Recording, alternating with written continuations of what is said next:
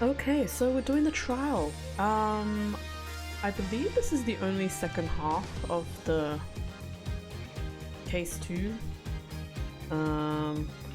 But just to recap, Tracy's being suspected of murder after supposedly killing her co-host, whatever it is. Then we found out that this prosecutor dude is from Wright, which is where Phoenix is right now, and it seems like Apollo knows him based on his dialogue. And then there's this weird, creepy producer dude who is fanboying or something over this bunny rabbit chick who has a evil personality. And I think that's it. But this evil bunny seems like she has some something against Tracy, maybe jealousy, I'm not sure. Anyways, that's pretty much what I remember. Let's go. Feel free to let me know about audio, but otherwise sit back, relax, enjoy the stream. Feel free to say hi.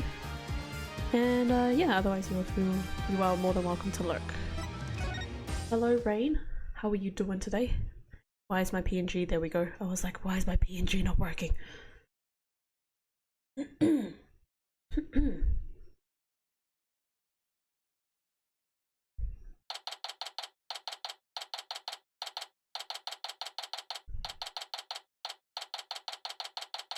Okay, April 28th, 9:15, District Court, Defendant Lobby number 3.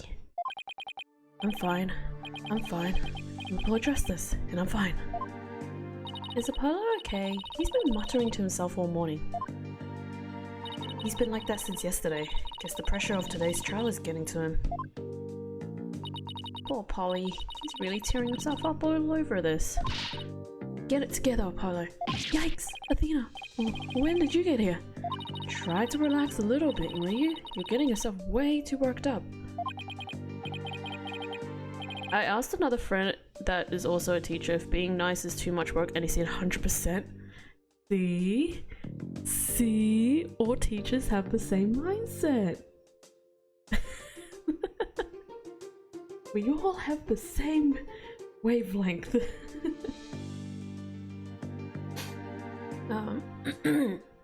Yeah, but I'm alright. I'm fine. You know, I did a little digging on this Nayuta Sadmati guy. He's apparently not your run-of-the-mill prosecutor.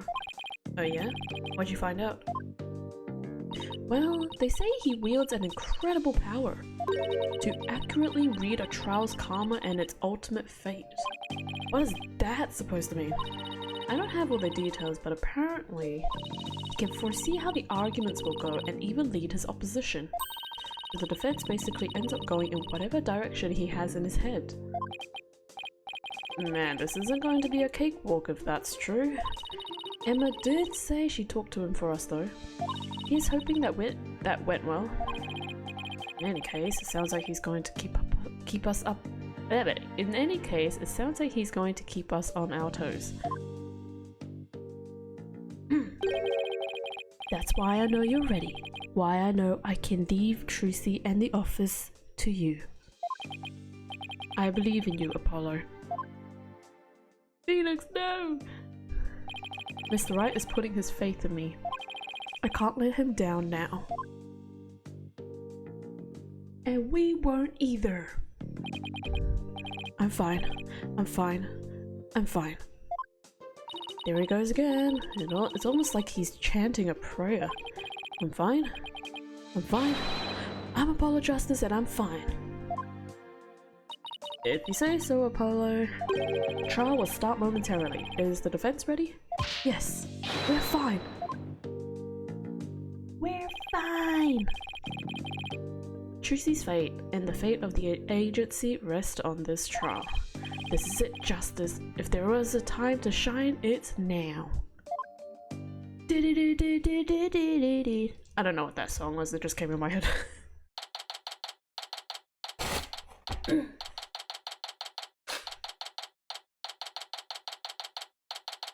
Sorry. sorry. I'm a little bit sniffly because this morning I had my allergies. So, yeah. Anyways, we're in courtroom 6 now.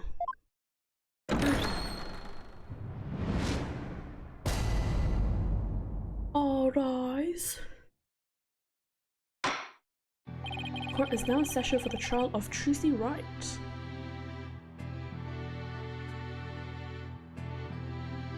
Is this the same music as Crime?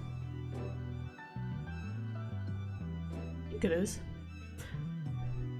Crab! The defense is ready, Your Honor. Oh damn! Who there? Who's this?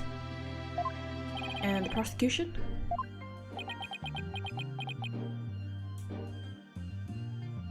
Okay. Prosecutor Salmari. 1,000 pardons. It was rude of me to keep you waiting. I was praying for the victim. Oh, praying. Yes, I see. Do you? You're a Koreanist monk, correct, prosecutor? Yes, that is correct. I am but a lowly monk from the kingdom of Korean. I beg in advance for the forgiveness and kind patience of everyone here in this court. I am unfamiliar with the proceedings of this country and may make many blunders. He seems like such a gentle-mannered soul, doesn't he? Athena, no! You're falling into his trap! I wonder if Emma had a chance to talk with him about Trucy. Now then, Prosecutor Sanmari, your opening statement, if you would. Certainly. In the name of the Holy Mother, I vow to guide the victim's soul to a land of eternal peace known as the Twilight Realm. Now, let the last rites of the victim begin. Nayuta Sadmari. He's really been making a name for himself apparently, but that nickname, Last Rites Prosecutor. I wonder how that will come into play today. Oh, okay, he has a script or a scroll as the notes. A very long scroll. Did you guys notice how far it rolled? The incident took place in the middle of a spectacular magic show. The accused performed a magic trick in which she thrust a sword into a coffin. A coffin from which the body of the victim then spilled out, dead from a fatal stabbing. The victim's name was Man of Mystery. Oh my gosh. Is Thick here? Thick! Are you here? Please tell me you're here. We found the name pun. Another one. To each their own, I guess. The victim's name was Man of Mystery. Otherwise known as the Great Mysterious. Mysterious. I can't. What a great start to the stream. Oh my gosh, that's so funny. His blood was found on the sword that was used during the magic show. Didn't realize this was Scooby-Doo. Scooby-Dooby-Doo, where are you? Autopsy report. Though his death was just an unfortunate accident, it is only natural for one to assume as such, Your Honor. However, it was no mere accident, but rather a homicide. Prosecution's position is thus, that this was a murder made to look like an accident. I see. And you believe this crime was committed by the defendant? After a thorough consideration of all possible scenarios, I unfortunately have no other choice but to conclude as much. That's how it's going to be, huh? I guess Emma couldn't convince him after all. Very well. And now, let us hear from the defense. Naturally, we maintain that the defendant is innocent, Your Honor. If the defense wouldn't mind, could you please explain your reasoning? My reasoning?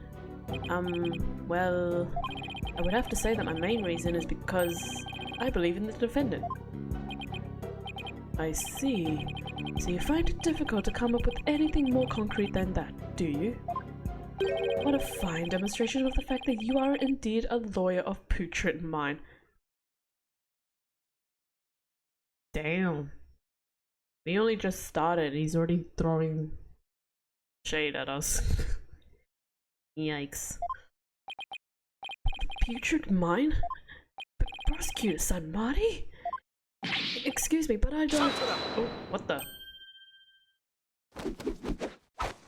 サトライマオマどもさましで足し抜けたれがせよそろか What did he say? Putrid mind is wild. Naruto? What the heck? If you don't mind my asking, prosecutor, what was that you were just chanting? A sutra of the Holy Mother that guides those of tainted soul towards enlightenment. It is a Koreanist incantation to awaken the foolish from their fruitless slumber. Fitting for a lawyer who indulges in such fancy as the innocence of the accused. I see. So basically, you're asking the defense to get real. Get real. Get real. Those are two words I never thought the judge would say. I'll be completely honest. Allow me these few words, defense. It is my duty as a monk to punish sinners and guide victims' souls to the twilight realm.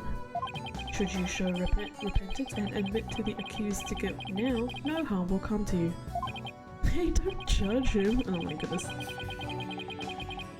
Thank you, Voltage. Thank you. Thank you for that. Clap, clap. But should you interfere with my sacred last rites for the victim? Oh, jeez. Then I shall cast you down into the pit here, or pit of hell, along with Tracy Wright. Now wait just 1 minute here. Putrid pit of hell? Is there any way to address someone in a court of law?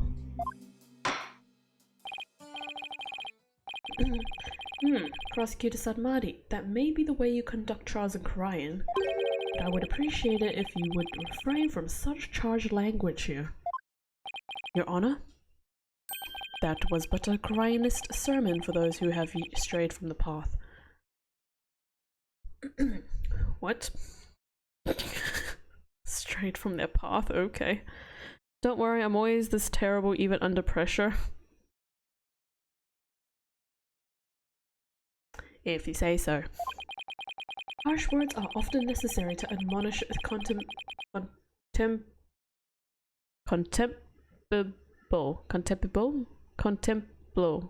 Why am I struggling with this word? Contempt?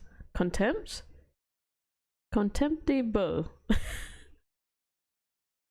Why am I struggling with this word? I thought I know it.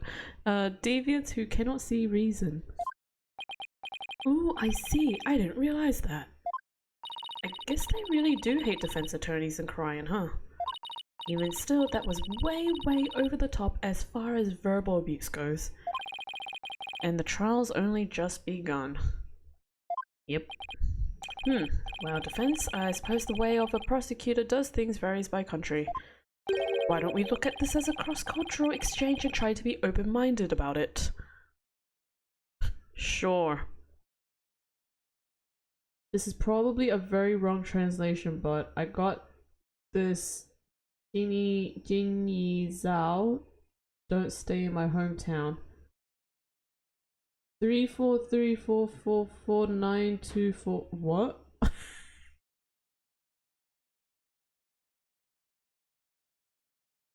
Wait, what did you translate? Did you translate what Nayuta was saying in the thingy? What? That's so random. That'd be funny if you actually got that. What? Bailiff, please bring in the first witness. Is it the bunny? Oh, it's Emma. Oh, she's back with snackoos. Uh-oh, I thought she said goodbye to those snackoos. Dang, how do you eat so quickly like that? Detective Sky, the courtroom is no place for gorging yourself. What's wrong with having a little snack? Girl's gonna eat, right? She seems a little stressed out. Detective Sky, your testimony, please. Yeah, about that. I just want to state for the record that I believe Tracy Wright is innocent. I'm sorry? Detective Sky, this path you seek to follow is misguided. Okay, Vic. You decided to pin that? Did you miss the pun that we came across? Or were you AFK? Gosh dang it. Why? Giving the wrongdoer false hope will only deepen her despair in the end. But I... Let it go. Let it go. Let it go. My throat is breaking out. Let it go and move on. Acts which go against your duty will earn you divine punishment from the Holy Mother.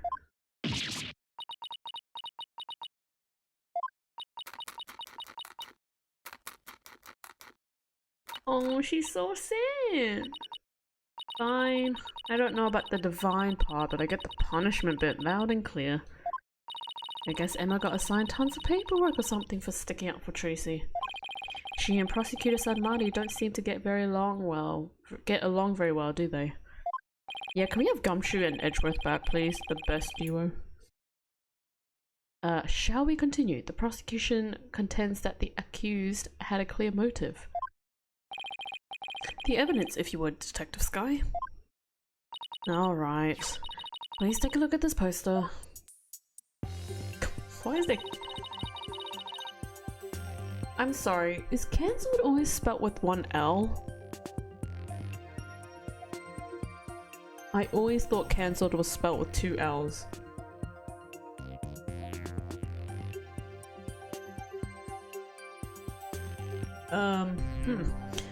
This is really testing my English right now. It's a Troop Grammary poster from 13 years ago. Is it just me or is it a little different from the one in Miss Wright's dressing room? This is a revised version of that poster. This one says cancelled under mysterious. I think it depends on where you are. It does? Is that how American spelling is? Also, hey! Hey bunny. Bunny. Ah, Vic! Okay, since you're here, I'm gonna show you now. Remember how we were wondering about Mr. Rias's name, actual name pun? Well, here it is in all of your glory.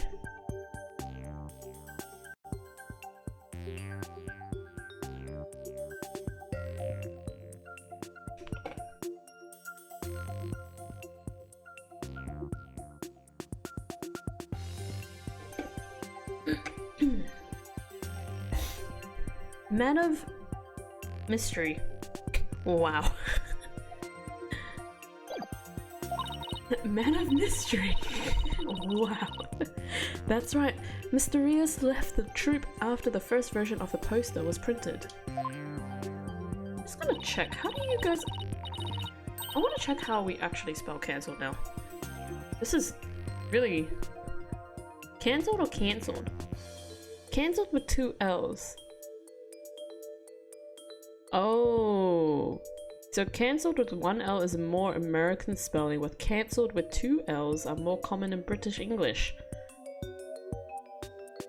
I didn't know there was such a difference. That is... wow. Okay. Cancelled in American English, cancelled is British English. Nope, I'm out of here. This is too much. Take a look at Mr. Rias's right forearm, near his elbow. See the big scar there? He apparently got that when he made a mistake while practicing a magic trick. Ouch, that's quite a scar. Because of the accident, Magnifique Grammary concluded Mr. Rias was too unskilled. It's like realize versus realize, yeah, that one tracks. I just didn't know they would spell it differently. Like that. Just before the show was to open, Magnifi announced Mr. Rios wouldn't be appearing. But in defiance of Magnifi's decision, Mr. Rios tried to go on stage anyway.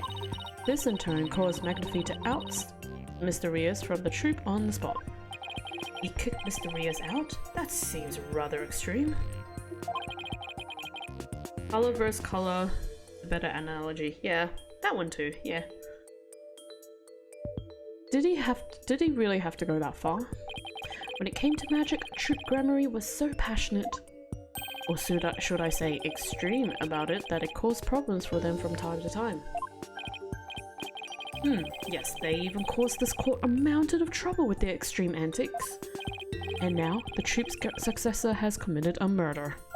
It seems the troupe's rare talent was inherited by the right person after all. A putrid talent for criminality. He really likes the word putrid, huh? Bit harsh.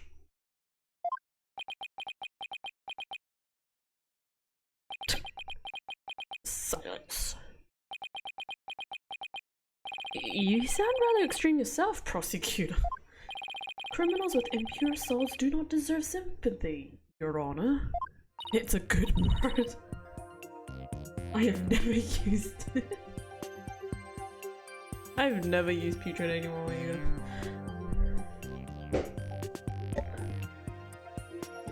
Sorry, just heard car doors. As I was saying, after his expulsion, Mr. Rios apparently went on to hold a grudge against the troupe. He would tell those close to him, "I will get my revenge on Troupe Gramarye someday." Revenge, That certainly sounds antagonistic.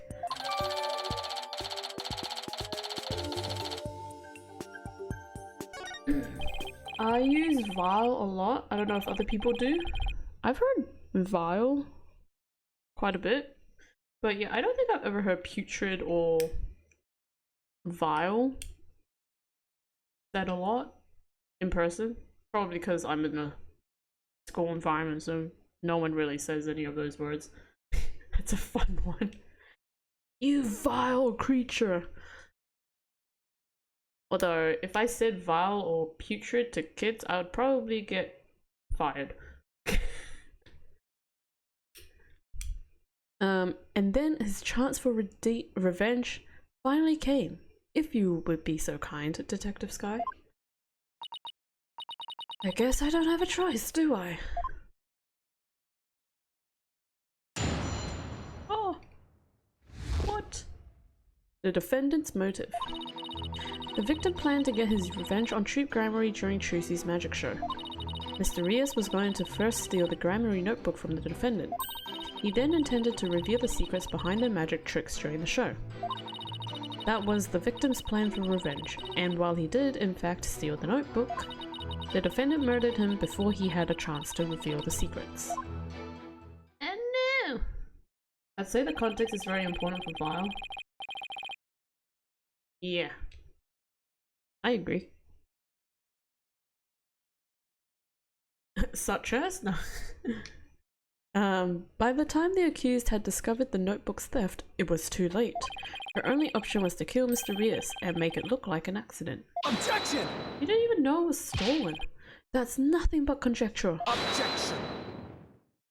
The victim's assistant, Bonnie DeFame, gave the police a statement. She testified that just before the start of the show, Mr. Rios said, "I'm going to reveal all of Troupe Gramarye's secrets on stage today." What? Well, that isn't exactly a great starting point for a rebuttal, is it? You're telling me. Allow me to give you one piece of advice. Defense? Oh, and what is that?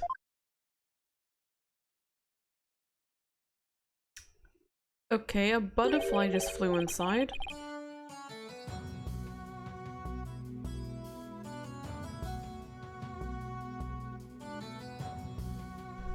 Didn't know you were a mumble rapper. Let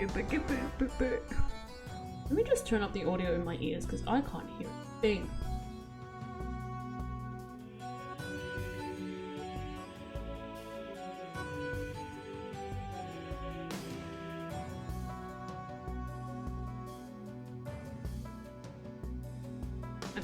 There we go. Let it go and move on. Excuse me? Helping a sinner will only sully your own soul. One possessed of an unclean soul will burn in the flames of hell, and then be ever burdened with that sin in their next life. But I don't believe in that sort of thing. Besides, I have no intention of giving up. Again, there's a butterfly in the courtroom. Oh, Holy Mother, grant me the strength to deal with this putrid lawyer. Oh, and it's gone. All actions have consequences, and yours will surely earn you the honor of being a mere stink bug at best in your next life. Whoa. A stink bug? You calling me a stinky? What? A stink bug? Now they Mr. Stink Bug, I mean Mr. Justice. Thanks, Judge. Appreciate the support. Your cross-examination, please. This dude needs to chill. Does he look like he has chill? Stinker. You stinker. Oh wow, look at the health bar. It's like badges. That's cool. Because in Korean it was the Magatamas. And now it's badges. That's nifty. That's a nice change. The victim planned to get his revenge on Troop Primary during the— Hold it! You too. Revenge after all this time? It's been 13 years already. Why now? I know, right? I thought that was pretty sketchy myself. I mean, wouldn't he have done it a long time ago if he was gonna do it? Detective Sky, self-indulgent outbursts such as those will earn you divine punishment. In the form of a salary evaluation. Oh.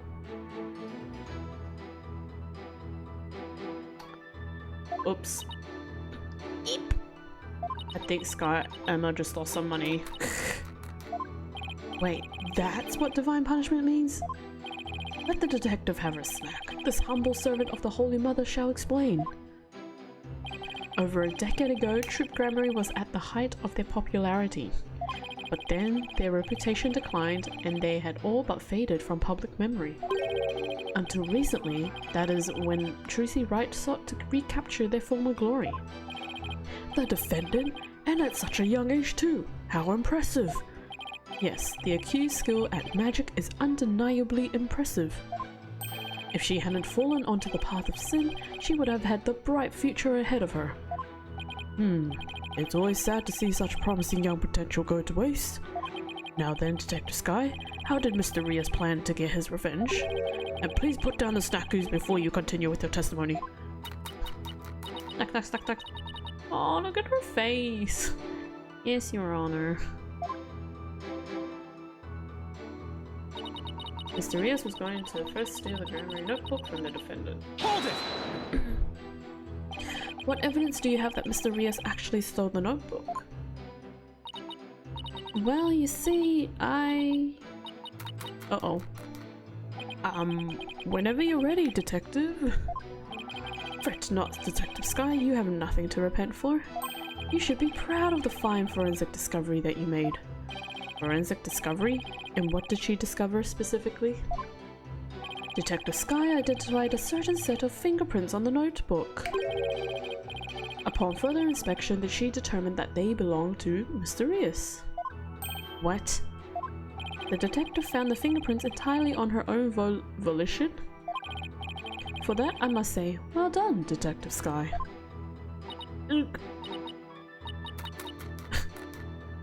Get a little too addicted to using your precious white powder, did you, Emma? Okay, when you... This sentence can be misread in so many different ways.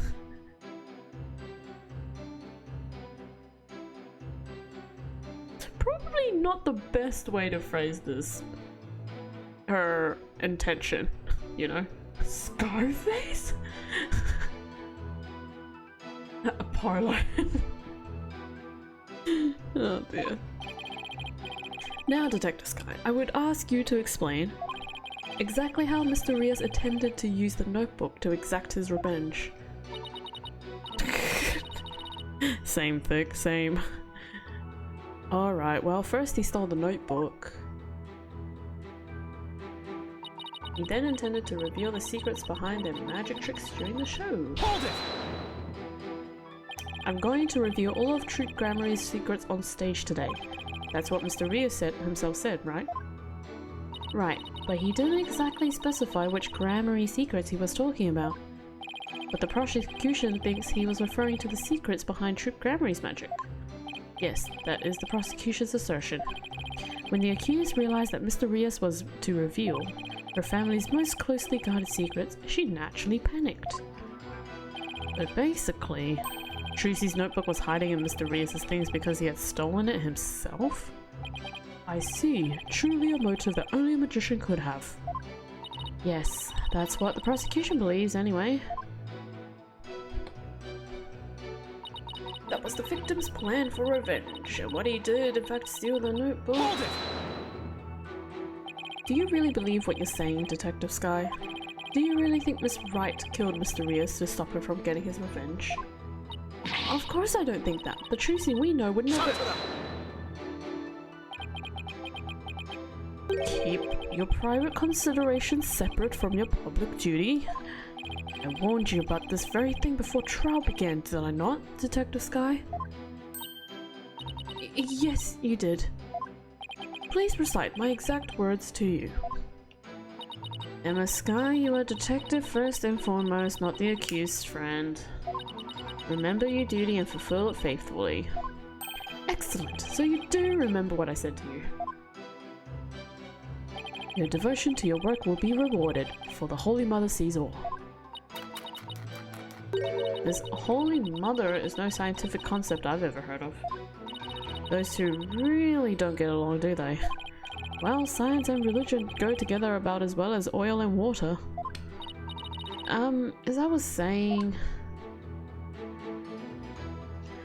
the defendant murdered him before he had a chance to reveal the secrets. I'm sorry, but what exactly is the basis for claiming it was murder? Beats me. What? The basis is beats me? Yes, because we don't know what the basis is, seems like. Beats me. The mother better have some snackus for all Sky's trouble. Yeah, she better. Look how much effort Emma's putting into just to save Trucy. You'll have to ask Prosecutor Son Marty over there because he hasn't told me his reasoning either. What a rude prosecutor. Detective Sky, your feeding of information to the defense has not gone unnoticed by my eyes. The bad karma of acts which go against your duty will impinge upon you in your next life. But even before that, it may impinge upon your job in the form of a transfer. Oh. Please don't kick me out of the forensics unit, anything but that. Poor Emma, she's really been risking everything for us. Well, Prosecutor Samari, what are your grounds for claiming homicide? Impinge? Have you not heard of that word? I've heard of that word, but I can't really remember what it means. It's like... not really forest, but what's it called? Wait, let me have a look at the text. Where is it? Impinge, it's like which goes against your duty will impinge upon you. It's kind of, I guess it's like effect in a way. I could be so wrong. Can you tell I'm not an English teacher, guys? It was the luminous tape in the understage passage. I realized that it had been moved. Moved so that Mr. Rios would climb up into the downstage coffin by mistake. What? Mr. Rios, who was waiting in the understage passage, was supposed to have used the upstage ladder shown here on the left. It was to climb up into the coffin that had been set up in the backstage area, after being turned into a stuffed dragon during Act 1. Mr. Rios was supposed to come back to life and emerge from that coffin. But the luminous tape had been moved to mark the downstage ladder. So he ended up in that one? So the victim climbed up into the coffin on the stage itself by mistake. The very same coffin the accused thrust her sword into. Look at Bonnie's face. And you have proof that it was my client who moved the tape? But of course, Detective Sky. Oh, that's right. I identified the defendant's fingerprints on the luminous tape. You what? He actually had proof? Well, defense, are you finally ready to let it all go and move on? Absolutely not. Detective, please add the information about the prints on the tape to your testimony.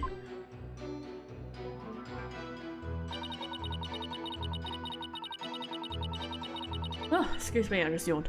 The defendant's prints were on the tape. I guess she must have moved it during the show.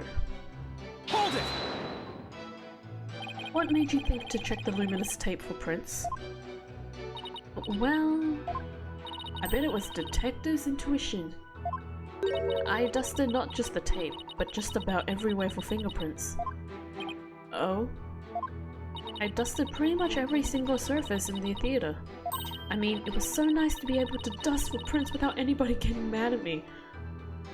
Ah, so she did get addicted to dusting.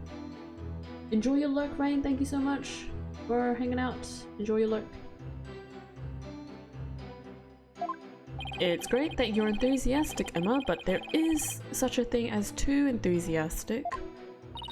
The tape was moved to guide Mr. Rios into the coffin that was downstage. That's true, it does sound like a murder rather than an accident. It certainly doesn't help that Trucy's prints are on the tape. Ugh.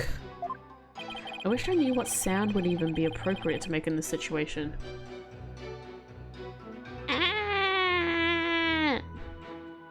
Is that appropriate? Okay, so it's gonna be that last sentence. The defendant's prints were on the tape. I guess she must have moved it during the show.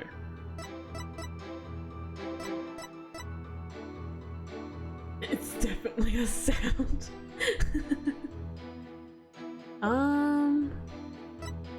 Tracy moved the stage lifts to cover for Bonnie's mistake. She told no one about this. Bonnie messed up Mr. Hat's position for the escape trick, placing him opposite the move the lifts under the stage. Stage lift Tracy had to move out of the way during the show since it was already all the way up. Is it the statement? Defendant's prints were on the tape. I guess she must have moved it during the show.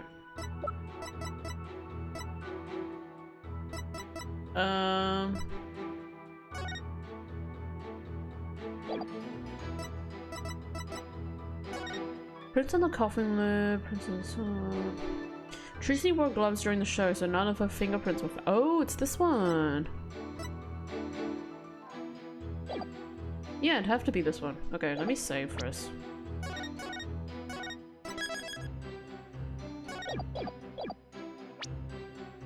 Wait, was it this one?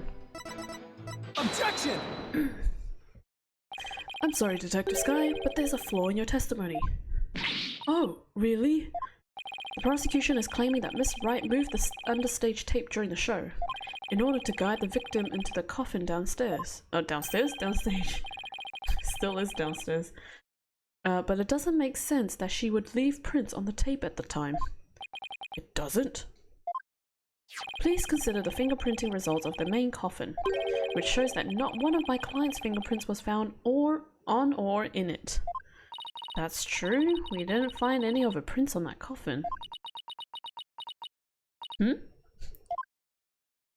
think you've realized what the flaw in your testimony is. Claiming Miss Wright left prints on the tape during the show is inconsistent with the facts. Because she was wearing gloves during the show. As she always has been. Does everyone not see the gloves like 24/7 with this chick? She must have left the prints sometime before the show started. In other words, her prints do not prove she moved the tape to mislead the victim. The prosecution's investigation was insufficient.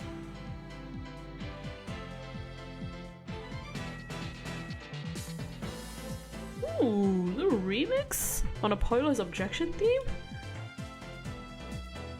Nice.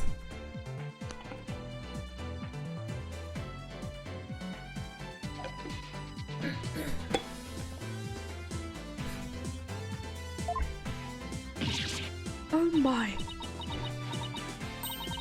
On a personal level, I'm very happy about that. Well, Prosecutor Samari, if the defense's argument is true, then you have no evidence the defendant moved the tape to deceive the victim. I see. Apparently, the defense is more intelligent than I had thought. More than a stink bug, at any rate. Still thinking of yourself as a stink bug, apparently. Come on, you can bump me up to at least a stag beetle now, can't you? Would that really be any better? Would that be any better? I don't think so. Why would you want to go from a stink bug to another bug? To a beetle? Of course, way better. Stag beetles are cool with those huge mandibles of theirs. Okay, Apollo. Getting a bit ahead of yourself. Athena is ruining the point. That is true. She is also ruining our moment. If the defense wishes to be promoted to a stag beetle, then answer me this question. Alright, shoot. But down. Even with no evidence that the accused moved the tape to misguide the victim still climbed the ladder using tape as a guide. And entered the coffin on the stage. The accused then thrust her sword into said coffin with the victim in it. So what you're saying is, the fact remains that the victim was stabbed to death, right? Precisely. However, this does drastically change one aspect of this case. If the accused did not lead the victim into the coffin on purpose, then it means the victim's death could have been accidental. Okay, well, we were kind of going off from that, and now you guys just said, oh, it's murder! We going around in circles with this whole case? If it was indeed an accident, the defense can argue that it was involuntary manslaughter. Again, what we were trying to say before... Hello? I see, if it was involuntary manslaughter, they could plead extenuating circumstances, and the severity of the crime could be mitigated. Defense, if you believe the accused did not murder the victim, then do you argue that it was an accident? This is it, the all-important question. The defense argues that Mr. Rios' death was... still murder, because we did not murder, or Tracy did not murder him. The defense maintains that the defendant is entirely innocent. We believe that it was an accident, but wasn't an accident, but murder. And what's more, we believe it was committed by a third party. A third party? As in the true culprit is someone else? The rabbit! The rabbit! It was all the rabbit! That is quite a brazen claim to make, and one wholly without grounds. Your voice is as loud as your suit, and your mind echoes just as loudly in emptiness. Surely you were but a loud red pepper. That's an irony, isn't it? Or a metaphor? No, not a metaphor.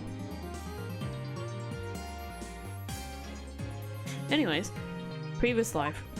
I've been demoted to a vegetable? From a bug to a vegetable. How low can we go? How can a pepper be loud? I think it's meant to be some kind of metaphor or something.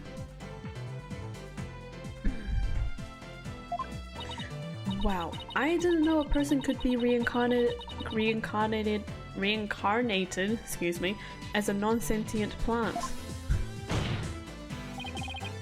In any case, I do have grounds to make this claim. Let us hear this reasoning of yours then. Imagine you walk into a greenhouse and you just hear constant screaming. It's just screaming all the time, like even when you're away from the greenhouse. Alright, but before I give it, there is one question that we need to address. If the victim was killed by some third party, then the sword the defendant thrust into the coffin wasn't the cause of death. If that's the case, then how did we wind up with a dead body inside the coffin? A very good question. Now let's hear your opinion, Mr. Justice. Awesome. How did the victim's body wind up inside the coffin? It was magic! He was killed in the coffin.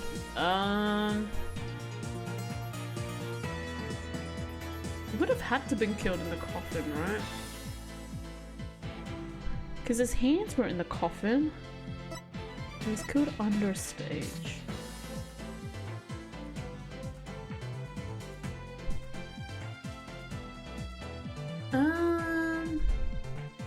His hands were positioned up, so he was probably still standing.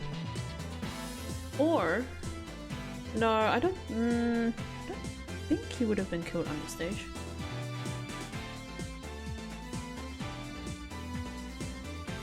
I'm going to say he was killed under? That's probably wrong. Oh, it's right. Okay. What if the victim was killed under the stage before being put into the coffin? In other words, what if the victim was already dead in the coffin from the get-go?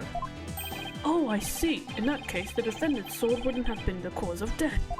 How do you respond, Prosecutor Sanmari? That is the third time. The third time of what? It's just like that every time I wake up. If you wake up screaming, see a doctor. What the heck just happened?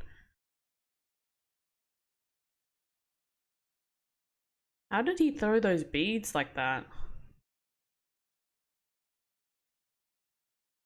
Well, that was impressive. What the heck is this?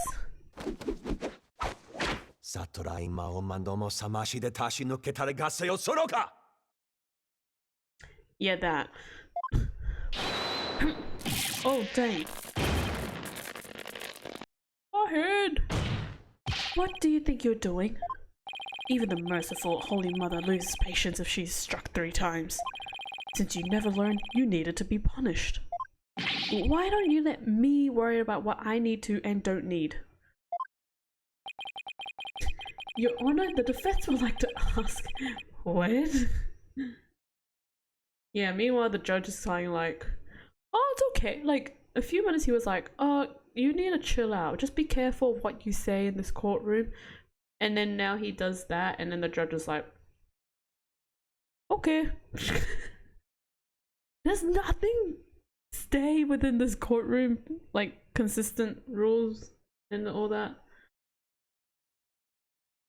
It is what you deserve for interfering with my sacred last rites for the victim.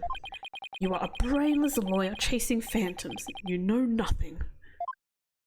Did he just physically assault you? Yeah. Bro, I guess you would consider that, since he did whatever that was. Let this humble servant of the Holy Mother give you an edifying sermon. Oh my gosh. A sermon? Now? Right in the middle of court? Trial, you know. He's been doing it emotionally the entire time, so why not double down? Oh gosh. There is a passage in the sacred scriptures of Koreanism. A cornered frog will swallow even a snake. Huh? A cornered lawyer has unexpectedly struck back hard against the prosecution. Did I get it right? No, for I am not done with my sermon. Oh, okay. Sorry. And yet, the frog still dies. It's belly bitten and torn from within. Just great. And in this case, you are that frog, Defense. What exactly is your point anyway? Let us assume for a moment that the victim was killed under the stage. Story time! Story time! Who then had the opportunity to do so during the show? I don't like this story. Let's see, the people in the show were Bonnie DeFame, the witness Mysterious, and Trucy Wright. Bonnie DeFame was on stage throughout the entire show, as easily confirmed by the footage from the show. Which leaves us with only one suspect, Trucy Wright. Ugh. Now do you see? The accused killed Mysterious as he was waited on standby in the understage passage, and then placed his dead body in the coffin above, thus making the murder look like an accident. No! This guy sucks! Yeah, I don't know how I feel about Sad Marty, to be honest. Oh, great and merciful Holy Mother. Thus, another putrid mind has been guided toward enlightenment. Ugh, I can't believe I swallowed his trick question whole.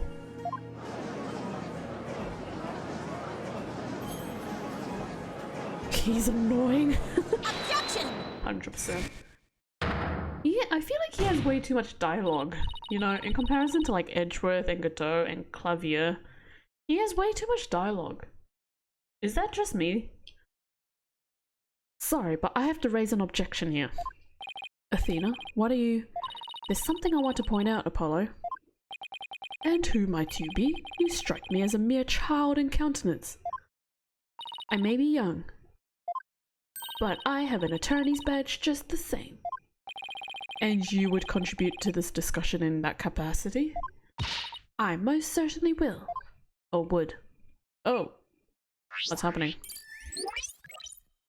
You just argued that the defendant killed the victim under the stage. But let me remind you that Miss Wright is a girl.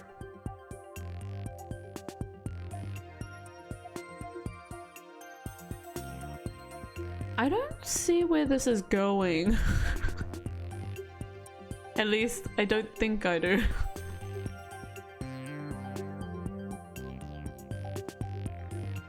Okay. Clearly. Surely you didn't raise an objection simply to point out such an obvious fact. Your Honor, please send for this little child's guardian to come take her home. Okay. We all need to chill out right now. She should have said small girl, not a girl. Or small, yeah. I think she should have just said small. Stature-wise, yeah.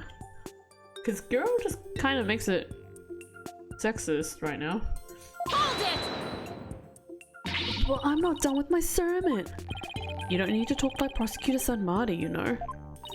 Listen, if the victim was killed in the understage passage, then his body would have to be hauled up to the stage, right? However, Miss Wright is a young girl, and a pretty petite one at that. Okay, well, you should have just said Miss Wright is a petite... Petite? No, yeah, you should have just said Miss Wright is a small person, child, girl. Whatever. She couldn't possibly have hefted that large body up and put it in the coffin. That's true. It does seem like it would be a rather difficult task for the defendant. I don't even think I could do it. Thank you, Judge, for your input. What do you think of that, Prosecutor? Who's the child now? In my religion, the priestesses of Cryanism are revered as the pillars of our beliefs. So I naturally hold nothing but deep respect for women. I also think highly of the female perspective. Says the man who called this fair maiden a little child. Who's a fair maiden? Yikes, Apollo. Big yikes. I agree that your point is worth discussing, Defense. How indeed was the dead body raised up into the coffin? By the accused, Trucy Wright, that is. Oh, I just thought of it. Is it because of that stage lift underneath? The one that was already raised? I wonder... You're committed to pointing the finger at her no matter what, huh? Then you explain how that'd even be possible. But of course... Oh, butterfly's back. Should do a counter on how many times the butterfly comes back. There was a way for even a small creature like her to raise the victim's body up. Huh? Wait, you really can explain it? It's the stage lift.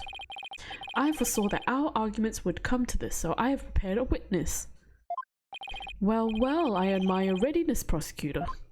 It is really not that difficult when one can read the ultimate outcome of any trial. He couldn't have really predicted that things would turn out like this, could he? It's pretty hard to believe. Excuse me, but may I step down now? Yes, I suppose you may. One moment, Detective Sky. I'm sorry for, you know, the way I handled all of this. You did a fine job, Detective. Your testimony was invaluable. It was? Yes, you served well as a detective and did not allow your personal feelings to interfere. You overcame the conflicted emotions you felt and performed your duty admirably. You will be rewarded for your fine work. With snackoos? Snackoos? I love detective stuff, so I already have a good idea of what happened. Their roundabout way of getting it to it is wild. Yeah. Yeah, it'd be like that. It'd be like that.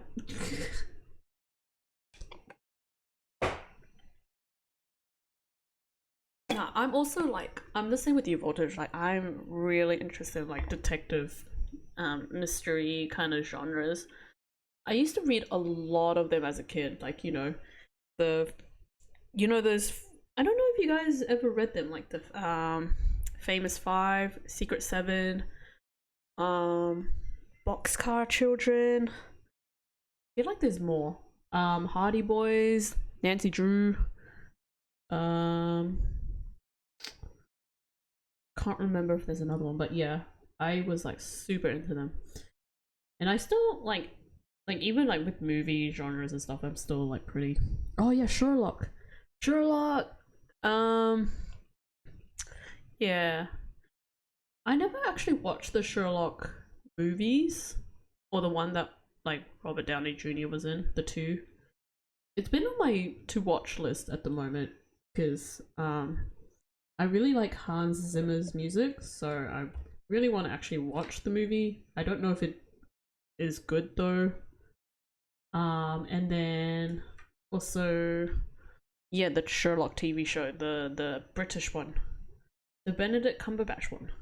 That one I was like fully invested in.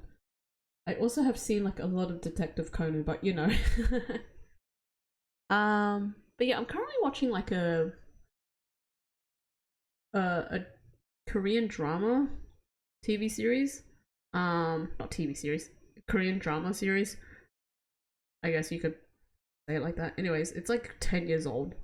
But it's on Netflix and it's like a really I like the show. And it's getting a second season. So I'm very excited for it. CSI was pretty cool. Yeah, that's the only thing I never really watched on like TV. Like CSI, NCIS, what else is there? Yeah, never really got into those shows. I guess because it was like late at night, so I couldn't really watch it. But anyways. Oh, thank you. I hope we can work together again in the future. You definitely will. Emma seems bewildered by the unexpected praise. I guess he's a pretty nice person, like they say, as long as you're not up against him. Now then, let us call the next witness. Please don't tell me it's Bonnie. It's Bonnie. Gosh dang it. No! Witness, please state your name and occupation. Hello, ladies and gentlemen of the court. It's very nice to meet all of you. I'm a lagomorphin illusionist. Lago what now? Is that even a real word? I'm a lagomorphin illusionist from the land of fairy tales, Bonnie to fame. I can't wait to do some magic tricks for all of you. Please, witness. There is a time and place for all things, including magic. Aww, but it would be okay if I do just a little magic, right? Come on, please. Look, everybody is waiting. Now's my chance to shine. Okay. How would she be the witness if she wasn't under the stage ever? I don't know. They're probably gonna say stuff like, oh, she did this beforehand, she did that beforehand, she did this after. It's like, ugh. Lagomorph is just a rabbit, I'm sure. Why couldn't she just say rabbit? If that's what it means. That is your second time. My second time doing what? There will be no further warnings. You should know that from our preparatory meeting, correct? Is no one exempt from His Holiness's rosary of suffering? May we have your testimony, witness, once you recover from your disappointment? Well, I was a huge fan of Tracy's. I don't really want to testify against her, you liar. But I guess I have to, don't I? She trying to sound smarter than she looks. Good point, good point. As a huge fan of Tracy's, huh? Oh yeah, that's right, I forgot they were there. I hate her, I loathe her, I can't stand that Tracy Wright. Just because she's a little good at magic, she thinks she's all that. So this is exactly what that sniveling brat deserves. Sure, you're a real fan, alright? Of destroying Tracy, you mean?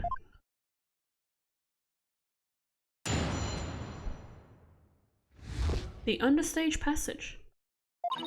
I really can't believe that Tracy killed Mr. Rios.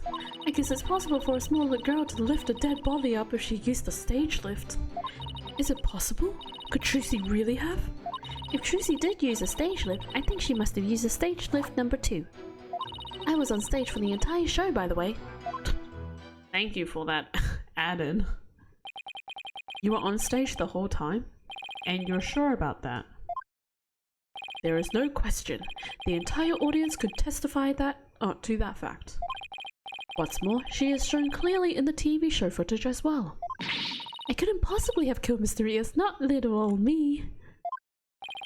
Therefore, the only person who could have killed the victim understage is the accused. Furthermore, by using a stage lift, even a petite young lady could have raised the body up to the stage without difficulty. You've got to be kidding me. Very well, the defense may now cross-examine the witness. Guys, I mentioned this earlier. I mentioned this last time I streamed this. But does anyone know if she has a pun in her name? Her name pun? Bonnie to fame? Also for this guy, Roger Retens. I'm very confused if these two have puns or not. If not, that's very sad. They misled us! Anyways. Really can't believe that Tracy killed Mr. Rios. Hold it! You said you are a huge fan of Tracy's, isn't that right? Oh yes, I became a magician because I wanted to be just like her. The first time I saw her, she was performing at the Wonder Bar. She was only in junior high back then, but she got up on stage with tons of confidence. And then she proceeded to win my heart with her astonishing tricks and winning smile. She certainly sounds like she means all that. So finally being able to perform with her must have been quite a treat for you, right? Oh yes!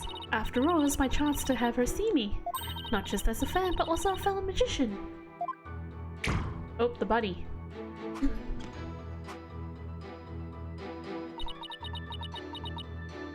But then that horrible accident happened.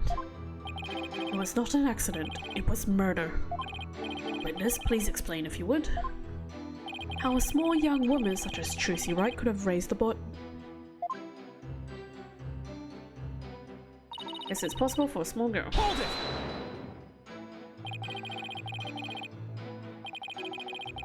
Ugh, excuse me. What makes you think it would be possible? It's not like you tried it out yourself, right?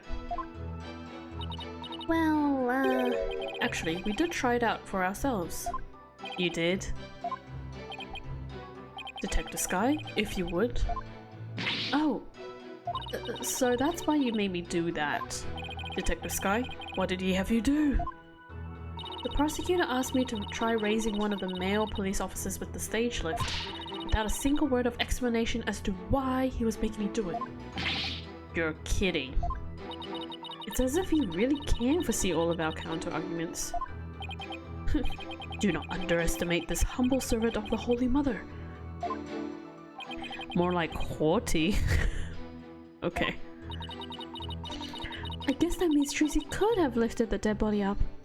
Does that mean... Is it possible? Could you really have... Oops. My bad. Wrong statement.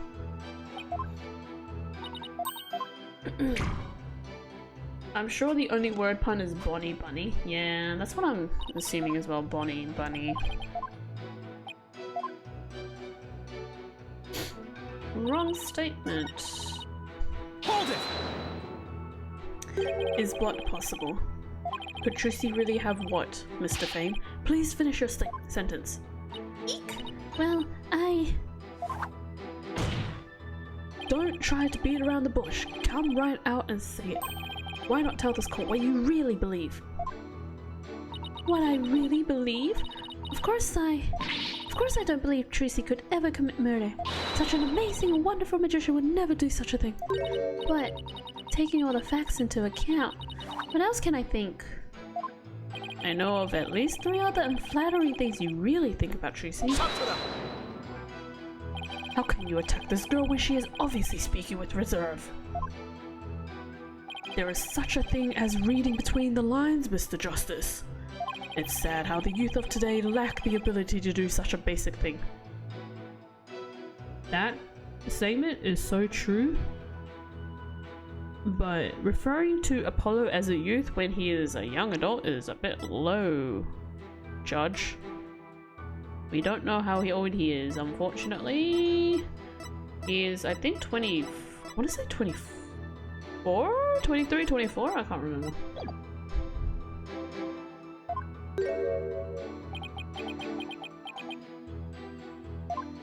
Looking at me like that isn't going to help me stick my foot in my mouth less, Your Honor. Witness, please describe what the accused might have used to lift the dead body. Alright. Tracy did use a safe flip. Hold it! Oh, stage lift number 2. You mean the stage lift shown here on the left? I like how the mouse is like still animated, even though we're not in there. That's right, with the stage lift. I think even a small girl can easily lift a dead body up to the stage. And so that makes her the murderer, in your opinion? Of course not. I believe in Tracy. Like I said, I'm a huge fan of hers. Brother, how long is she gonna keep this act up? Defense, what position was stage lift number 2 in after the show? Let's see, if I recall, it was in fully raised position. The mouse is incorporeal. There. Ah! And the reason why it was fully raised is because the accused used it to lift the victim's body. Wouldn't you agree? Feel free to slowly mull it over while you roast over the flames of hell, you evil red pepper. So now I'm also evil. Loud evil red pepper. In the greenhouse. Screaming. As Voltage said. I was on stage for the entire show, by the way. Hold it! You didn't have a single spare moment to slip down to the understage passage? Huh? Don't tell me you suspect me now. I'm just trying to do my job by fully examining your alibi. Depending on how solid it is, I might have to suspect you, yes. You gotta be kidding me! Don't spit on my head and tell me it's raining, lawyer boy! I'm right there in the footage, or are you too much of an idiot to see? Huh? Mr. Fame, are you feeling alright? You seem suddenly different. Oh, oops, where did that come from, right? Oh my, I seem to have snapped there for a second, didn't I? Teehee! Oh my gosh. You didn't just snap, you broke character just now. In any case, I was on stage the whole time, performing magic. I mean, you saw me in the footage, right? My dazzling and flawless performance? Flawless? That's odd, considering what you told me. You said that you'd made a mistake where you positioned Mr. Hat. Mr. Fame, to what is the defense referring? Well, I made a little mistake on stage. I was in charge of operating Mr. Hat, you see. Oh, hold on, 1 second. I'll be back.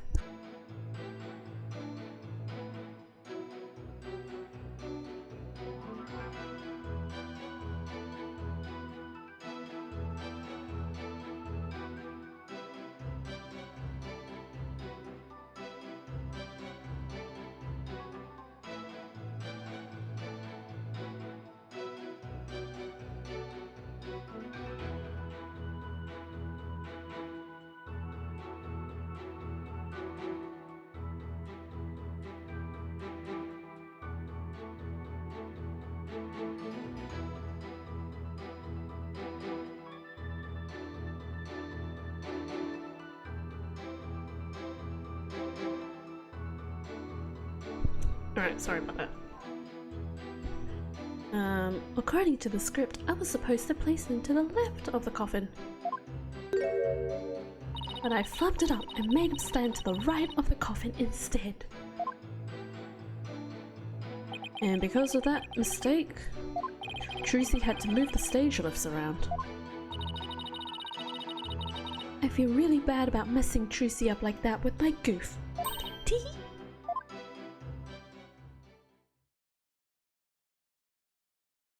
Darn it, I don't see any inconsistencies in her testimony. Now do you know who the real killer is? Come on, Grabs, don't just sit there, hand down your ruling pronto! Do it quick, before you keel up over there. I beg your pardon? Oops. Oh, what's gotten into me? I'm so sorry. I give her another 5 minutes before she tears off that mask.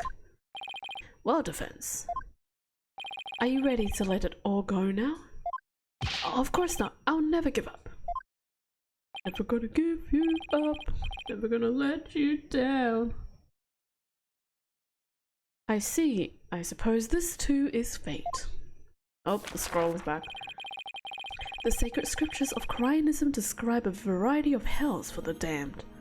For someone like you, who struggles ceaselessly against his fate.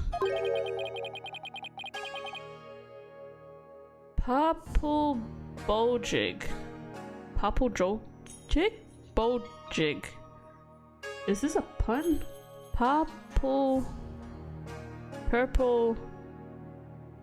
Purple? Purple. Boljig. What?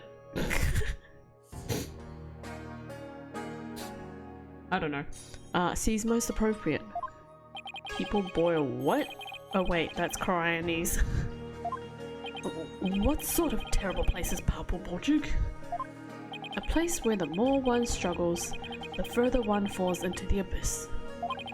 At the bottom of the abyss, a ferocious beast awaits. Think of it as something akin to an antlion sandpit trap. Oh, there's one of those in my backyard. Wow, crying this tale is closer to home than I thought. Now then, it would appear that the witness's testimony supports the prosecution's claims. That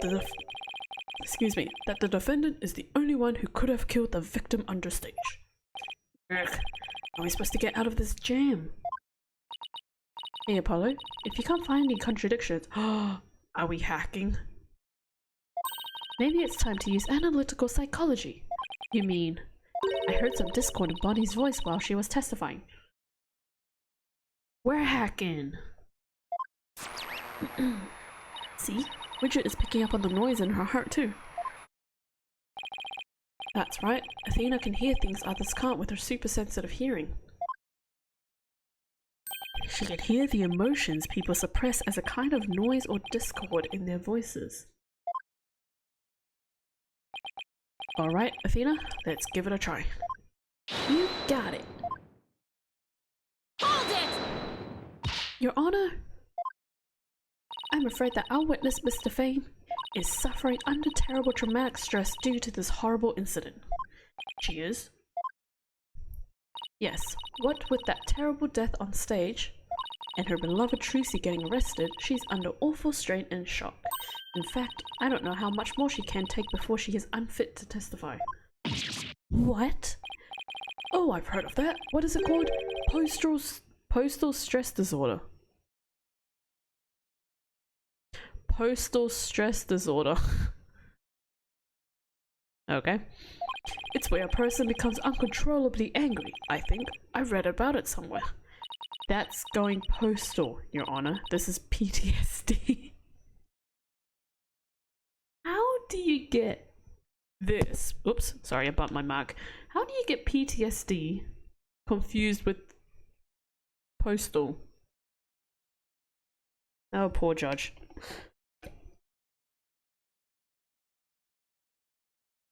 At least he was close, alright? Close enough, for the most part. Oh my. But that's why the witness acts so hostile at times, as if she were a different person. Yes, and I think her condition is clouding her memory of the incident. Therefore, I suggest a short therapy session for the witness. Huh? Therapy? You don't know the first thing about magician's mental strength. I've risked my life jumping through rings of fire and having my body sawn in half. Oopsies. Boy, I have to watch my temper, don't I?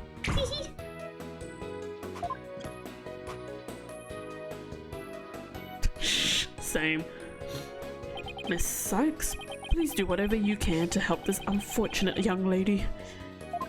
And what exactly is this child planning to do, Mr. Justice? With her super sensitive hearing, Miss Sykes can hear a witness's true emotions.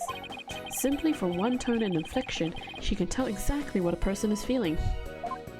I can even pick out feelings that a witness is trying to suppress or hide. Widget projects the emotions I hear into the moon matrix, where I can analyze them. It sounds like some sort of spurious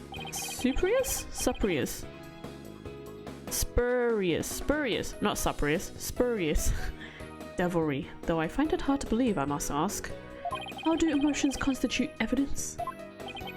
While I won't say that emotions can be taken as evidence per se, I have seen how instrumental Miss Sykes' work has been in cracking a case. I flubbed that up so many times. Therefore, I wholly support giving it a try. I see. If you are in favor of it, Your Honor, then I have no objections. Even this mere monk can see that something disturbs the witness. I'll disturb you. Oh, thank you for understanding, Prosecutor Sanmari. Apollo, you remember how to conduct a therapy session, right? You want me to lead the session? Of course, you're the lead on this case after all. Fair enough, but do I need a refresher? No, because we literally played Dual Destinies a month ago. I think I still remember from the last time, so let's get right into it. Okie dokie. Artichokey. You ready, Widget? Let's do this.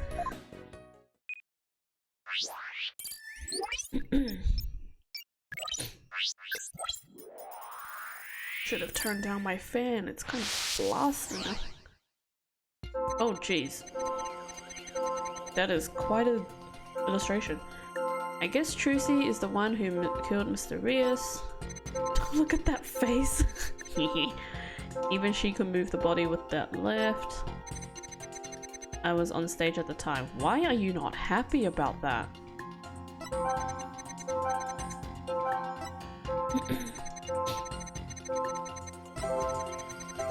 And why are you happy here?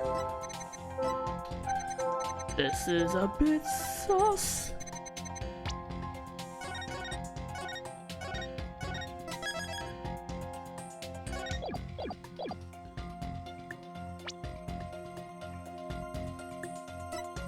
Got it! Oh, I guess it's not this. Oh. Never mind. Apparently not.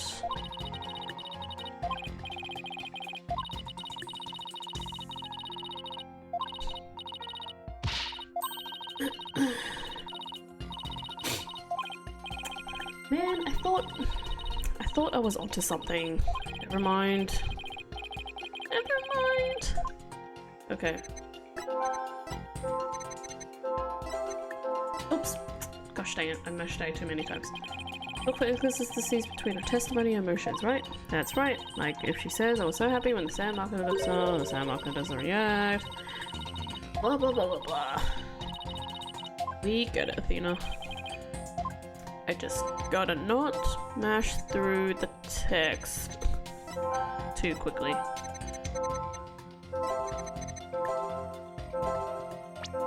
Got it! I thought about doing that one first and then going back, but never mind. I have to say, Mr. Fate, you certainly are a strange one. Even though you said I feel so bad about it, it seems you were feeling happy about it. Nah. Ouch!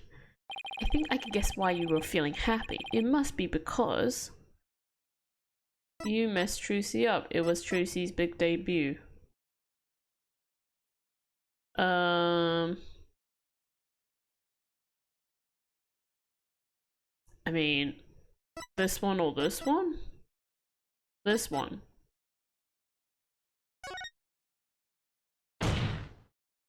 I think you were happy because you messed the defendant up. I'm right, aren't I?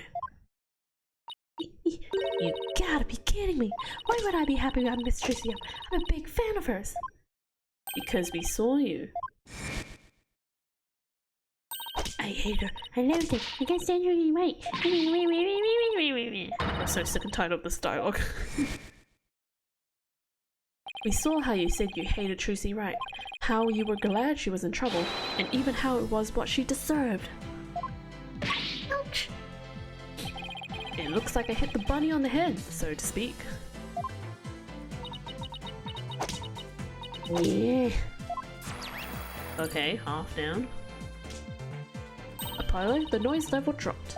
Now if we could get it down to 0. Well, Mr. Fame, are you ready to confess how you really feel? What? What do you mean? I'm Bonnie, the sweet cute little bunny. I'm a rookie magician working hard to just be like my idol, Trucy. That's the character I'm supposed to be. Objection! Keep that up, Mr. Fame, and you're going to have a mental breakdown. Just let yourself be who you really are. I knew she was evil. Evil bunny. Who I really am? The two sides of you are fighting each other and doing you psychic harm. I can hear them. Two distinct voices battling inside you. Shut your pie hole, you know nothing, know-it-all. Look, I mean, you mustn't say things like that or I might get flustered. Wait, what's her name? Bonnie the Fame? Do you know her? Is there a pun to her name? Because I've been trying to figure it out. And all I could really get was Bonnie being Bunny. Mr. Fame, how long do you insist on maintaining this wolf in sheep's clothing act? We can't end this therapy session until you get real with us. Get real! Set the wild beast inside you free. Defame? Bunny defame? But why? But how does that link with, like, I get it, she's a bunny, but like defame? Defame? Doesn't defame just mean woman in French or something? English is so... Also, I missed some dialogue. Don't make me laugh, you don't know a dang thing about me. What did she say earlier? Oh, she just laughed. You want to see who I really am? Fine, take a good look. Oh, she's a...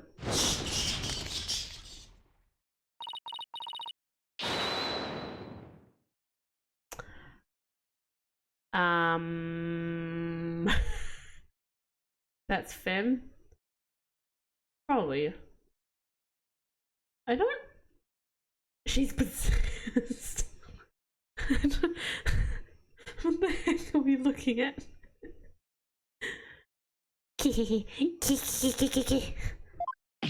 No, I think she's just crazy. Oh dear, I think she's gone batty. Really? Now I've got to figure out a voice for her. Sheep's clothing? You've got it all wrong. It's a rabbit suit I've got on. And I'm not a wolf. I'm a blood-sucking vampire. A bat with fangs and wings. Yeah, thanks. I need to drink my water. I think we just opened Pandora's box.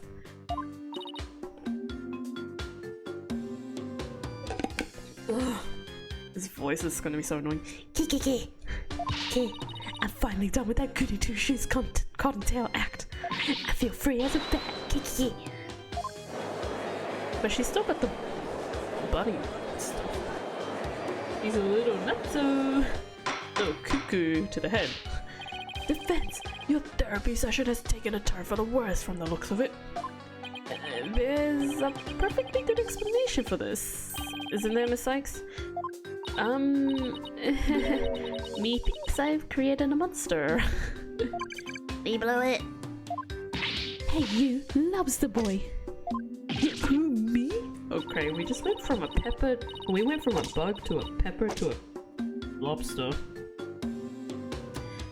Anything else you guys want to label us as? You think I'm glad Tracy is in trouble? That I think she's getting her just as deserts? I think she's getting her just deserts? What? Just deserts. Just desserts? Is that proper English?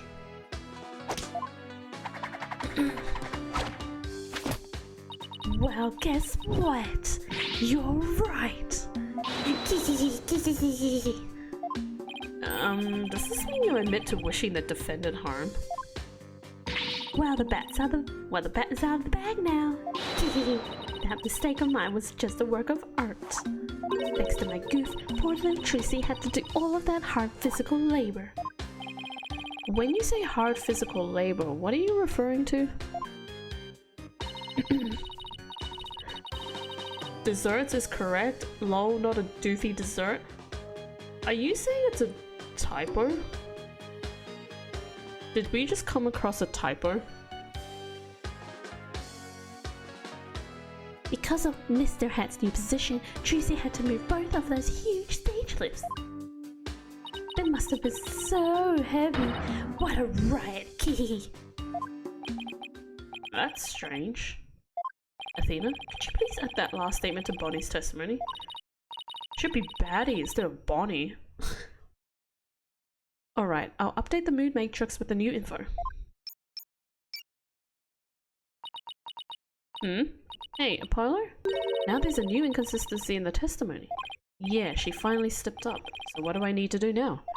Well, from this point on, you just do what you do best.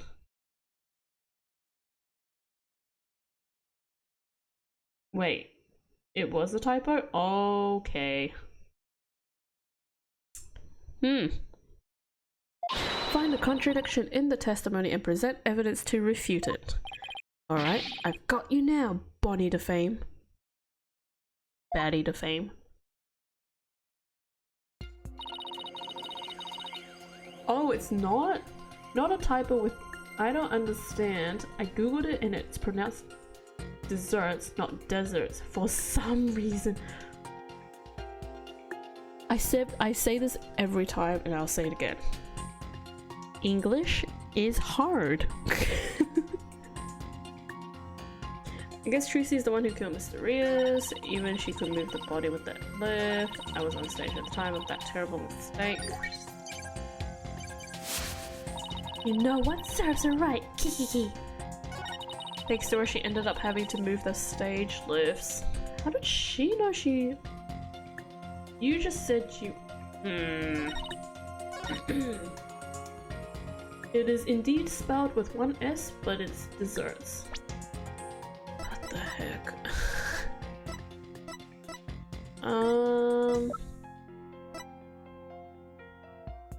She told no one about this. You slipped up, woman. Objection! No, English is easy. We can get it super wrong and fully know what it means. Can we though? That doesn't make sense. What? Do you think I'm crazy now? No, that's not the point I was trying to make. But I don't hear you denying it. Mr. Fame, allow me to repeat your statement. Thanks to that, she ended up having to move the stage lifts. That's right, and I still say that's Something. But how did you know? How did you know Miss Wright moved the stage lifts? Nah, she's crazy, 100%. Really? What makes you say that? Huh? According to her own statement, she didn't tell anyone that she had done so. What? So how could you possibly have known what she had done unless you saw her? You saw Miss Wright moving the lifts in the understage passage, didn't you? Oh, her umbrella's backwards. Oh my gosh, that artwork.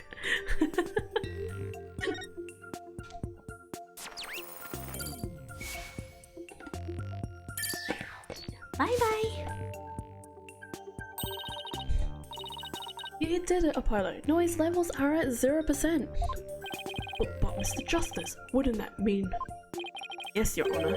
Mr. Fame herself was under the stage where the victim was killed. And I hardly need to tell the court what that means. You are one artful liar, Mr. Fame, and one spectacular suspect.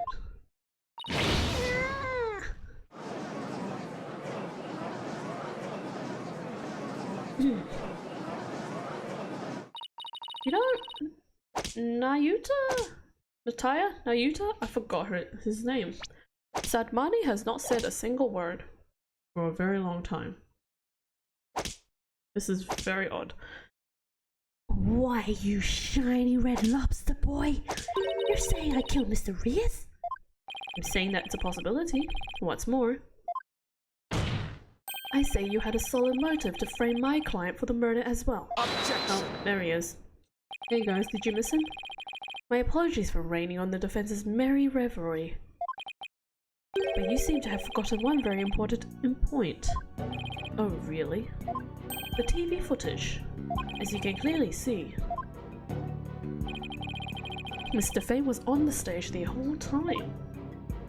The entire audience can bear witness to that fact, including you. Oh yeah. How do you do that with your hair? You have just taken a long and senseless journey, only to return to the starting line. The witness could not have been in the understage passage, which means the only one left who could have killed the victim is the accused. Guess the party's over. But Mr. Fame knew something she couldn't have known unless she was under the stage. How do you explain that, Prosecutor Samadi?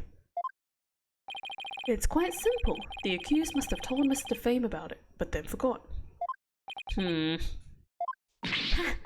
those useless eyes of yours and take a good look at the footage. If Mr. Fame really was in the understage passage, it would mean she was on stage and understage at the same time. Are they twins? There's twins, aren't there?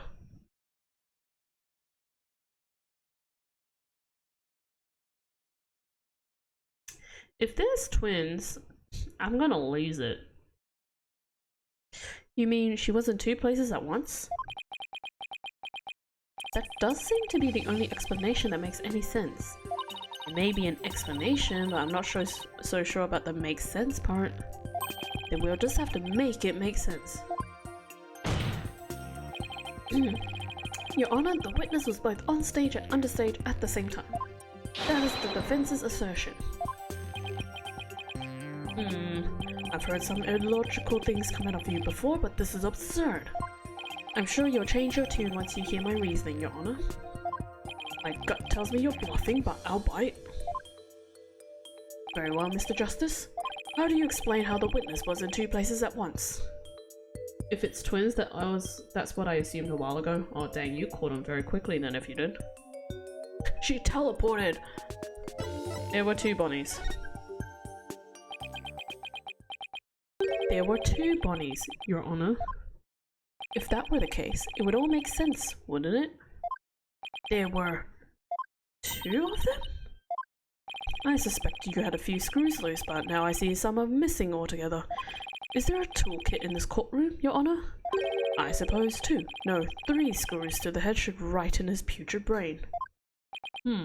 Very well. Bailiff, could you— Hold it! No, wait, please listen to my argument. Yeah, Judge. What the heck are you doing following the prosecutor's instructions? Very well, I suppose it wouldn't hurt to at least give it a listen. As was argued earlier, Mr. Fame is shown in the footage the whole time, but at the same time, he was also watching Miss Wright in the understage passage. The only possible explanation is that there are two Bonnies. That almost sounds like it makes sense. What do you think, Prosecutor Samari? This humble servant of the Holy Mother is of the opinion that we should lose no time in replacing the defense's many lost screws. But Apollo, it goes against reality itself to say that one person is actually two. But we don't have to be bound by reality. After all, we're talking about magic here. So if the Bonnie to Fame in the footage is the real Bonnie, then the Bonnie here on stage on the witness stand, the one who must have been under stage, this Bonnie to Fame is our second Bonnie. She is? Say we call the one in front of us Bonnie number 2. I believe I have just the piece of evidence to prove that a Miss Bonnie number 2 exists. Oh, then please submit your evidence, Mr. Justice. What proves the existence of a Bonnie number 2?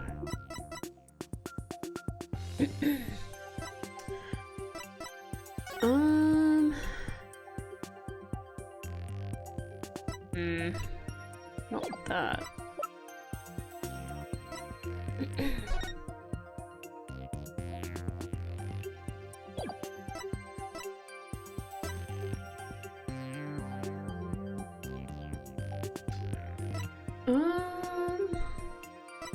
Is it in the video?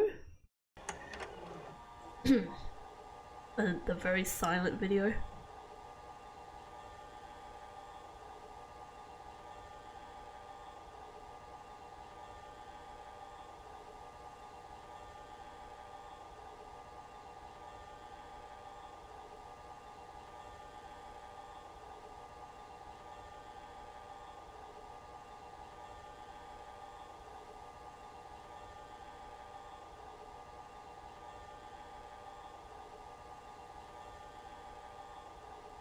Doesn't look like it's in the video.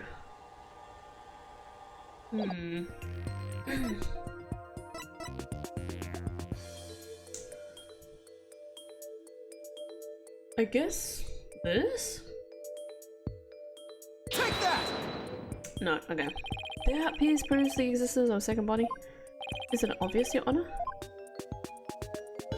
Not in the slightest.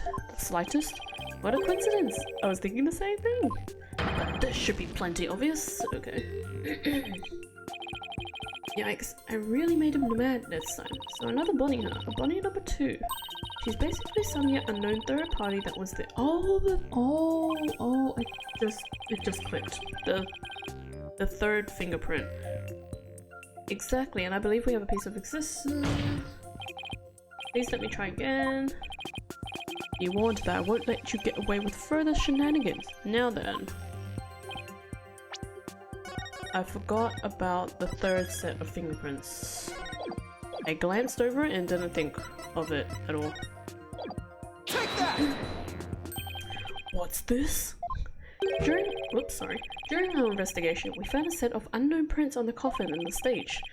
These prints were most likely left during the course of the show, but they didn't match the prints of any of the people involved in this case. An unknown third party's fingerprints? I was not told of this. Emma must have kept it from him. So the question is, who could these prints possibly belong to?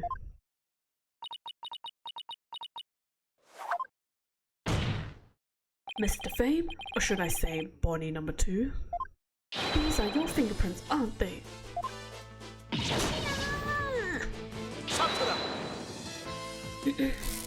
Oh, this block.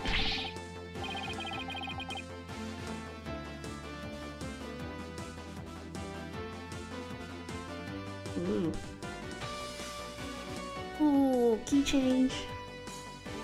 Enough of this foolishness. One person could not possibly be two. Those fingerprints could have been left, not only during the show, but at any time.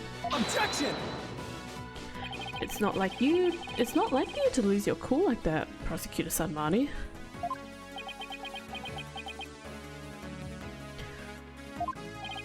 And I'm sure you know that exactly when the fingerprints were made is not the main issue.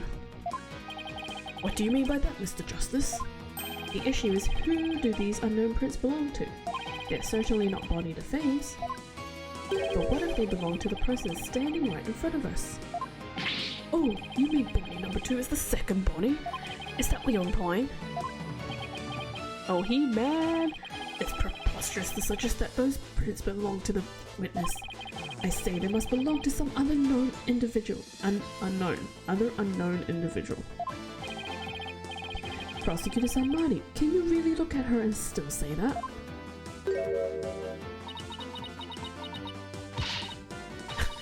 The heck? What do you think number 2 meant? Number dos? Numero dos. What are you looking at? Take a picture, it'll last longer. How could this be? If we check the prints, I'm sure they'll match the unknown set. Well, Bonnie, the prints that don't belong to you, to the real you, belong to you, don't they, Bonnie number 2?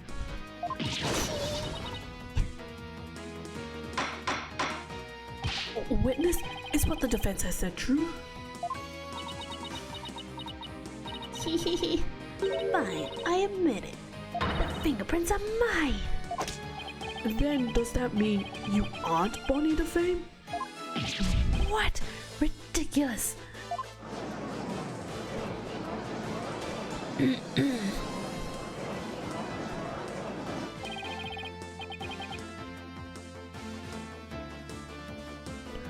Sorry, just checking something.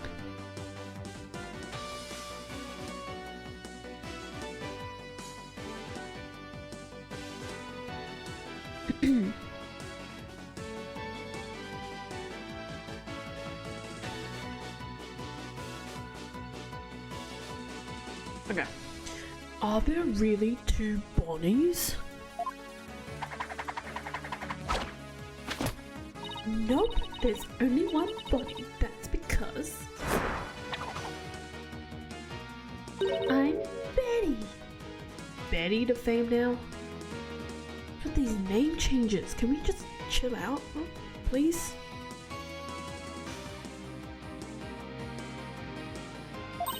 Betty the Fame.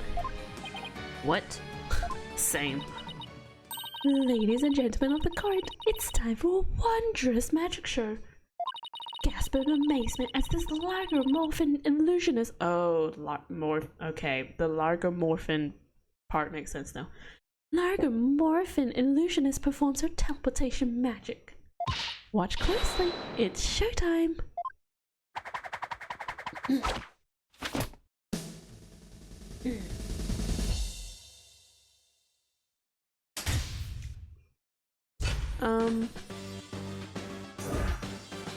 Oh, jeez.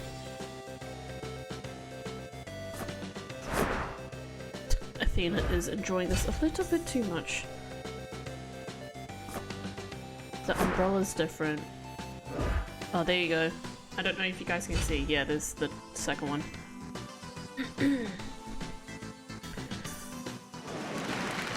Twins, Basil, twins! What an amazing trick! The witness has suddenly split into... The witness has suddenly split into two people. Okay, Judge. I think Judge doesn't understand the concept of twins at this point. It's not a trick, no gimmick to it either.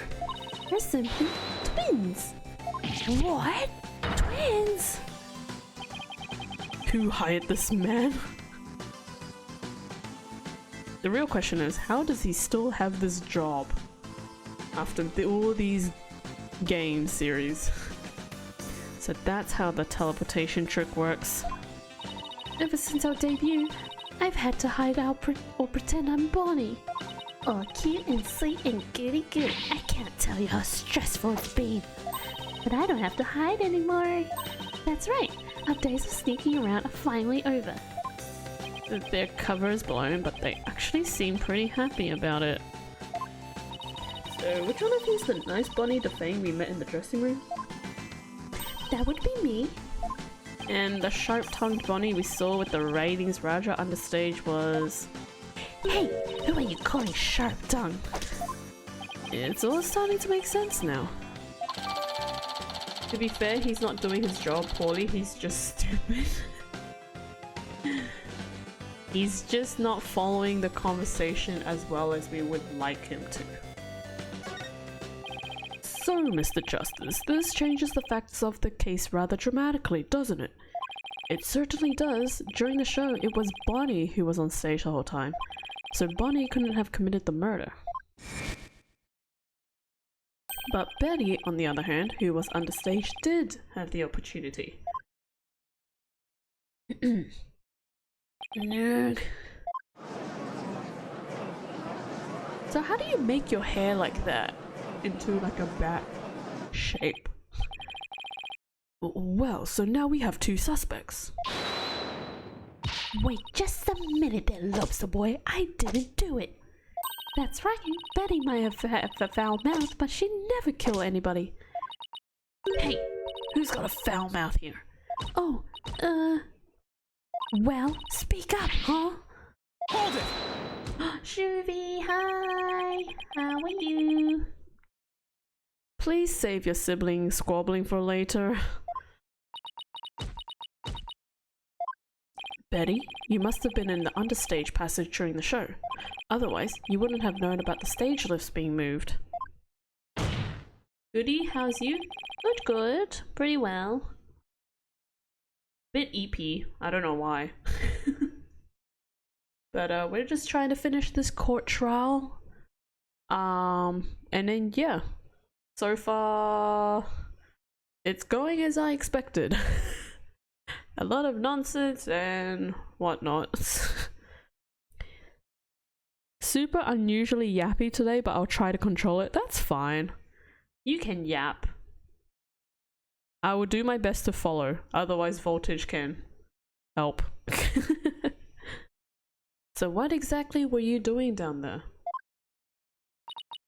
Fine, I'll testify. Anything to get you off my back. Prosecutor Samani, Betty DeFame is ready to testify. What do you say? Betty, you lied to this humble servant of the Holy Mother. Hey, what else could I do? I couldn't blow our cover and ruin our magic act. Besides, am I gonna go to your twilight hell or whatever for being a liar? You will indeed. However, it won't be after your death. Rather, when is it? I shall give you a taste of your punishment on this mortar coil in interrogation hell. Now then, Betty DeFame, please explain to this court what exactly you were doing under the stage. Did you just pro voice act? I don't know. Am I? I'm just making random voices. They're not even that consistent. What happened understage? It's true, I had business in the understage passage because of the upcoming trick. It was the fire trick, right? The one Mr. Rias was supposed to do. That's right, it was a very dangerous trick, so I had to make sure we were prepared for it. It was in the script, and I really wanted to see it, but I couldn't because of the accident. Shut up! You're gonna give it away! Anyway, I was real busy. Yeah, way too busy to have the chance to kill Mr. Rias. That was hard to go back and forth between. Oh, that was certainly different. How's that for a flawless testimony and alibi? Are we back to the... Oh. Dang, Bonnie be strong. Oh, she's struggling. Our magic is real, it's not a trick or a gimmick. Oh my, she's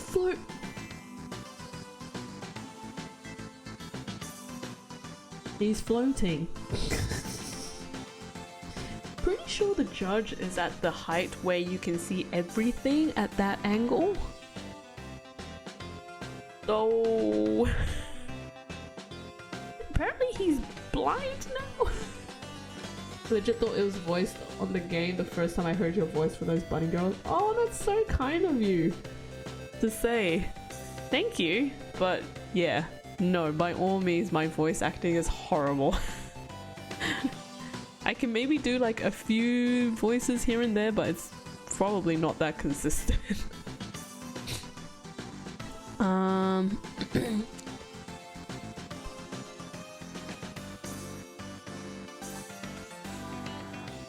Sorry, I'm just kind of reading a text message. Just give me 1 minute.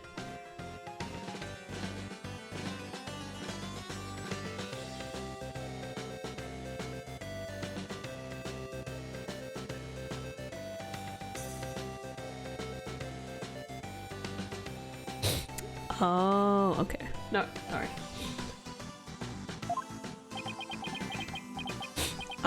Your Honor? You can see she's being held up from below. You were supposed to pretend you didn't see that. It's a little something called etiquette. But I can't help it. Whenever I see a contradiction or inconsistency, I just have to point it out. I think he must have had an edible thinking it was a normal brownie. With practice, you could be so amazing. Oh, thanks. I guess kind of being around kids, you sometimes got to put on like a weird act sometimes. One of them for me being pulling random voices.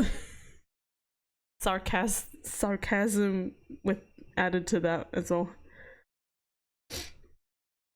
Now then, the defense may begin its cross-examination. Oh, where are we going? 2 hours into the stream. Whew, my voice. Let me just get a sip of water.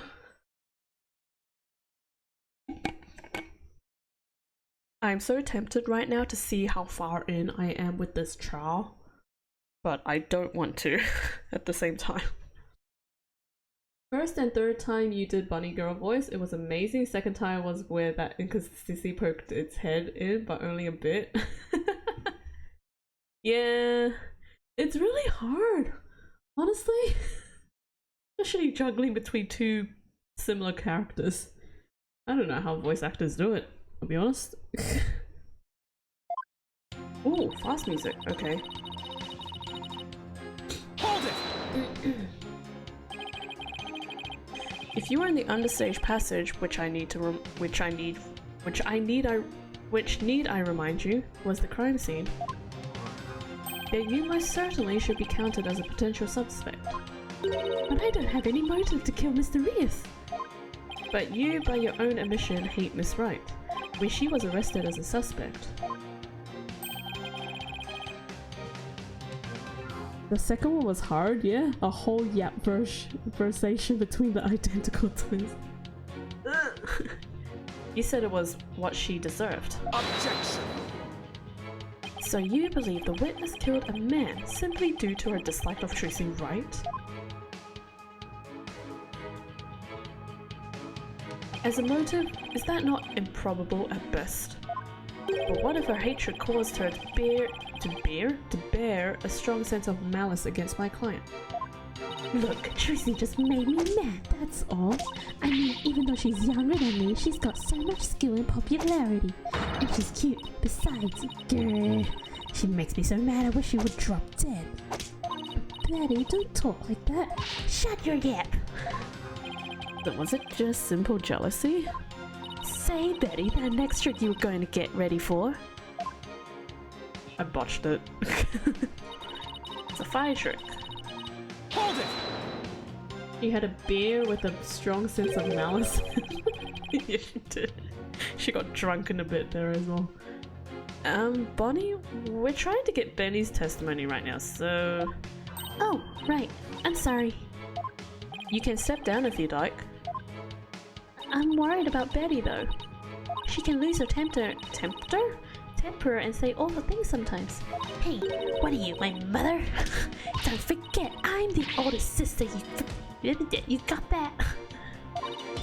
Yeah, yes, I got it. I guess I'd worry about Mount Betty, because it's constantly blowing her top off if I were Bonnie too.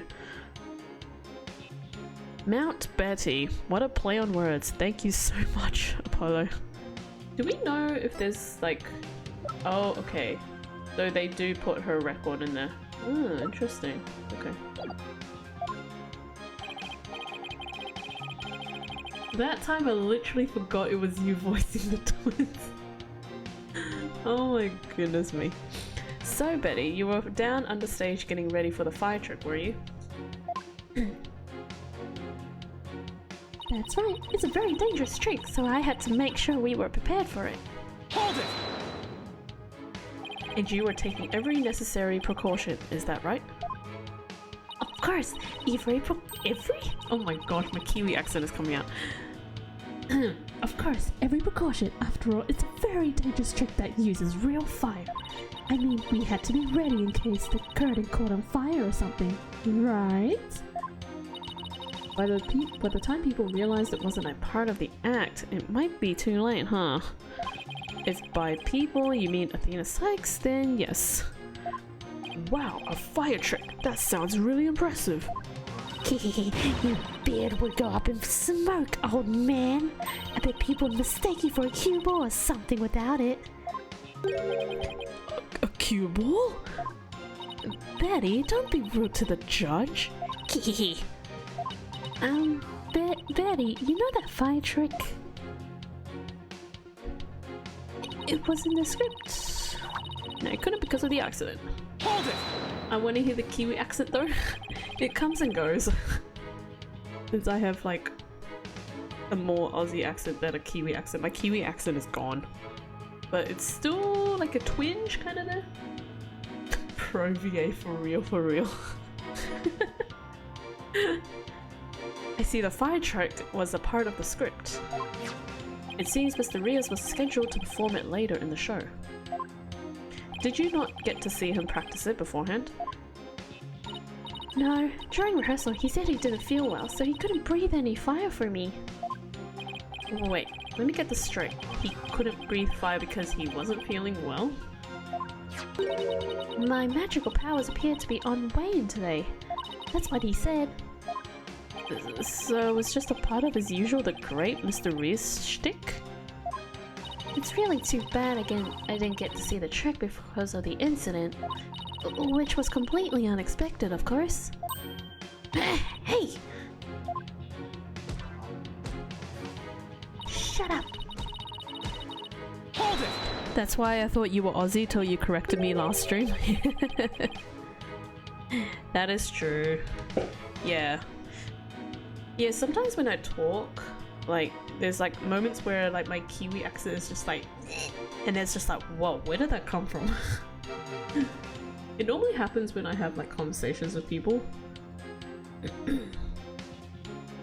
Like, I don't think of it coming out, it's just, when it comes out, it's just like, oh, it catches me off guard. So what exactly do you mean by you're gonna give it away? See, buddy, you and your big mouth. Now Lobster Boy wants to know what we're talking about. Eep. I'm sorry. Yes, well, if you were preparing for the next magic trick, I'm sure you wouldn't have had the time to commit the murder. Oh, I feel that, yeah. Wow, looks like the old geese isn't senile just yet, huh? I bet you'll live a good long life. Oh, I plan to be sitting up here at least another 10 years. Judge, I don't think that's gonna happen, considering your logic and whatnot. It's all Bonnie's fault. 10 more years? I don't know about that. What did we discuss about inner monologues, Athena?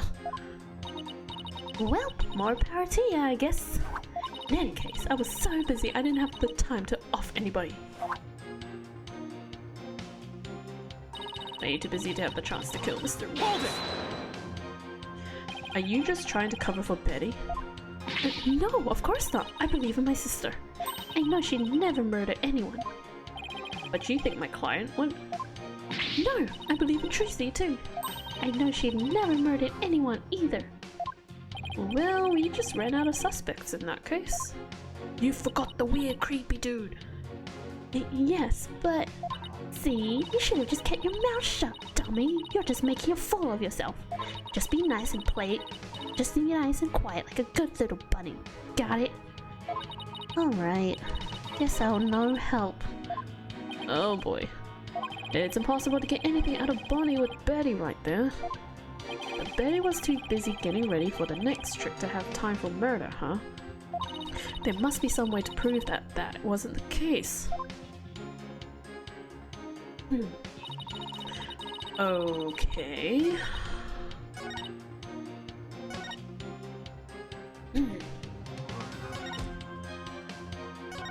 It was in the script and I really wanted to see it, but I couldn't because of the accident.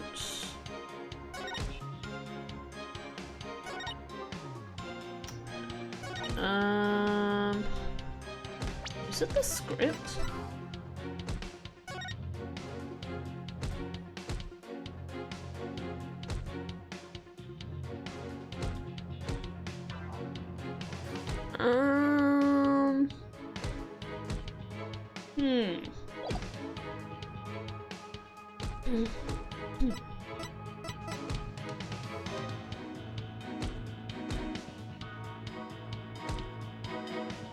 A bucket? Where would I present this though?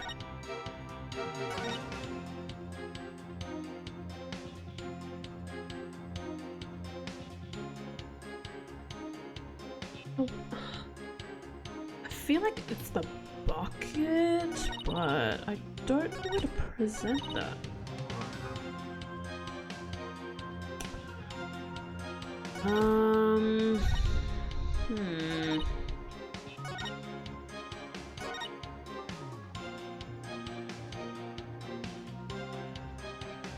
Right, it's a very dangerous trick, so I had to make sure we were prepared for it.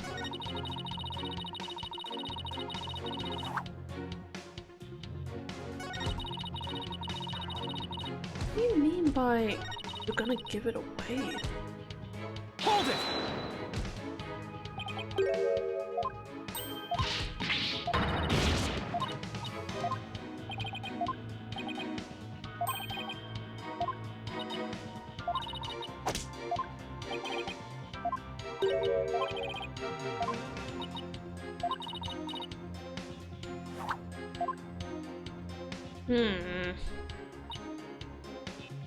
Is it this statement?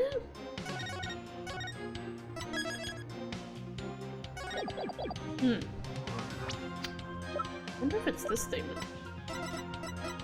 Objection! No.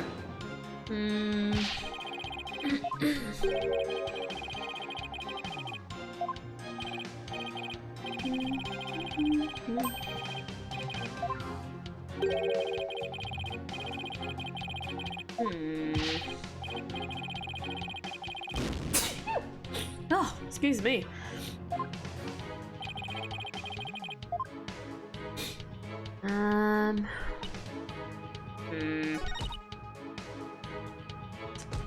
This statement? Objection!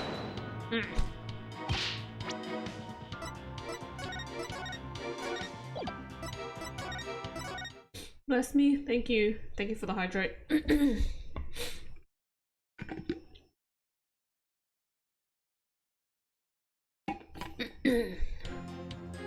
Where would this, or maybe it's, is it the,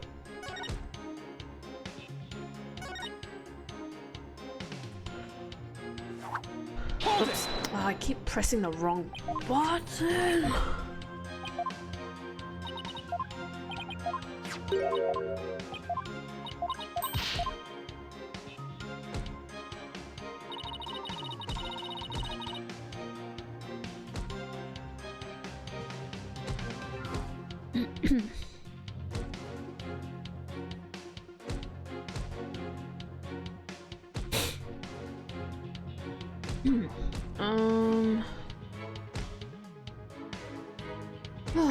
What could it be? What could it be? Do, do, do, do, do, do.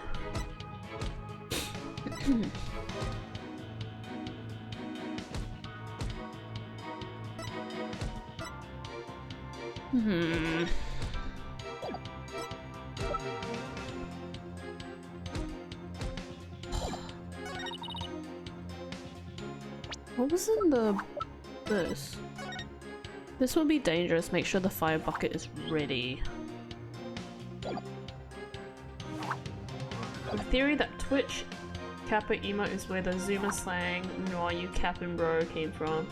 Used for sarcastic stuff told. So told with straight face. Cappin used to call out Kappa users. People vocally say cappin and people think they're saying cappin. Nah, you cappin bro. yeah, that's so interesting. I don't know if I've heard my students say cappin. If I have, I probably just had it go one in ear and out the other.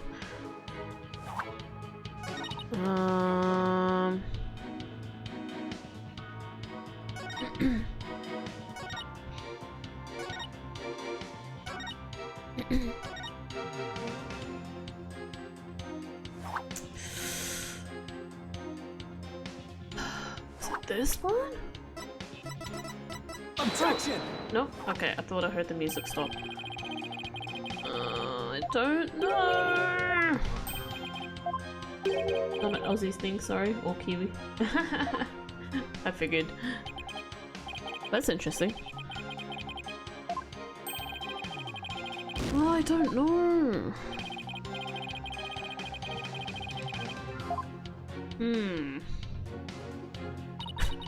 That's cap is just old slang.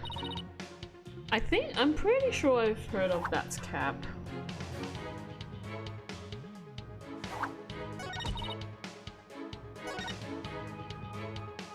Is it?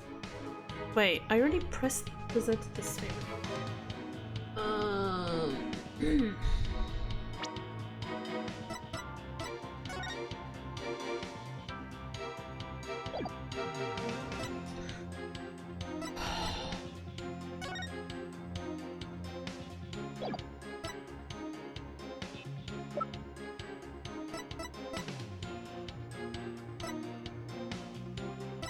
Oh my gosh, I actually don't know.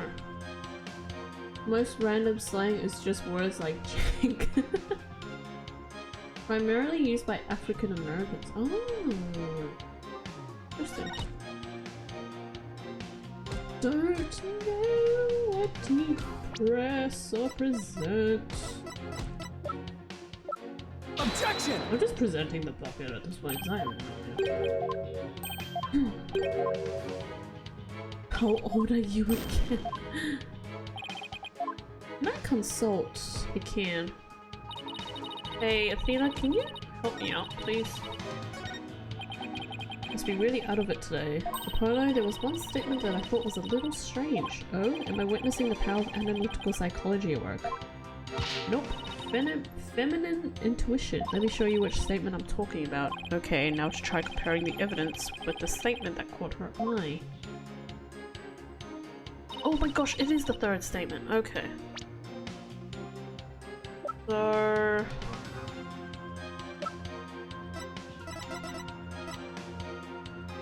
Objection! Did I not do that statement?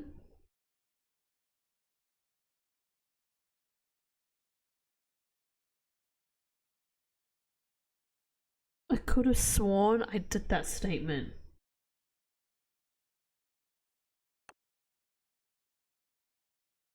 I could have sworn I did that statement. Did I not do that statement?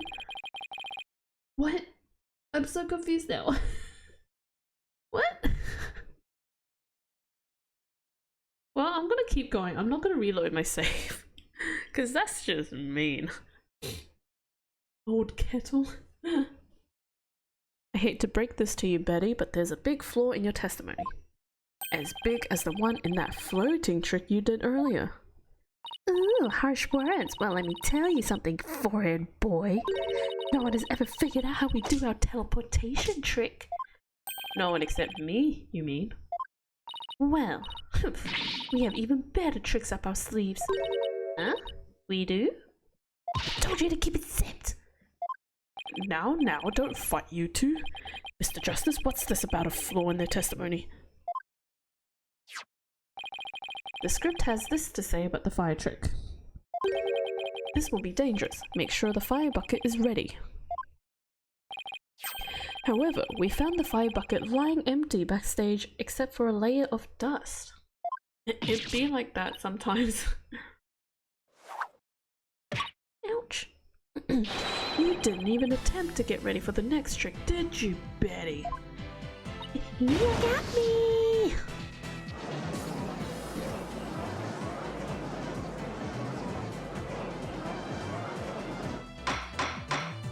Betty DeFay, you will explain yourself. There's nothing to explain. Come on, Betty, we can't hide it any longer. We might as well tell him. Shut up! You can barely take care of yourself. Don't try and tell me what to do. Well, if neither of you will explain, I guess I'll have to. The reason Betty didn't prepare for the fire is because she knew the show wouldn't go on. Now I have to say, because I'm literally hanging on to lives here.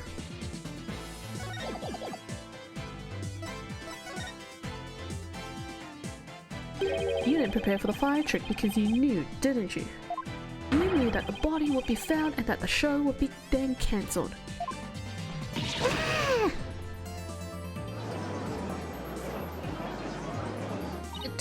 Don't be ridiculous, you insignificant speck of a man.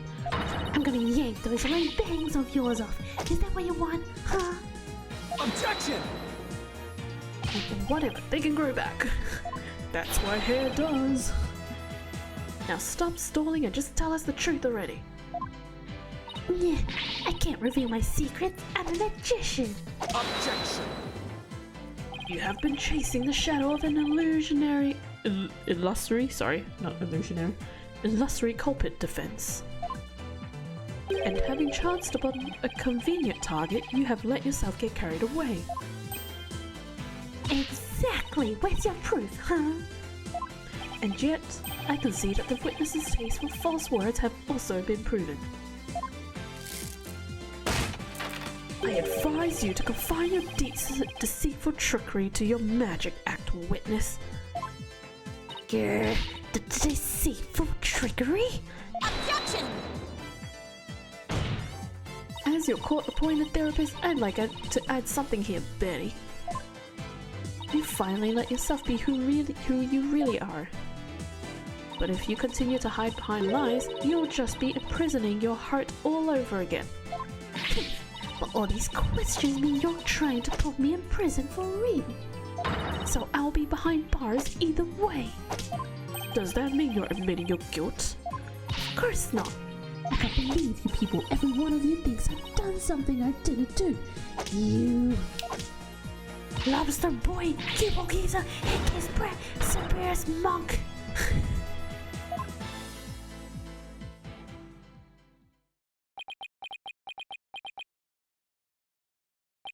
Cube Geezer? Handcase brat? Really? Betty, calm down. Come on now, deep breaths, deep breaths. Look, I'm not the murderer, I tell you. Then how did you know the show would be called off before the fire trick? I don't know why that is modded. I am so sorry. Today in a court of law, I'll rip your bangs off. Objection, they'll grow back. Feels okay. I told you, we can't reveal our secrets. We're under contract. Contract? What is she talking about? Be that as it may, you're obviously a suspect in this case. Objection!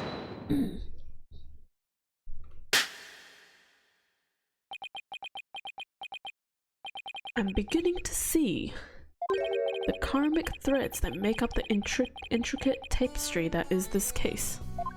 Huh? Allow me to summarize your assertions, defense. First, that the victim was killed in the understage passage.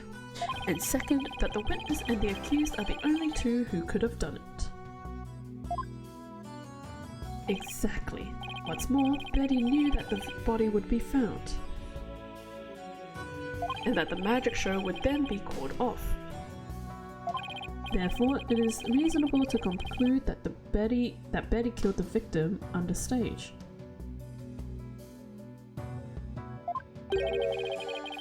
But what if Betty knew that the show would be called off for some other reason? Like what? Probably because one of the quotes sounded like a threat to Kay's beautiful bangs. You're too kind. Oops, I mashed through that text by accident. Hold on, let me pull it up again. In the course of my investigation, I found it strange that the dragon set piece fell when it did.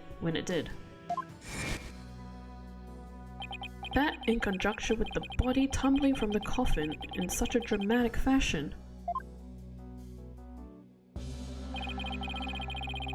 all seemed too perfect for mere happenstance.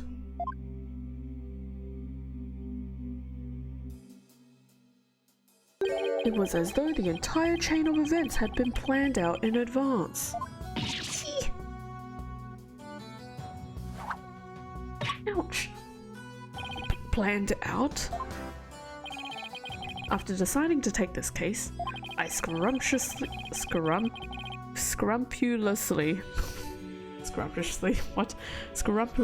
studied everything I could about the mass media in this country. I read the newspaper, old news reports. I even browsed tabloid magazines. How very industrious of you. I am impressed. During this process, I learned about a strange practice favored by the TV world.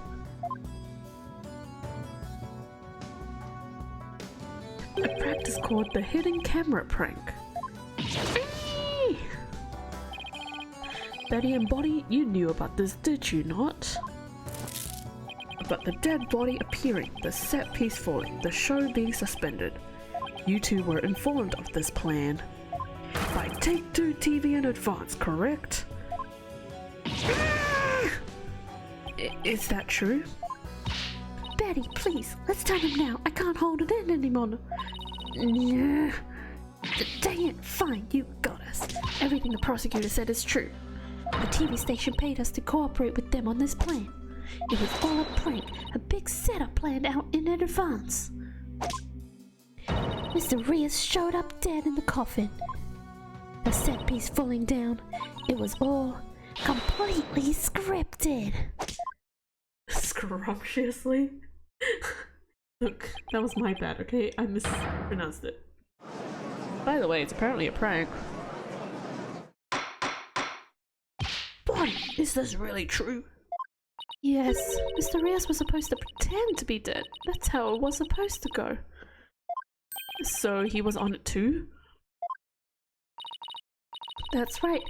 Oh, that's right. He was supposed to show up dead in the coffin. And then the set piece would fall down. Tracy would be shocked and start to panic. That's how the prank script went. What? What the heck kind of prank is that? Well, we never thought he'd actually wind up dead. Yeah, that was the only thing that was different from the script. Poor Mr. Rias. I'm so completely lost right now. Same.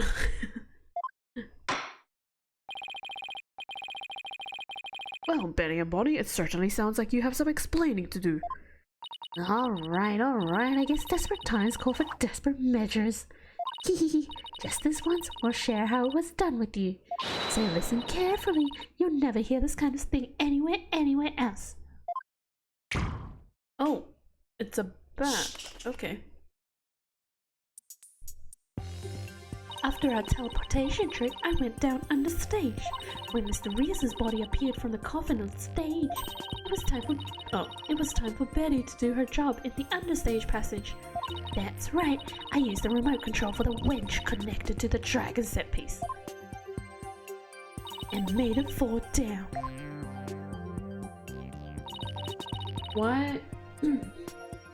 Why can't I tell which one of the lawyers is the defendant? Everyone's mad at the bunny girls. Defendant, defender, defense. I can't words right now. Don't forget, rabbits and bats are rodents. They're rodents? Lawyer words. Defense is lawyer. The lawyer. Defense in a general term. And just before the dragon fell, I got Tracy to the backstage so she wouldn't get hurt. After that, the plan was for Mr. Rias to come back to life in front of a panicked Tracy. He was supposed to laugh and fly up away. That was how it was scripted anyways. What's the word for the defending lawyer? Lawyer? Defense? Defender? Defense? I'm pretty sure it's defense. But for some reason, he really did turn up dead, so he kinda just stayed on the ground. What kind of sick joke is that? Did they have a term? Didn't they have a term for defending lawyers specifically in country that hated him? I forgot. I forgot. Oh, my battery's dying. Oh no, I didn't charge it long enough. It sounds like a terribly mean-spirited prank to me. The poor defendant was trying to do her magic show. I guess so. I'm sorry, Tracy. Whatever, it was all the ratings Raja's idea anyway. Yeah, sounds like just the kind of thing a guy like him would come up with. This is the pranks plan script we got from the ratings Raja. Okay, we got the plan, thank you. Dang it, you made us break our contract, now we won't get paid! But where does this all leave us? Who killed the victim, and when? Yes, exactly, those are the key questions. If Mr. Rias was only pretending to be dead in the coffin as part of the prank, then when he was on the stage, there would still be life within him. And if that is the case, then Betty, who was also on the stage, may be excluded from our list of suspects. It's the dude! Yeah! Witness, was the victim alive up until he entered the coffin? Oh, well, now that we've spilled the beans, we might as well show you this video. Oh, there's another video. That's not a video, that's just a still image. Greetings viewers, it is I, the great Mr. Rias. We are currently in the middle of Tracy's escape trick. Having snuck through the understage passage undetected, I am now hiding backstage, preparing to play a little prank on Tracy. I'm about to hide in the coffin, where Tracy was stabbed with a rubber sword. And when the coffin opens, I will be in it, acting as though I've met my maker. Can you imagine the look on Tracy's face then? I can hardly wait. I don't know why that is doing that. That is weird. I'm so sorry, Shubi. He's about to hide in the coffin? They just happened to have a big piece of evidence they had no intention to reveal with them in court. Yep, that's pretty much how it goes. It would seem the threads of karmic destiny have led us to the truth.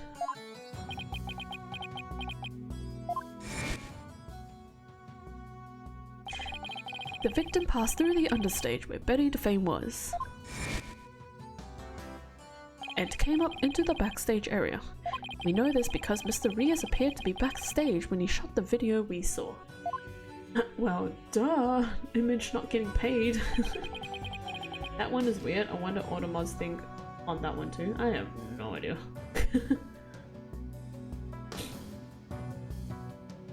It appears that way, yes. And defense? You proposed the following, did you not? What if the victim was killed under the stage before being put in the coffin? But then, what about this video? This footage was taken just before Mr. Rios entered the coffin. Oh, so does that mean? Oh, dang. Yes, it is horrible but true. The tragedy did indeed play out right there on the stage. You know, it's like Bonnie's face right there. That's so funny.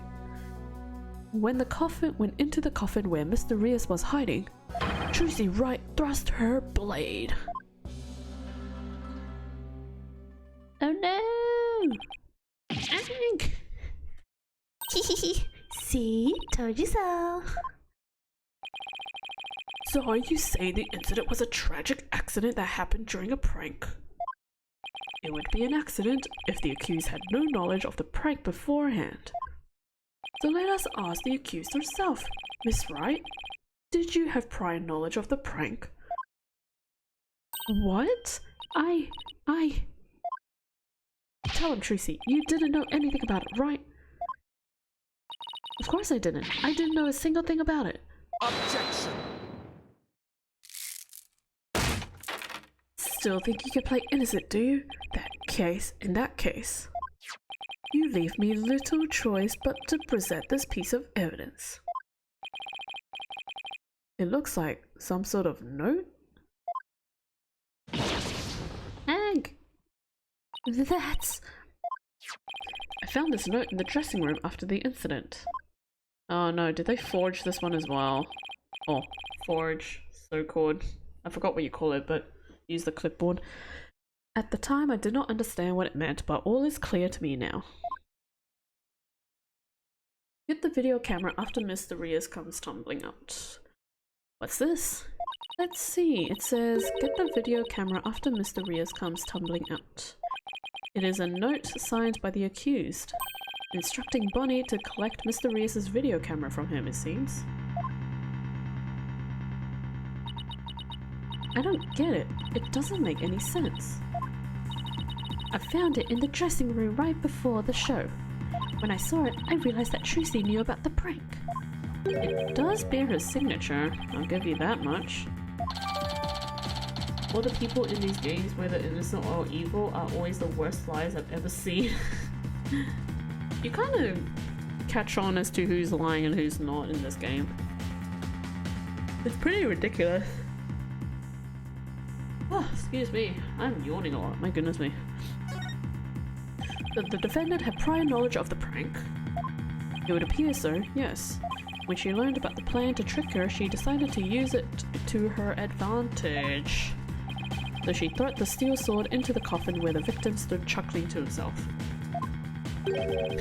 To be fair, most people are terrible liars IRL. True. Is that not what happened, Miss Wright? Of course not, and I didn't write or sign that note. Ah, but the handwriting matches yours. All of the evidence and testimony points to you being the culprit. But I didn't do it, it wasn't me. Man, you are slamming that necklace hard. Then explain the existence of this note. You can do it, can you not? Oh, you can do that, rather. I can't explain it. I didn't write it, so I don't understand. I didn't kill Mr. Rios. You have to believe me.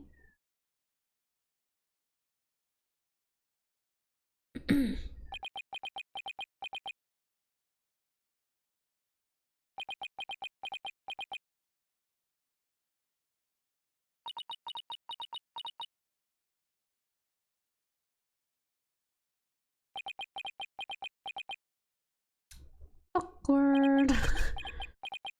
The silence is deafening. Continue struggling against the threads of your own karma if you wish, accused.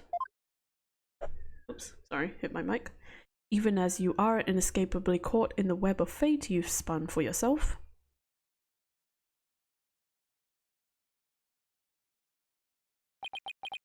Miss Wright, it is time to resign yourself to your fate. No, I didn't do it. Ha! I knew it. That sweet-looking girl, a murderer. She took all of us in with that act of hers. I told you, I knew she was a homicidal little wench from the start. But I didn't do it. I really didn't. Why doesn't anybody believe me? Shut up, you killer. We won't fall for any of that anymore. Guys, stop being mean to Tracy. This is bad. Where's Phoenix when we need him? Your Honor, I suggest we put an end to this tragedy now. Give your official ruling and let us offer the victim's soul the last rites it deserves. Very well. I suppose I have no other choice. No! This court hereby finds the defendant Tracy Wright. Objection!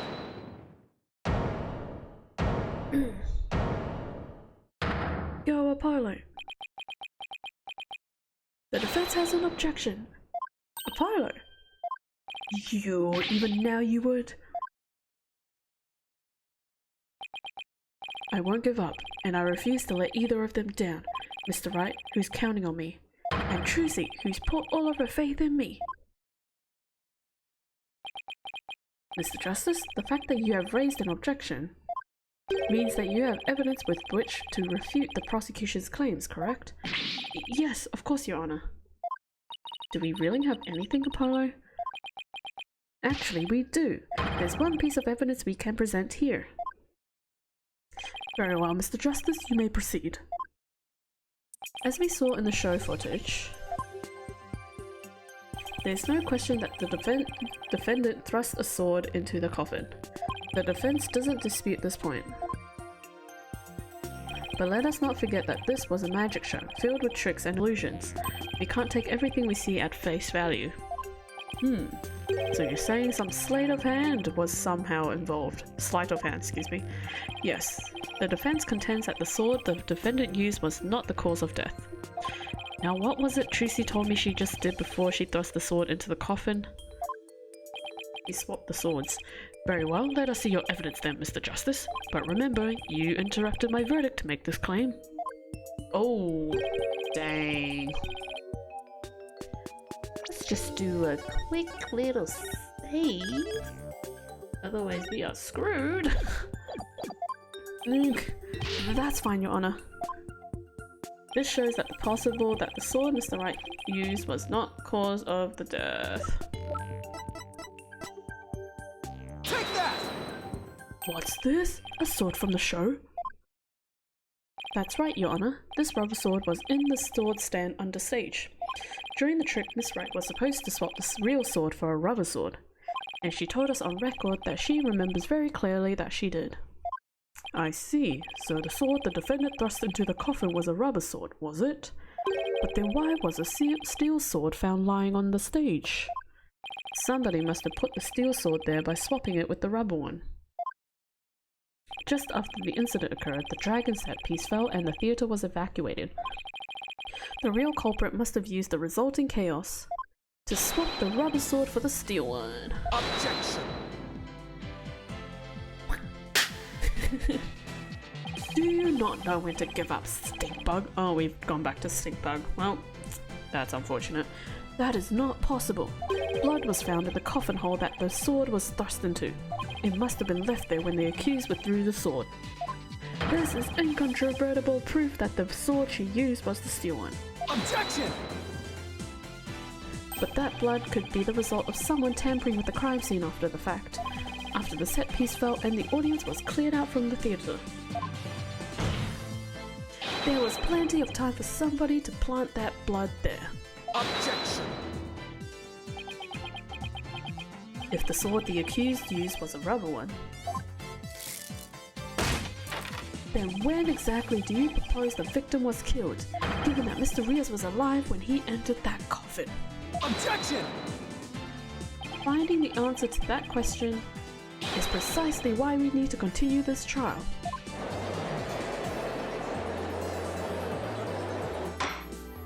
Let me express my opinion. By all accounts, it is certainly reasonable to suspect the defendant based on the evidence. But as to question on whether the sword the defendant used was the rubber or steel, I believe further discussion is warranted. I suggest we hear from the defendant herself on this issue.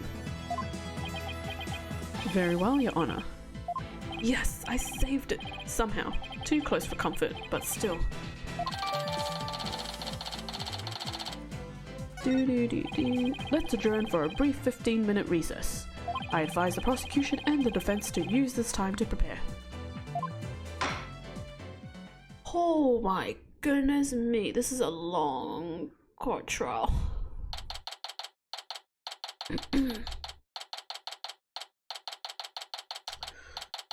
So, I don't know if there's like there's no to be continued. This is just a massively long trial.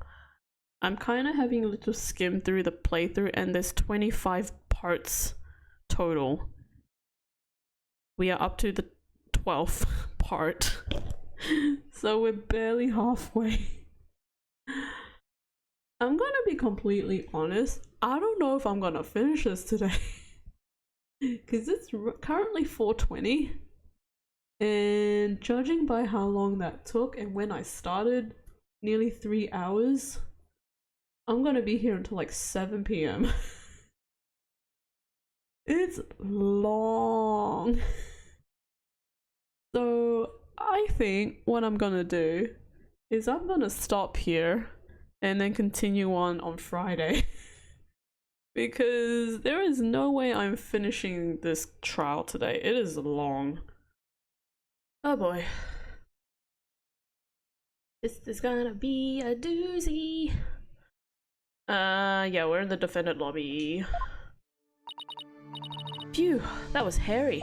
Tell me about it. We barely made it through by the skin of my teeth. I can't say I'm crazy about that prosecutor San Marty either. You know, with the way he says, let it go and move on, as if it's nothing. Let it go and move on, huh? Whoa, boy, am I interrupting a secret conclave? Conclave? Oh, great, already trouble with English. Of villains or something? I forgot what accent I gave him. Got your next evil scheme in the works already? What do you want? Hehe, keep making that face, champ, and everybody's gonna change the channel. Look this way, Tracy. Now smile for the camera. I see those pearly whites. Isn't that what the grammar Cree tells you to do? What a douche. How does it feel, Tracy? Everybody online can't stop talking about you. They're calling you a real witch out there. Could this be the end of Troop Grammary? Go away, you creep! Oh, what's this? Something just charged into frame. Looks like a yellow gorilla or something. Could it be Trucy's pet? Filming is prohibited inside the courthouse. Do you want me to get the bailiff? Huh? Filming? What are you talking about? I don't even have a camera on me. Huh? What happened to the camera? It just disappeared right before our very eyes. Is he a magician? And he's jealous?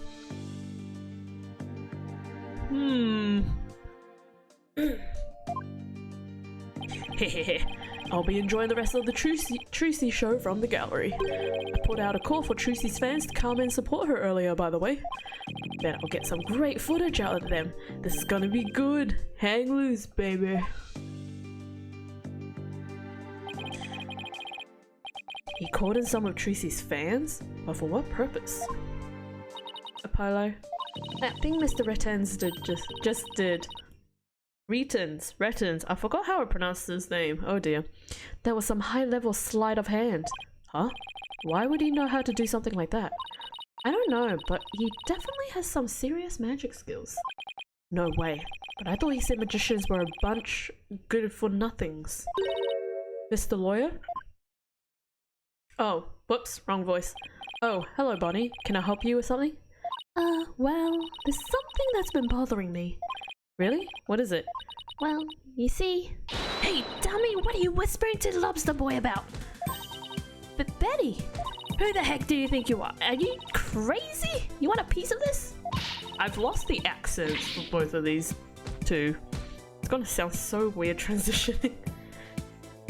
You know you have to talk to me first before you do or say anything, you harebrain.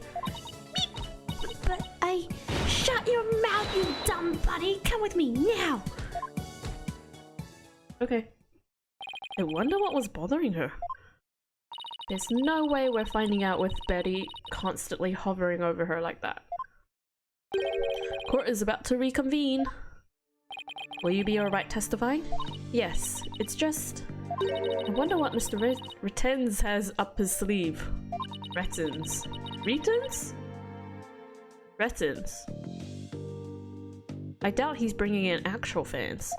Yeah, probably not. I wonder what he has up his sleeve too.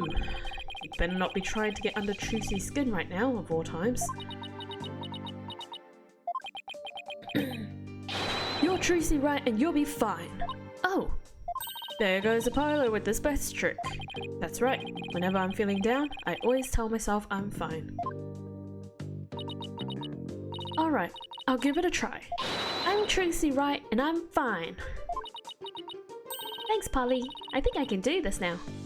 That a girl. Good luck up there on the stand. You'll do great. Thanks, I'll be fine. I can do this. Alright, Justice, you can do this too. Time to focus on the rest of the trial. Let's do this. I don't know what that tune was. I just made it up.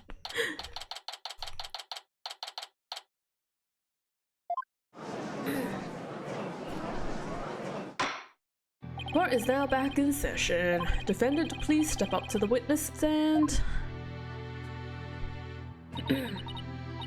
Trucy Wright, magician. Here comes the liar, the deceitful witch, throwing the murderer in jail, the last member of that criminal troupe.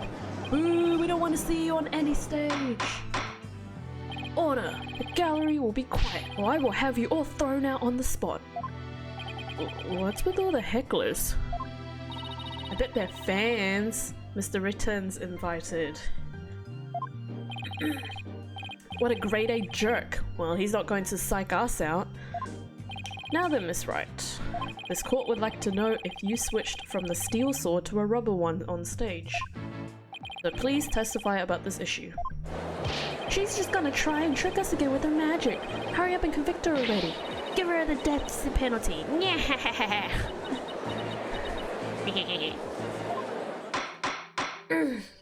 Silence, all of you. I won't tell you again. Miss Wright, do you feel able to testify? Yes, I'm fine, Your Honor. Trucy, I knew I shouldn't have let her go through with this. I'd like to make a small request.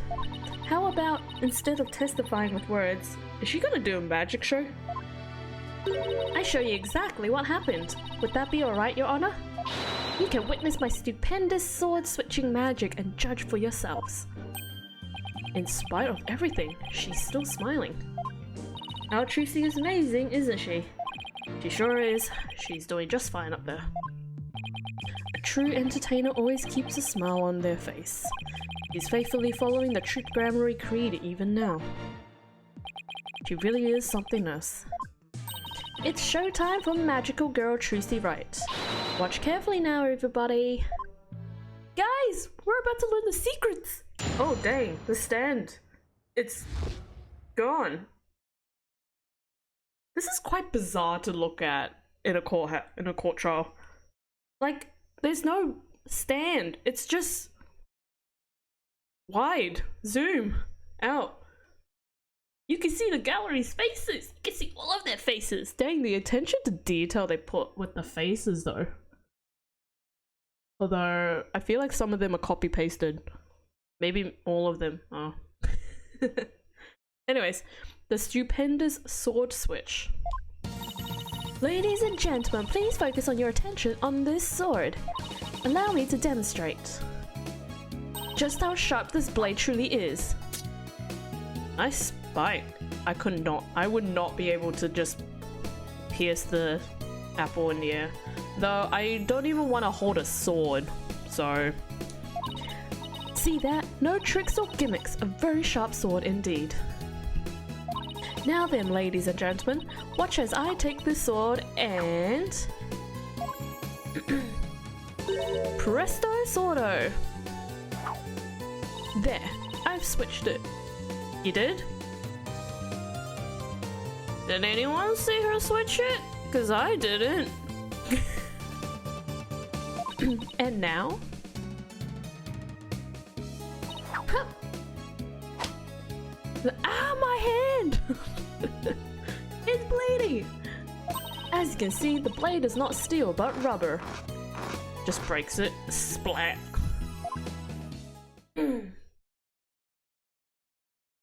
But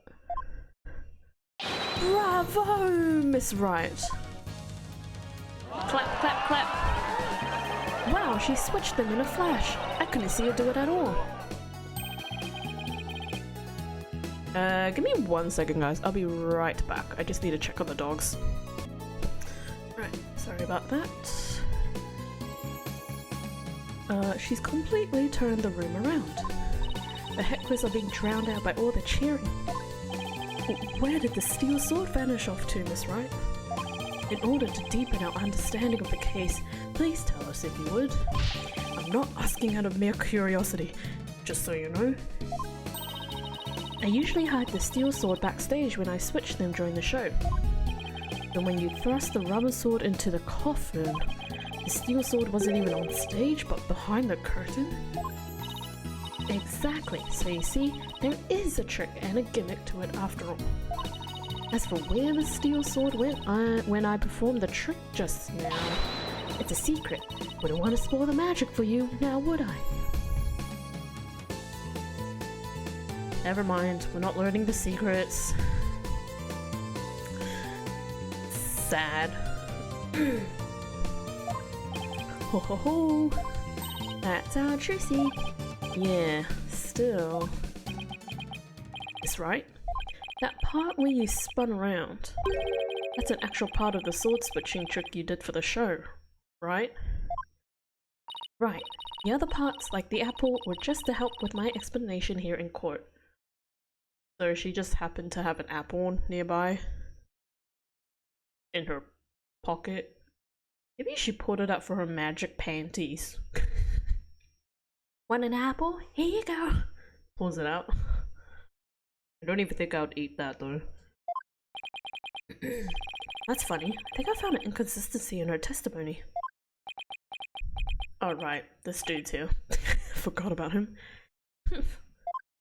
And it looks like I'm not the only one. I don't know what it's doing there, but now that I've found it, I have to get to the bottom of it. Now then, Mr. Justice, you may go ahead and question the witness, but try not to ask dumb questions and spoil this wondrous magic. I thought this was supposed to be my cross-examination.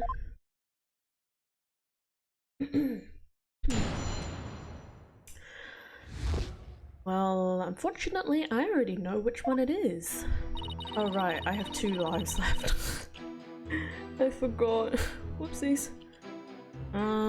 It's when she spun around, because it contradicts the video.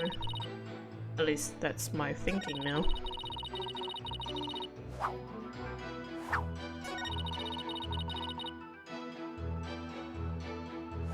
Hold it! Oops. I pressed it. So, you switched swords when you spun around just now? That's right. It's the same way I do the trick in the actual magic show too. But I'm also doing a lot of extra things that I don't do during the show right now though. The key point is the sword switching. If only we could prove she did it during the actual show too. Right, prove that she switched them during the show. What's the matter, Apollo? You look troubled.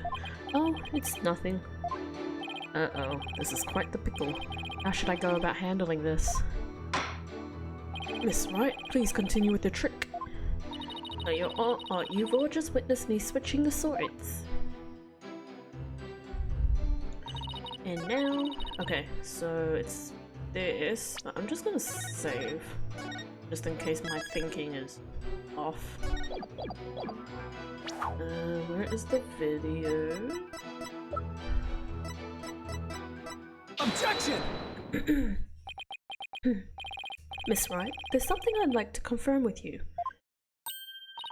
What is it, Apollo? There seems to be a discrepancy between the way you performed the trick for us just now and the way it appears in the show footage. Maybe... is it when the camera panned away?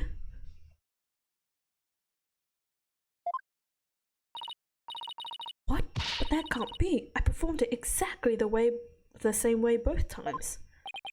Then what's going on here? Miss Wright, I have the show footage right here, and the part where you twirl your cape around is missing from it. What? But I did it! So... it really is the exact moment you switch the swords? Yes, that's right. I knew it!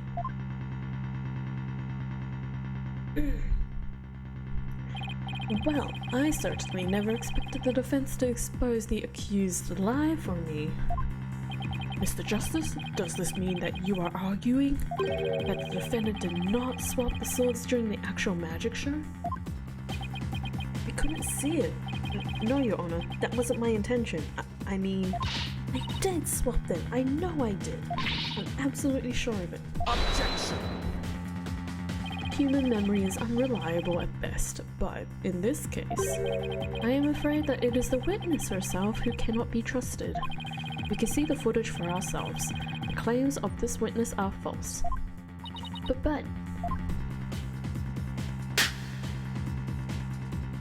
now that it has been proven that the accused did not swap swords, it means that the use of the steel sword to pierce the coffin was wholly intentional. And by the way, was it not you, Mr. Justice, who argued that Mr. Rios' death was not an accident, but murder? I assume you have no objections to that still. It was, after all, your own assertion. The defense... the defense has an objection to you, Mr. Apollo Justice. I demand you withdraw the discrepancy you pointed out, now. But there is a discrepancy, and it must mean something, I'm sure of it. Would the defense team kindly save this spat until after court is adjourned? Now, after all of this debate, it seems we've come back around to the original argument. The defendant knew about the prank plan that would place the victim inside the coffin. What's more, the defendant did not perform the sword switching trick on stage. Through her actions, I'm afraid I have come to see the true intentions, and I mashed A too quickly. Whoopsie daisies, hold on. True intentions of the accused. Her murderous intentions. It's such a shame. But I did switch the swords, I swear. You're knee deep in it now, Justice.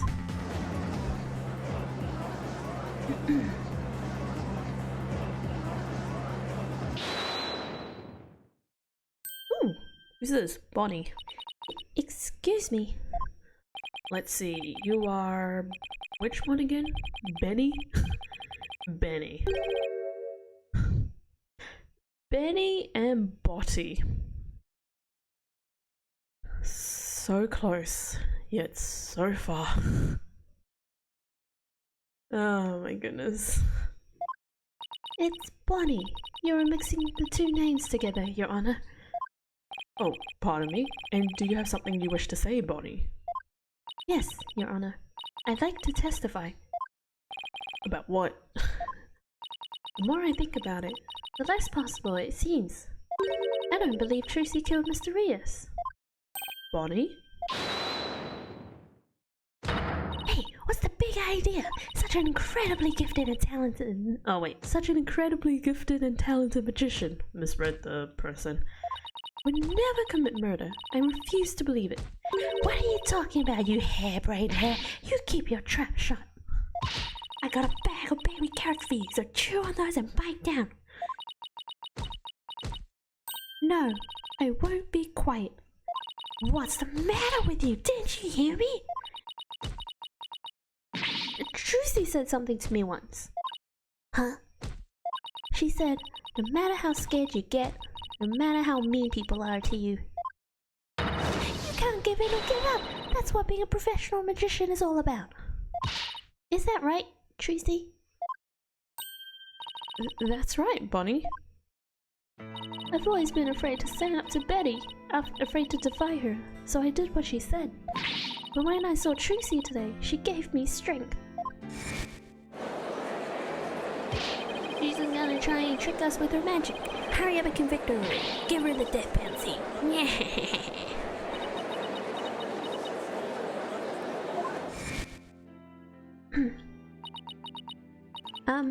I'd like to make a small request.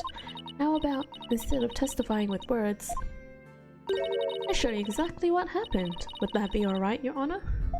You can witness my stupendous sword-switching magic and judge for yourselves. Seeing her courage, the way she kept smiling despite everything, she's just incredible. So I'm not going to run away. I'm scared, but for once, I'm going to be brave. What have you done to my sister, Trucy Wright? You've practically brainwashed her. It's the power of Trucy's conviction, that's what it is. It's touched Bonnie's heart. Yeah, Trucy really is one magical girl. Bonnie, is the topic of your testimony related to that thing that was bothering you? The thing you tried to tell us about in the lobby during the recess? Yes, ever since I saw the show footage, something's been nagging at me. I'm not exactly sure what it is, but something is off. I feel like something about it is different from what I saw on the stage. What do you mean by that, Bonnie? I wonder if what was shown on TV is really the same as what happened on stage. Objection! Of course it is. The show is only being performed once, after all. You can't show anything other than what happened on that stage yesterday. Objection! But Bonnie's testimony deserves our attention. We have to examine the show footage. Well, what can we check it against? Do you have some other footage of the show? Well, I have some show footage. You do? One of the TV station's cameramen said he was a fan of mine. He kept his camera on me throughout the entire show. And then, afterwards, gave me the footage he shot as a present. He did? To tell you the truth, I thought it was kind of creepy. It was kind of creepy. Yeah, I'd say it's creepy. Some random dude giving you a DVD or CD.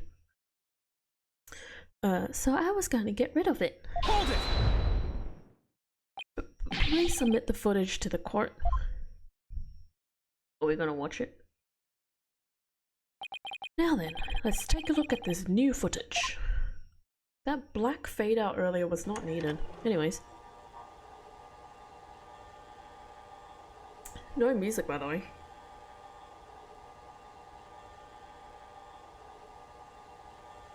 Oh, that's a bit creepy.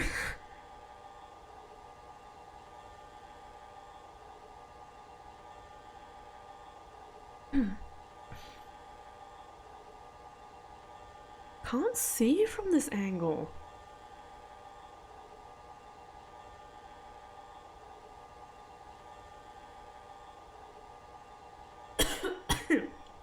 I just choked on my drink.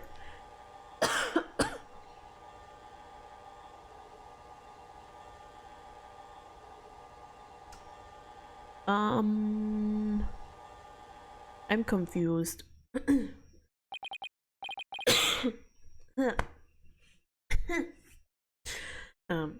Wow. Okay then. He really did keep his camera on Bonnie the whole time, didn't he? I think this cameraman needs to keep his personal feelings out of his work. Wow, defense. Do you still believe this new show footage is worth inspecting? Of course I do. Okay, so how are we going to go about this? Let's try comparing the two. You just might find an inconsistency between them. An inconsistency, huh? Yes, the two pieces of footage are of the same scene, so they should match up. But Bonnie felt there was something off about the original footage. So if we can pick out what's different between the two, we'll know what Bonnie found strange. Exactly. Plus, we may figure out why the original doesn't show the sword switching trick. Your Honor, the defense would like to compare these two pieces of show footage. Very well, I will allow it.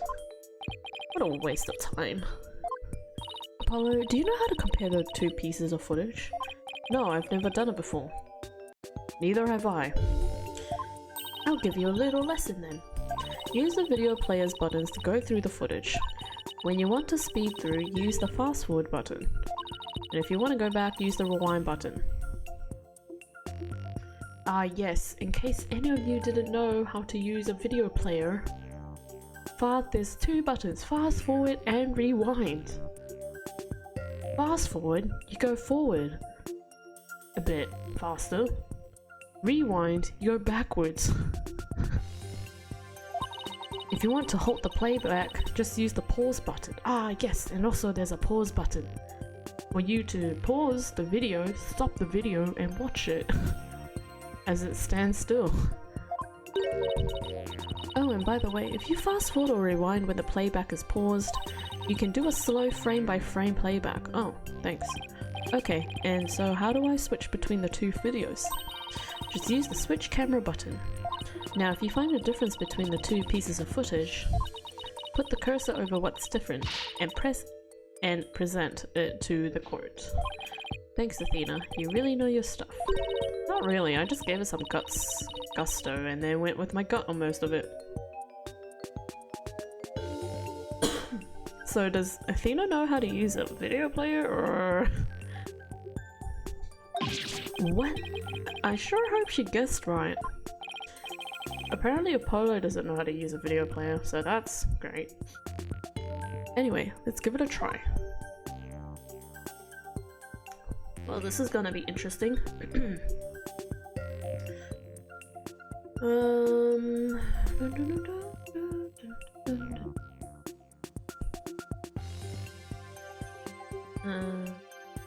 There were cards flying. Where did the cards come from?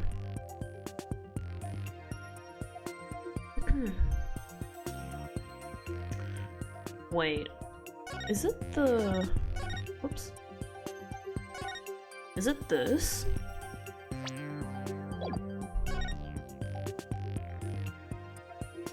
There's no...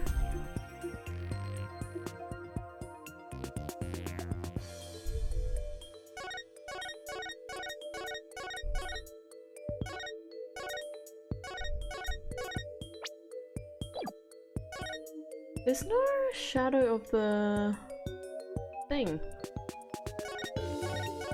Oh, maybe it's wood. What's this? Take that! Oh, it cost slides. Oh, I wasn't paying attention. Ah! Hold on.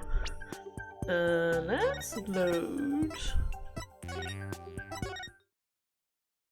You guys didn't see that one.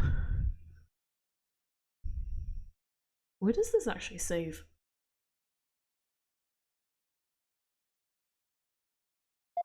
Oh, I guess we have to... I'll just speed through this.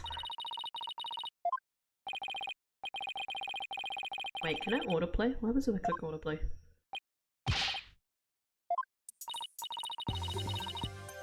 Hey guys, you want a refresher on how to use a video player?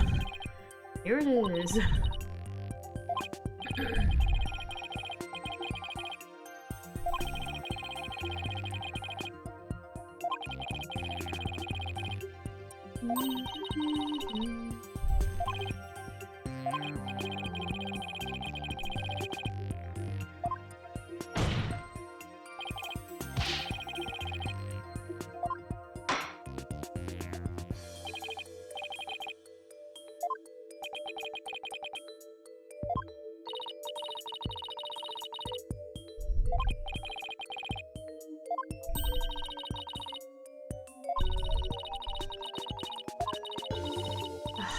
Wish there was a fast forward text button.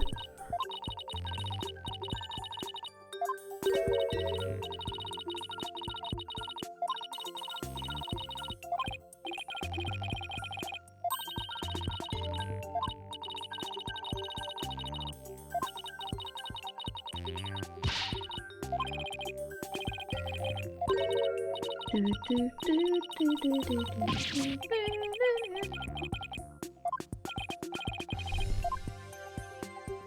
let's save here because I don't wanna. Oh wait, can I not save? Oh, I can't save! What? Oh, that's a bit of an issue. Ah.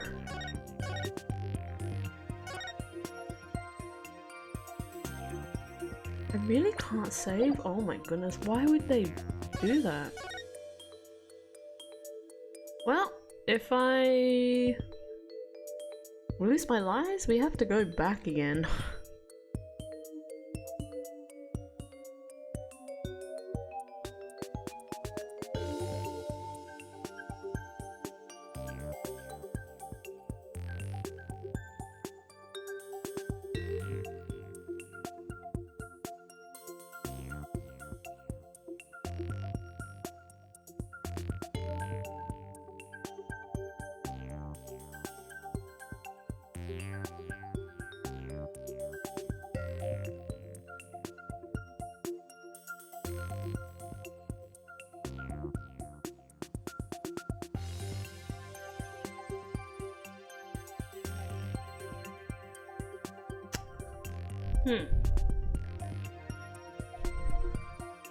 You see, I don't think the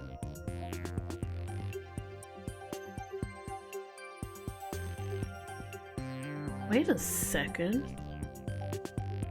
Is it in reverse?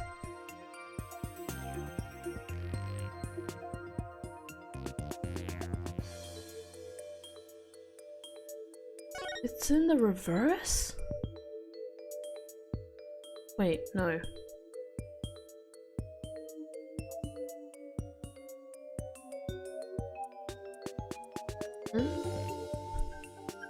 Cards, okay. Let me try the cards.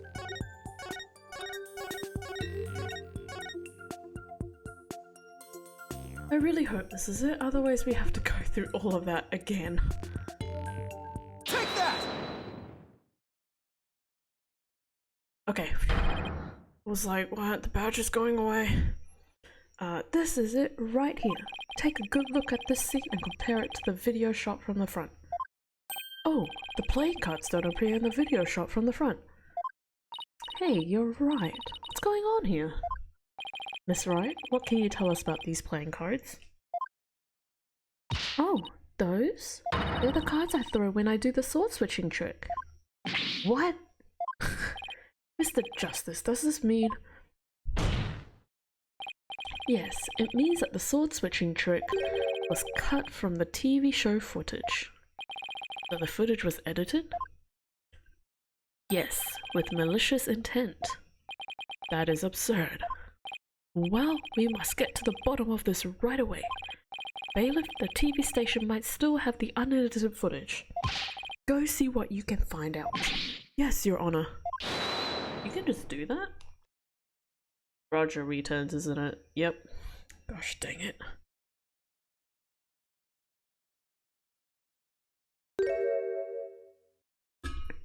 It's you! Now hold up, Your Honor. This is all just a big misunderstanding. Believe you me. Give the guy a chance to defend himself before you start pointing fingers. And who might you be? Right, sorry about that. I don't know why I gave a country accent. Sorry about that, got ahead of myself there. Here is my business card. Charmed to make your acquaintance, Your Honor. Oh, well, how very polite of you. It's lovely to meet you too, Prosecutor Sadmani. Please take my card. A business card? Ah, yes, I read about this custom among businessmen in this country. I have even familiarized myself with the various replies. How do you do, good sir? Or what's crack-a-lackin', homie?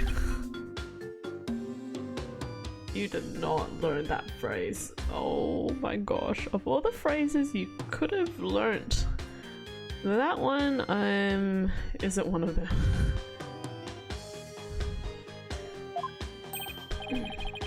Oh, you're from Take Two TV, aren't you, Witness? Come to think of it, I believe I've seen you on television before. Yes, Roger Reiters, otherwise known as Ratings Raja. He is a TV producer and appears on many of his own shows as of late. He is best known for his catchphrase, "Hangin' loose, baby." Oh my, so you're the Ratings Raja. Hang loose, judgy, baby. Nice courtroom you got here. I never thought I'd get to meet you in person. The prosecutor Sanmati. How do you know so much about him? In preparation for the case, I watched all of his shows. I found the Ratings Raja Goes to Burger Barn of particular interest. Burger Barn?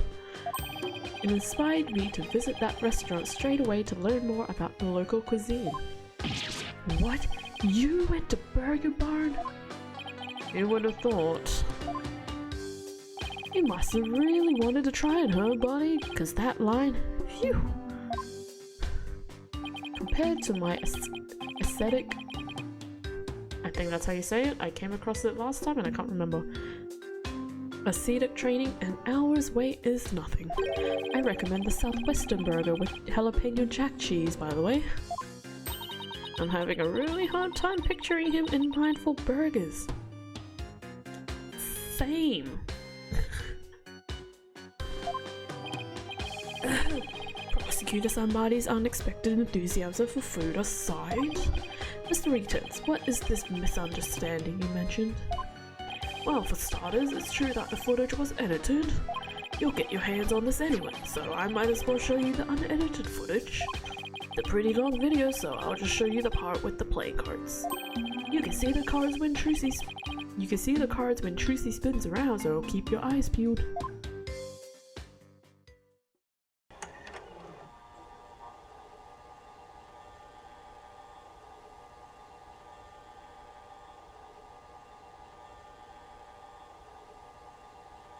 Oh, that's where she swapped the sword.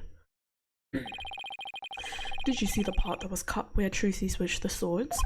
She spins around and playing cards go flying. Everything's like it's supposed to be. And it seems the defendant really did swap swords during the trick. Which means the sword Miss Wright thrust into the coffin was really the rubber one. In other words, Miss Wright couldn't have killed Mr. Rios. Yeah, see, that's the first misunderstanding right there. What do you mean? Well, Trucy definitely swapped swords as you saw. So yeah, maybe she didn't kill Mr. Rios when she stabbed the coffin. That just means he was killed after he showed up pretending to be a corpse. So you're saying that up until that point, everything was according to the script? If that's true, then when and how exactly do you think he was killed? It was after the Dragon's Den piece came crashing down.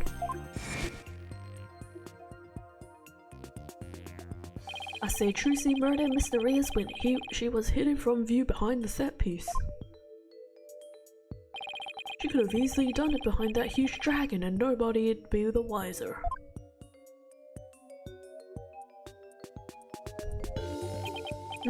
I see. Indeed, there is a ring of truth to your assertion. You bet. Plus, there's a suspicious-looking shadow in the footage too. It's towards the end of the footage just before the dragon hits the stage. It might be easier just to see for yourselves. Yeah, I even pointed to that. And nothing happened. Do-do.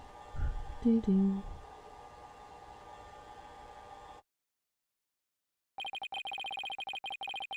It's only for a split second, so it's hard to catch, but look here.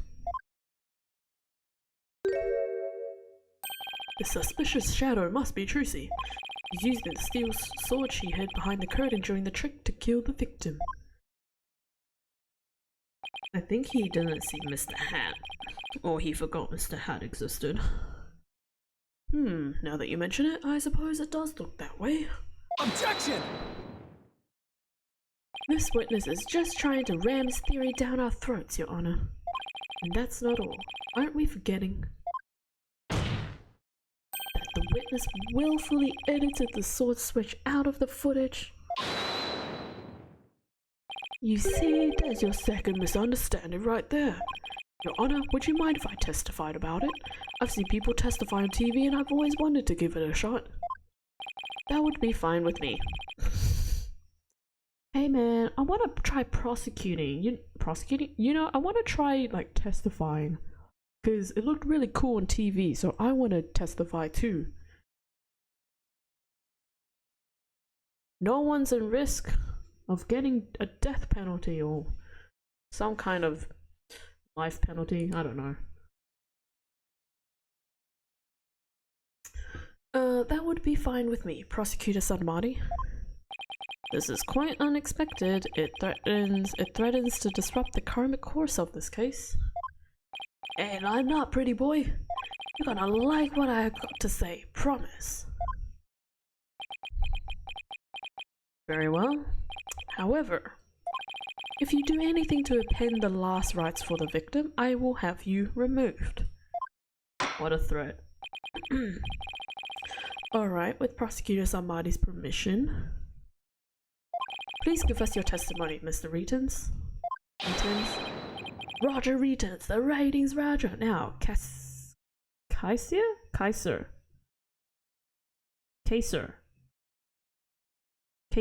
I'm gonna say Kaiser. Kaiser of the courtroom. I'm taking over the floor, so listen up, lawyer viewers.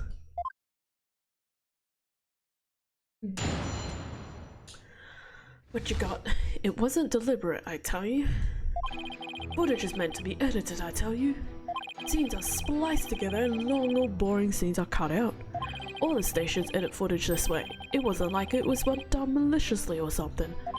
It was just a coincidence that particular scene was cut out. It wasn't intentional. Or what? You got some proof that I had an ulterior move for editing that footage? I see. So you're saying it was a coincidence that the sword swapping scene was cut out? That's right. Glad you got the picture. Objection! Coincidence? That's just a little too convenient if you ask me. Ooh, an objection! How cool. It sure packs a lot more punch when you hear it live. Do that again. I want to get another shot from a different angle. My objection is not for your entertainment. And cut. There. I've got some good stuff here. There. Jeez Louise. Mr. Reitens, filming is prohibited inside the courthouse. Whoops, my bad, Judge. And if the defense has an issue, it can point it out during its cross-examination.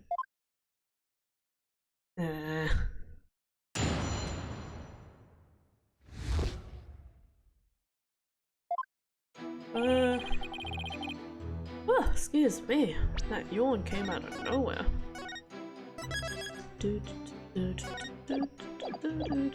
I am playing a risky game right now because I have 2 lives.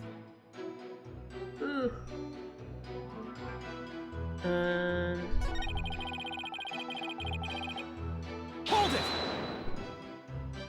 Are you saying you thought there were boring scenes in Miss Wright's magic show? You gotta ask, that script and presentation deserve a place on the cutting room floor. Broadcasting that mess as is would be what? Broadcasting that mess as is would have been a complete disaster. That's why I had to edit the footage. It's just what a TV man does. What didn't you like about the show exactly? The whole thing. It was a major snooze fest. Maybe common folk like you don't get it. But a show's only as good as how loud, flashy, and trashy it is. It was plenty loud and flashy on its own. All you did was add the trash. Dang. Shots fired. I suppose each industry have its own ways of doing things. Just as we in the legal profession focus exclusively on evidence and testimony. Exactly. Whether it's showbiz or the legal biz, we do what we gotta do to get the job done. Anyway, editing footage is just a matter of course in the TV industry. On the station data for it was like done maliciously or something.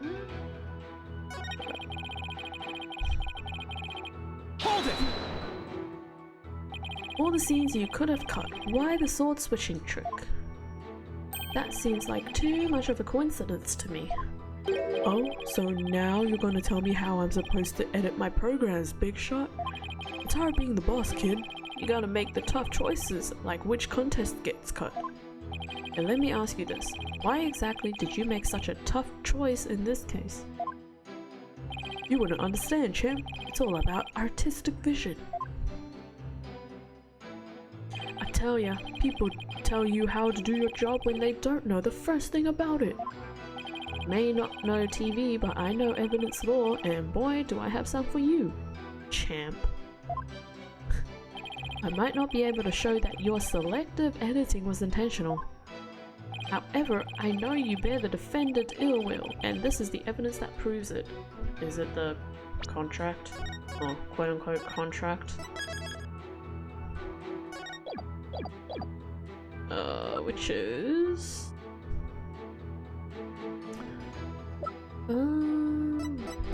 This one? No, is it this one? No, it's this one, right? Take that! It's not that. Just kidding. We're just gonna play it back. You guys didn't see anything.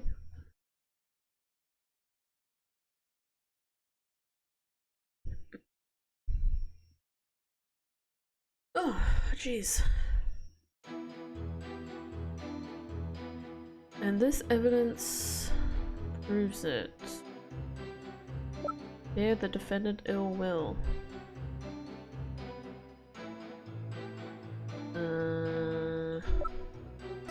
Is it the clipboard? Take that!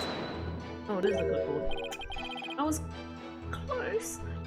Huh? What's that you got there? This is the contract you had Miss Wright sign just before the magic show. Why couldn't I just present that? Like, is it much different? This contract between the first party, Take-Two TV, and the second party, Miss Wright, reads: if, through the fault of the second party, the show must be cancelled in part or in full, the second party will pay $3 million as compensation to the first party. $3 million? That's a completely unreasonable sum. I couldn't agree more, and of course Miss Wright doesn't have that kind of money. Nevertheless, Roger Returns had her sign this unreasonable contract anyway. Or more accurately, he conned her into signing it. Conned her? How did he do that?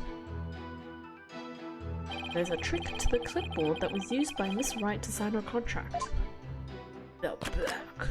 It houses carbon paper that can secretly copy her signature onto other documents. Oh, come on now, that's quite a nasty accusation you're slinging my way. For starters, you don't have any proof I had anything to do with that carbon paper stuff. Just because Juicy and her agency can't pay up, that doesn't mean I conned her. $3 million? That's totally out of reach for the average person. In any case, this is important new information. Please add it to your testimony, Mr. Returns. Where's the proof linking me that tricked out clipboard? You don't have any, do y'all? Again, the contract. Can I present the contract? Please? It has your name in it. Objection! It's not the contract? Okay. Guess the contract doesn't play a part at all. That's fine. Trying to think what else. What has his signature? Where's the proof linking me to that tricked out clipboard?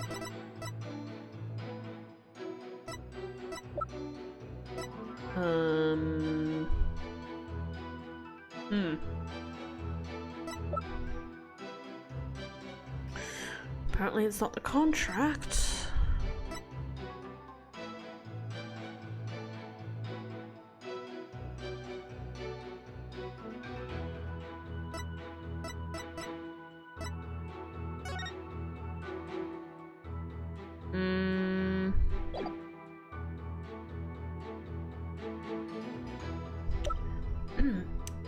Is it this?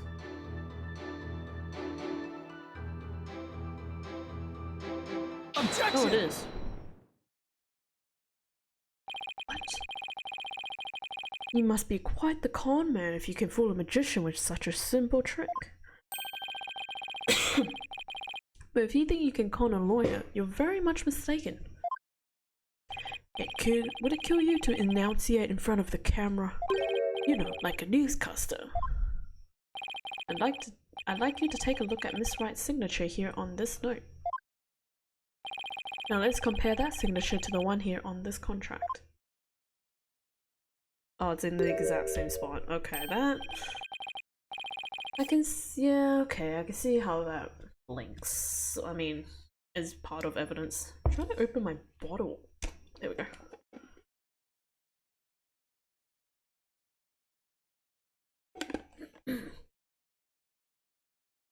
Well, would you look at that? They're exactly the same.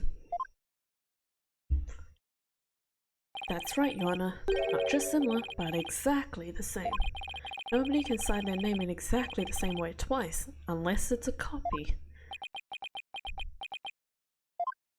These signatures are proof positive that you can't Miss Wright, and they definitely prove your malicious intent. Say, not bad, lawyer guy. I didn't know you had it in you. This is really getting interesting now. It'll get great ratings for sure. Don't try to dodge the issue, Mr. Reitons. The fact is that you bear ill will against my client. So the show footage was definitely edited with malicious intentions, isn't that right? Objection! What a forced argument, defense. All you have really proven is not his ill will toward Miss Wright, but his pecuniary. Pecuniary. What the heck is that word? Pecuniary. I'm just gonna go with that. Greed. That's right. I just wanted money, baby. Fat stacks of cheddar, that's all. You want a cheese? After all, I've never even crossed paths with Trucy before this magic show. So I'd have absolutely no reason to bear her any ill will, right? You didn't bear her any ill will, huh? Fat chance. This guy definitely has some major hate for Trucy. You'll see, I'll dig up the dirt and expose the dark heart behind that sweet smile. I'll prove those grammering magicians are all but a bunch of lowlifes.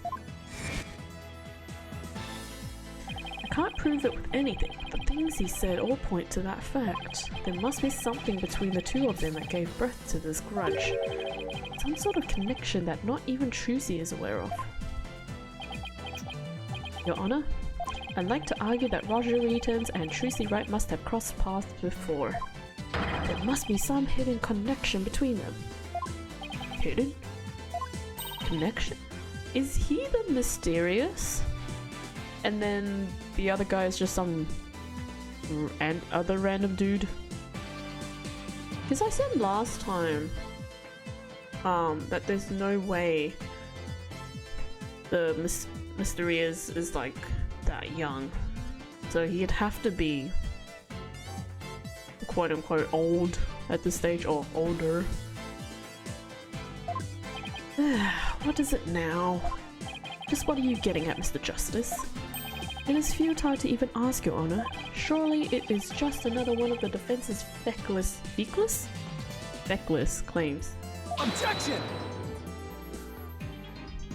You don't seem to have a very high opinion of me, but once you hear my argument, you'll wish you'd taken a whole lot more seriously. Or taken me a whole lot more seriously. Will I really? Very well then, do proceed.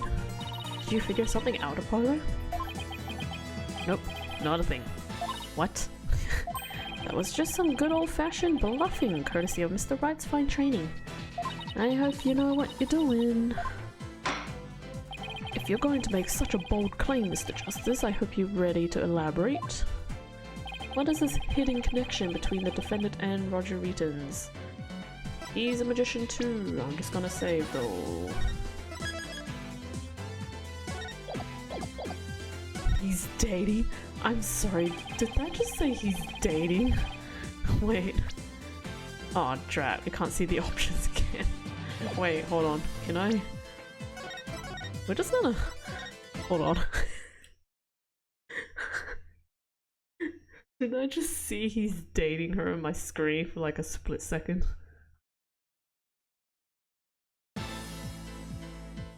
Yeah. He's Tracy's biggest fan, they're dating. Why is that an option? I don't even want to look at my court record because that should not be an option at all. Oh my goodness me. Anyways, we're going back to this one. That sleight of hand trick Mr. Returns did during the recess earlier. Filming is prohibited inside the courthouse. Do you want me to get the bailiff? Huh? Filming? What are you talking about? I don't even have a camera on me. What if Mr. Returns is a magician too? What if? I believe it's up to the defense to fill in the blanks, not me. Well, if he is, he may have had some contact with Miss Wright somewhere along the way. Objection! Your argument is hardly worth responding to. But by all means, please do continue. As a passage in the sacred scriptures of Quiranism states, he who gives a sermon to a monkey is himself a monkey. I can see how that makes sense, but that's a really weird sentence. If you're a monkey, then I'm a monkey. Yeah, it doesn't matter what you say to a dimwit, he isn't gonna get it anyway. But we saw Mr. Returns perform a magic trick. He made his video camera disappear in the blink of an eye. Well, I think it was pretty funny if I were a magician. You must have been seeing things. Want me to introduce you to a good eye doctor? Our eye is already as crazy as it is. If a connection as tenuous as that is all it takes, then every magician in the country could potentially bear ill will toward the accused. I guess you're right. You're not the sharpest knife in the drawer, are you, short stuff? You would do well to cleanse that putrid mind of yours in the holy waters. Ow! My knee just clicked. Holy waters of Mount Pony Pony. What a name for a mountain. 3 days under a frigid waterfall, and even you should rinse to the level of a monkey. Ha ha ha! A numbskull for a numbskull. Ugh. Well, this numbskull has thick skin, so there. I think I get what they're driving at.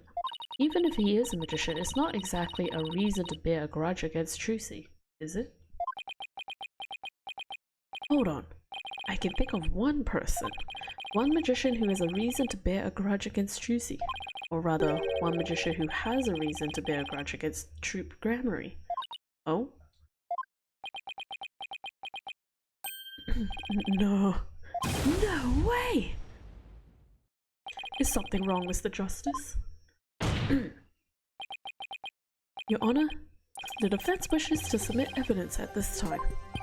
I see, and what sort of evidence do you have for us? Evidence that points to the real killer, the one who had a motive to commit this crime. What?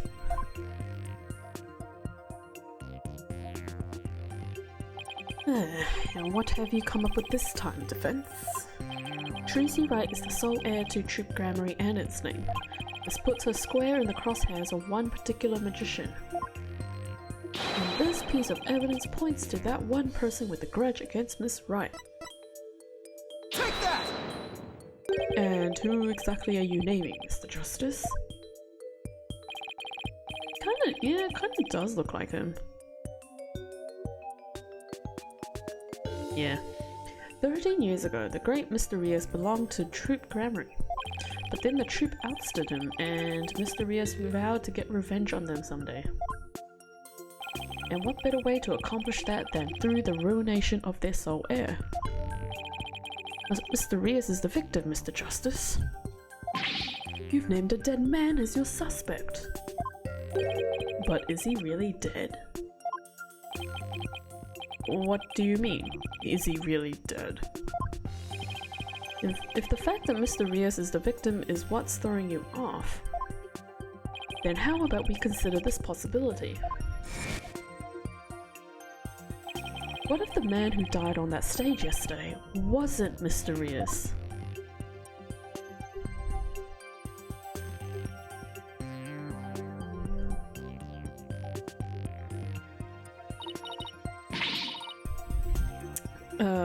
What? You mean the victor was an imposter? Not Mr. Rios. Then what about the real Mr. Rios? It would mean the real Mr. Rios is still alive. That's absurd. It's him. He's Mr. Rios. Mr. Justice, who's the real Mr. Rios, if not the victim of this case? It's all coming together now. I finally see the gimmick, the trick to this entire case.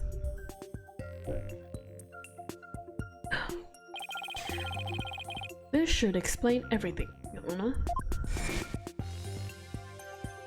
The real killer, the one who hated Truth Grammary and wanted to sully its name, magician lurking in the shadows, who set up a fake Mr. Rios in his stead. Or stead. The real Mr. Rios is... Bonnie! That's him. Take that! But that's... Yes it is. Roger Reitens is the real Mr. Rios. What? Him? I guess his name is kind of similar. Objection! Made that mistake. Oh, holy red pepper, your impotent seeds sprout naught but meaningless empty words. You can't possibly have proof to support such an outlandish theory. It's not a bad idea for a soap opera. Not even die-hard fans of the genre will stick around past the pilot. You want proof? Well, I've got proof. I could prove it by... proving that Mr. Rios in yesterday's magic show was a fake. The elbow! I didn't even notice the elbow! Because his elbow... here, he has cross marks. Oh my goodness, I didn't even notice. And to do that... I just need you to look at this spot on this poster. His arm. Take that! This is the injury Mr. Rios sustained while practicing a magic trick 13 years ago. However, it's disappeared. The video the victim shot of himself shows no trace of that injury. Oh my, you're absolutely right. Now, Mr. Reitens, what do you suppose we'd find if we took a look at your right forearm? Is there by chance a nasty 13-year-old scar after that sleeve of yours? Sleeve? Well, Mr. Reitens, why don't you roll up your sleeve and let the court have a look? Or are you hiding something else up there? Ha ha ha ha. Come on now, I have nothing up my sleeve. I don't need to hide anything up there because I require no tricks or gimmicks. Then roll up your sleeve, you dumb. Well, you see, my magic is the real deal. There it is. Is this what you were hoping to see? Oh, there it is! The scar! Just as I thought. That's right, I am a forgotten magician, abandoned to the dark understage of history. The great Mr. Rios! Ooh, I like this theme.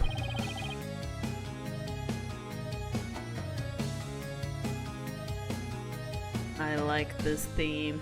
It's nice. This is totally absurd. Yeah, look at that cat jam. Well, the jam. Also, hey Vic, how you doing? Hope you're well. Ho ho ho, how ironic, wouldn't you say? That this Odious? Odious? What the heck is that word? Mark carved into me by true Gamery would bring me back into the limelight once more. Strange are the karmic threads before me. If the witness is the real Mysterious, then who is the victim who perished in the magic show? He was but a fan. I met him on one of my programs several years ago. He said he had become a magician out of admiration for the great Mysterious. I forgot to give him an accent. Hold on. In confidence, I told him my true identity and let him take on my mantle. But he died. And when did this man take over for you?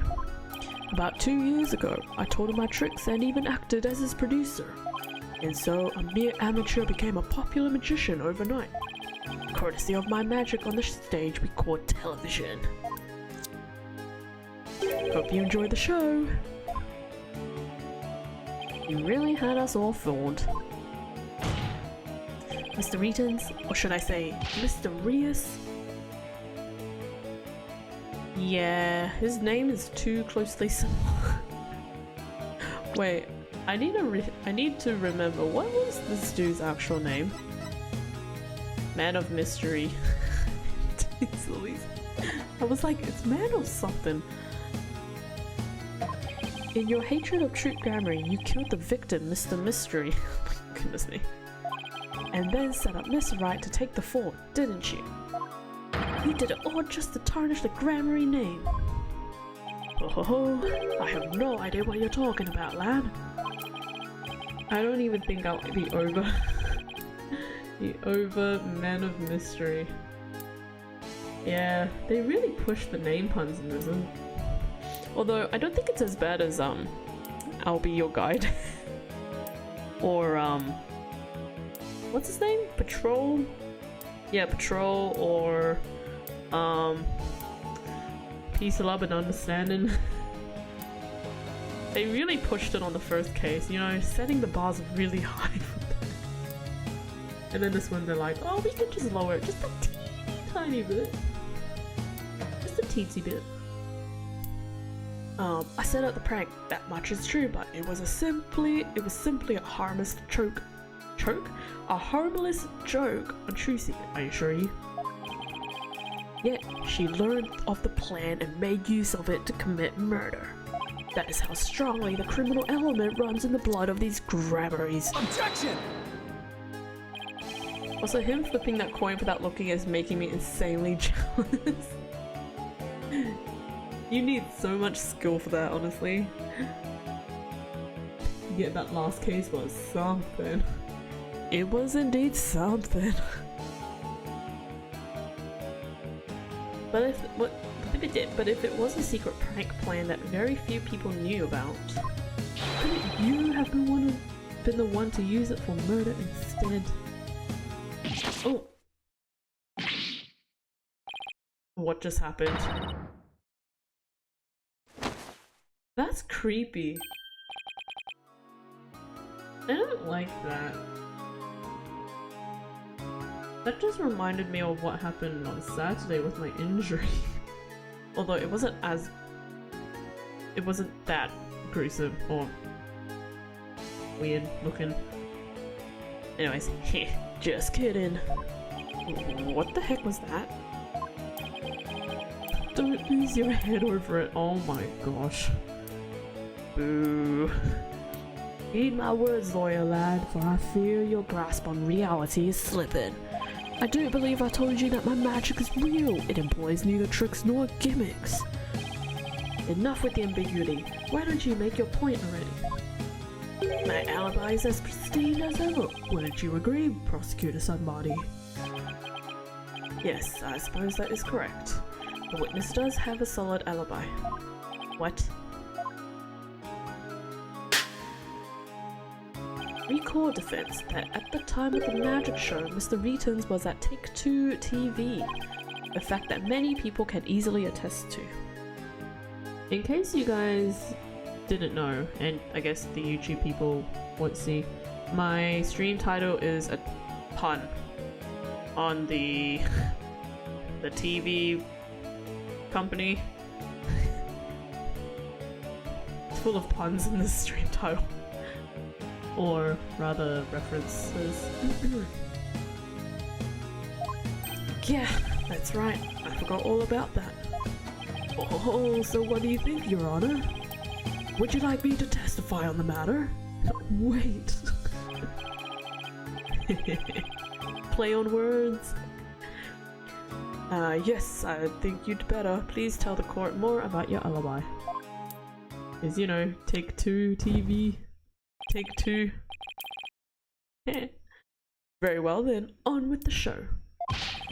Are you watching Magnifique Grammary? How do you... Look at the fire on his hand and then look at the fire on his glasses. Animation on point. The time has finally come for you, my magic, to snuff out your precious pedigree. I say pedigree. The grammary line will be no more.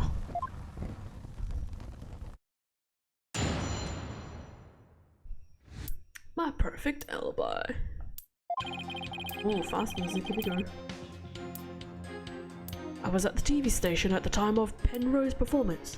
I was busy working on another TV program. I could spare no time for the magic show. Do ask my staff if you doubt my claim. And there it is, a simple and perfect alibi. No tricks, no gimmicks, just the truth. Time to make his career go up in flames. Oh dear. Do you understand now, perhaps? I did not grace the theatre with my presence until after the incident. So how could I have committed the murder? His staff did say he was there at the station, so it sure does sound like a rock-solid alibi. But that can't be right. If Mr. Returns is the killer, he'd have to have been at the theatre. There's gotta be a hole somewhere in his story. I don't know why I said story. Story.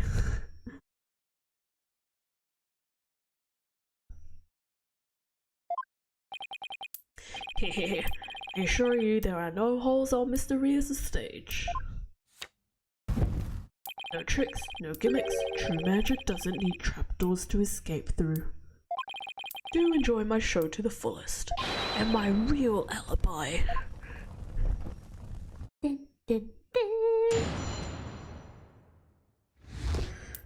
Okay.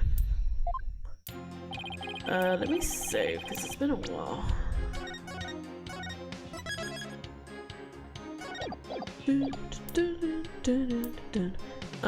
Penrose Station at the time of the was busy working on a TV program. What is this TV program?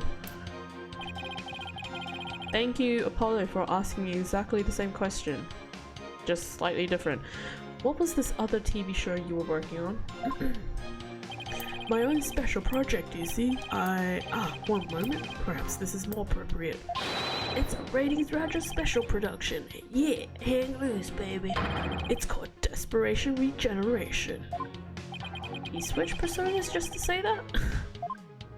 Oh, maybe I should have switched my accents. I can't be bothered. What's the show about? Washed up has-been singers and comedians get together and play musical chairs. Musical chairs? What the heck? The winner of the game is given a second chance at their career. A priceless prize for chumps who washed up too early in life. Sounds great, right? Might I suggest you appear on that show, Mr. Justice? Oh. Damn. That's a bit ouch.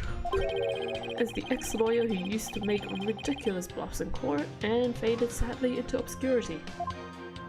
And let the Ratings Raja produce my TV debut? Not in this lifetime. You have great reactions. Who knows? TV might be your true calling. Whose side is Athena on? Apollo, can you stop stealing my lines?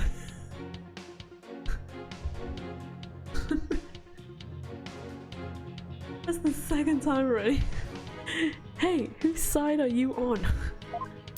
In any case, I was overseeing production of this program during the Penrose performance. You ask my staff if you doubt my claim. There it is, a simple and perfect alibi, no tricks, no gimmicks, just the truth. Do I have anything that says he puts it there?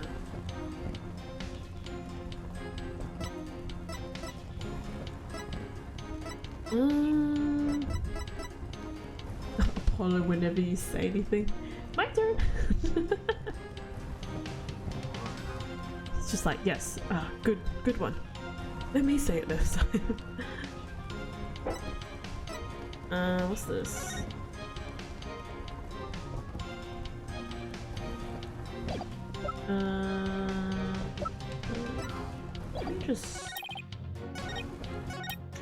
Let me just press this. Hold it! How do we know those staff members aren't in cahoots with you? I make it my business to perform solo. My magic has neither need nor want of assistance. After all, one of them could reveal the secrets behind my magic, could they not? Oh, he doesn't trust anybody, huh? It's the complete opposite of Tracy. There were many people there in the studio audience who saw the witness as well. Even if he had been able to persuade his own staff to cover for him, he could not have convinced so many complete strangers to do the same. He really has made a rock-solid alibi for himself. Yeah, it's almost too good, you know? It's eerie how perfect it is. Hello, Psycho! How are you? Hope you're having fun with magic. This is more nonsense than magic. This whole case has been nonsense. But you know, I guess, I don't know. I've always been intrigued by magic, but I'm just like, it's a thing, I guess. Has all been revealed to you now? There it is. I guess I have to press all the statements. Hold it! I've got it. Do you have a brother? A brother? A brother that looks exactly like you, maybe? Again with the twins business? You think the audience will let you get away with using the same gimmick twice in a row? You do not believe him, Defense. Why not investigate for yourself? Though I am sure your efforts will prove to be thoroughly fruitless. Yeah, I guess the twins theory is a little far-fetched, and somehow came true. The perfect alibi, huh? It's no good, Apollo. I can't find a hole anywhere. There's gotta be some kind of trick to it. I know there's a trapdoor in there somewhere. Okay. Let's have a look-see, shall we?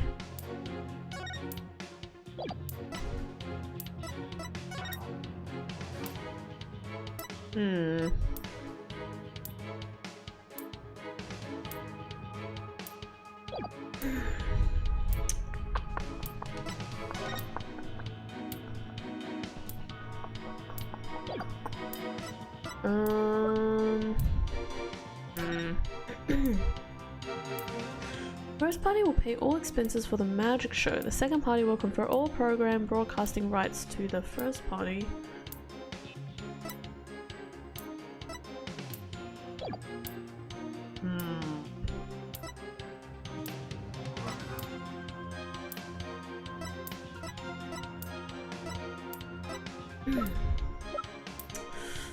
I can only imagine this would be it, but I'm not sure. I feel like it's the second statement with that prank script.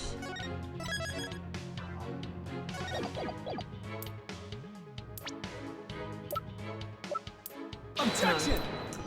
What is it? What is it?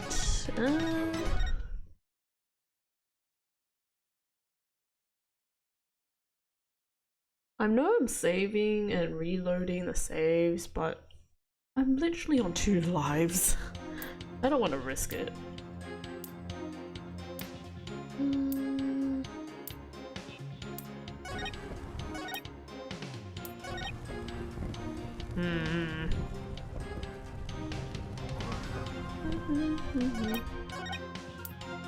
Let me try press this. I don't think I pressed it.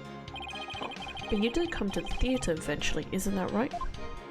Indeed. Anxious to see how the show was progressing, I made my way to the theatre. Let's see, the journey took about 10 minutes by car. Would he actually have been at the theatre during those 10 minutes, killing the victim?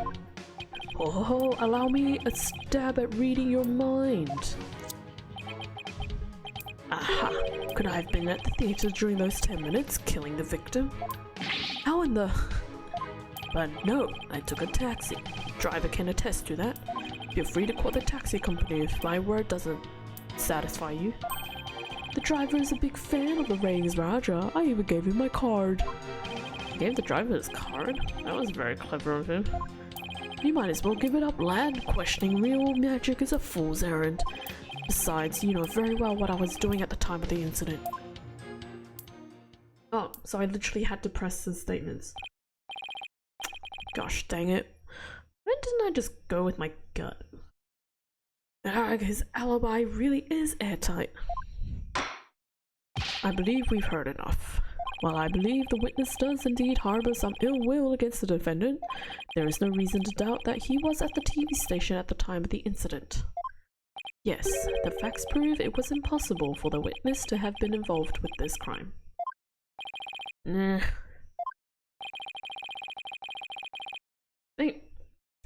These last rites for the victim have dragged on long enough. The soul of the victim himself is so bored that it is resting on top of your Honor's head. It is? I like how he's just looking at his bald head. He's like, oh my gosh, there's something on my head. Wait, there's nothing on my head. Is it invisible?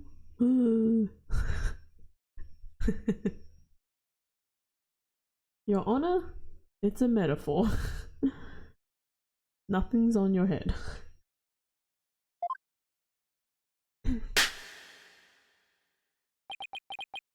The time has come. Let us punish the sinner and guide the victim's soul to the twilight realm. There's something on my head, not hair though. He was like, is there a strand of hair growing? No? Okay. Pilot, Trucy will be thrown in prison and will be out of a job. But if you catch tasty fishies, what? If you catch tasty fishies, will you sell me some at a good price? I told you, I have absolutely zero intention of going off on a tuna boat. When was that a discussion? Think justice, you have to figure this out. It's no use. I can't find a single flaw. And what now?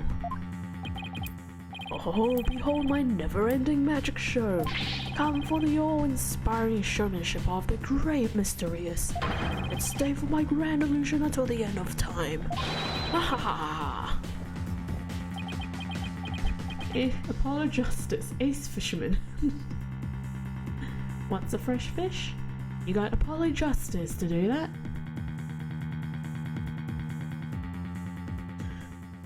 Wait, is he saying that we're still trapped inside some sort of illusion of his? That's what professional magicians do. They make their audience see something that isn't really there. In other words, you make us see illusions, right? We call it misdirection. While we keep you busy believing one thing, we're busy making something else happen. What we say is there really isn't, and what we say isn't there actually is. The most confusing sentence ever. Could it be? You know what, Mr. Reitons? I guess we have all been spectators to the elaborate illusion you've prepared for us. An illusion that has subtly turned our attention towards something you wanted us to see. What are you going on about, lad? Have you got something, Apollo? I just remembered something Tracy said about misdirection. When a magician says there is... Why do I keep flubbing this sentence? What a magician says is really... What a magician says is there really isn't, and what they say isn't there actually is. My brain hurts.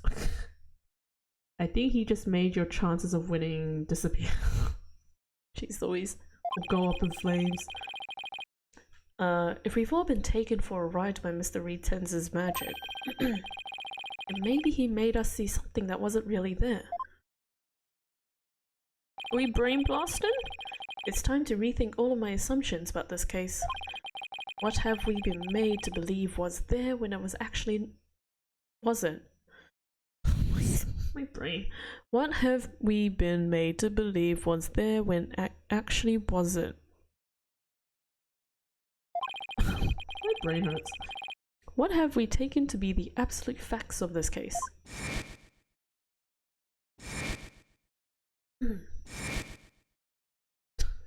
Please, my brain has already done it. I can't handle a blast. If I reevaluate the validity.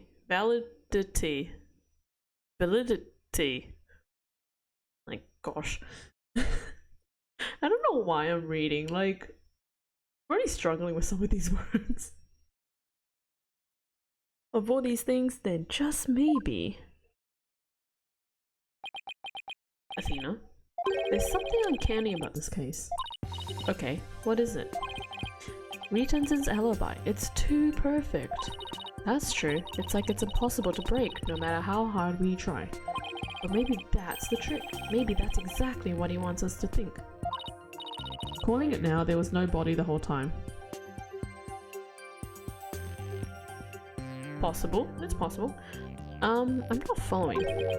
We're not making any headway here because we've been so focused on breaking his alibi. Oh, I think I get it. You're saying he's using misdirection on us, right? It's definitely a possibility. If there's no body there, this whole case has been a waste of time. Don't agree with me. I'm sorry. It's just, yeah, I mean, it sounds logical, but again, it will be definitely a waste of time. Would the defense care to share with everyone what it's discussing over there?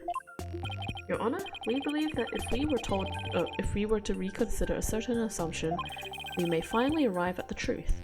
In fact, I think we will even finally see who's hiding behind the curtain, so to speak. And what is this certain assumption you're thinking of? This is the one key assumption we've been taking for granted this whole time. What can I say?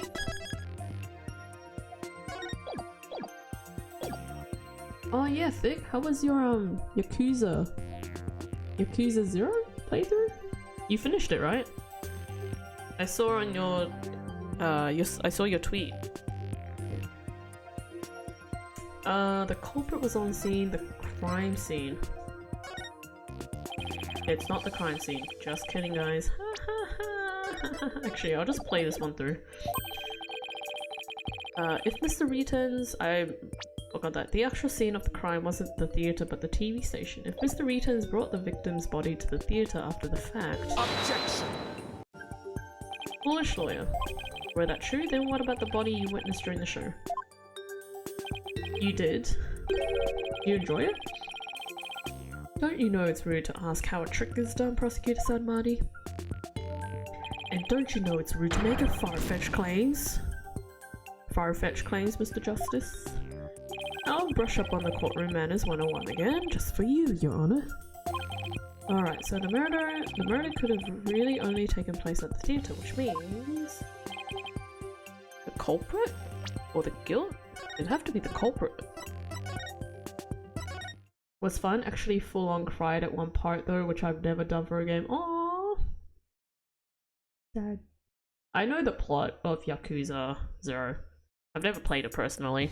I don't think I will, because I know it's a very, very long game. It would have to be the culprit. Yeah. What if the culprit was somewhere other than the theatre at the time of the crime? What if there was some way to commit the murder without actually being there? If that were the case, then Mr. Returns' perfect alibi would become irrelevant. Objection! How could one person stab another to death with a sword without physically being there?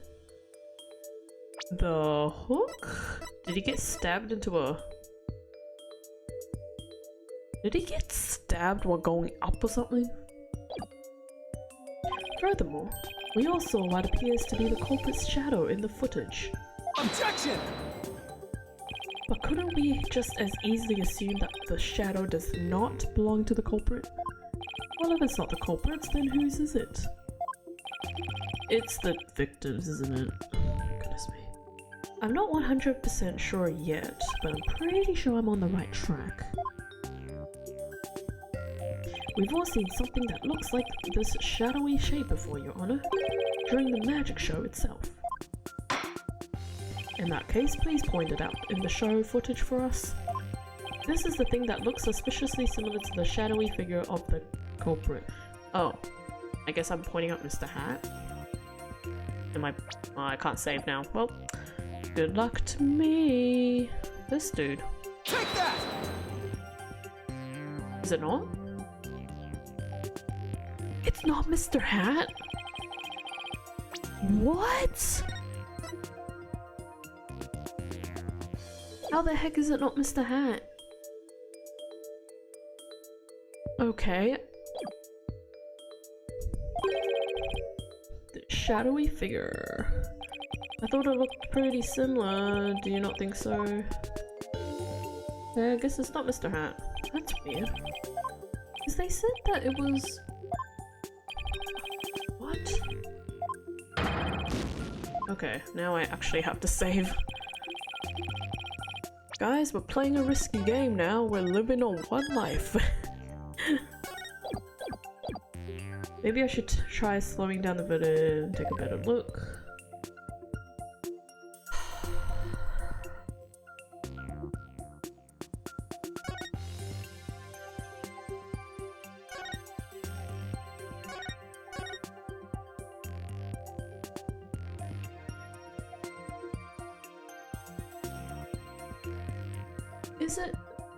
Is it not?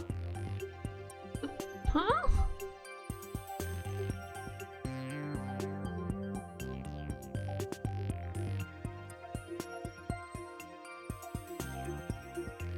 I'm confused.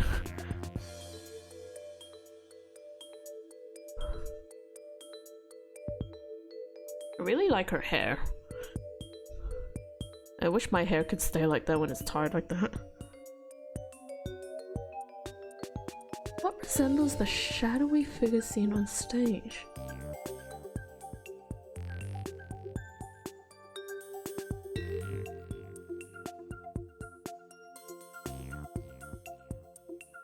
What if it's Mr. Hat, but from the other angle?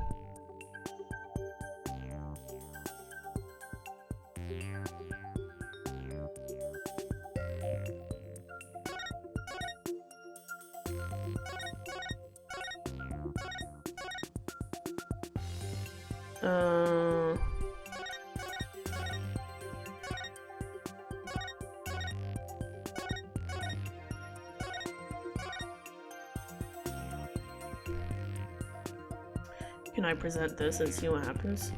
Take that! Yeah, no. What?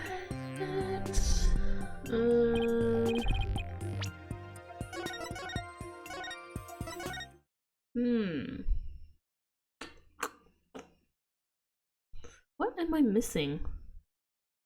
Huh?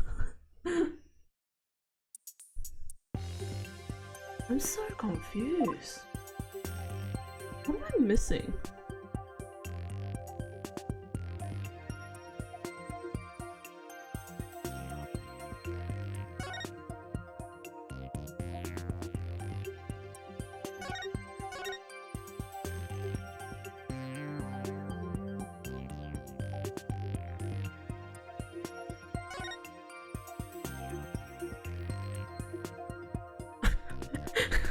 What a perfect frame. Look at Bonnie.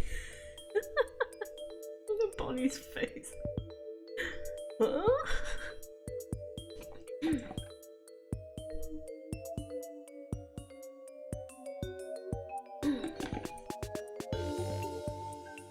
Whoops.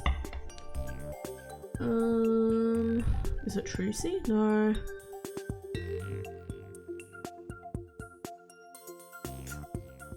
Is it Tracy? Probably not.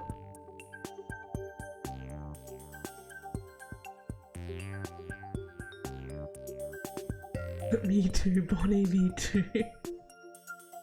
Yeah. I wonder if it is. Is it true? What if I click Tracy? Let me see what happens. Take that! Yeah, nah, it's not Tracy. What the heck am I missing?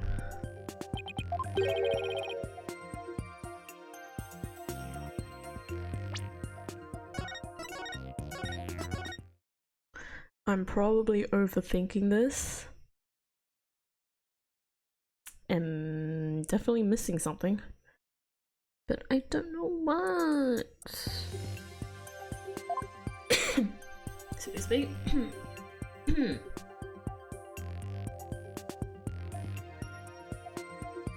Could have sworn it's Mr. Hat. Apparently not.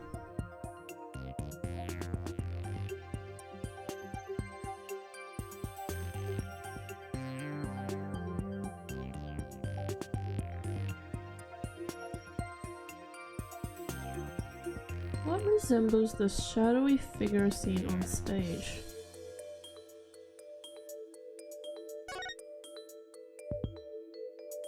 I don't see what it could have been. Do you guys see what it could have been? Because I don't.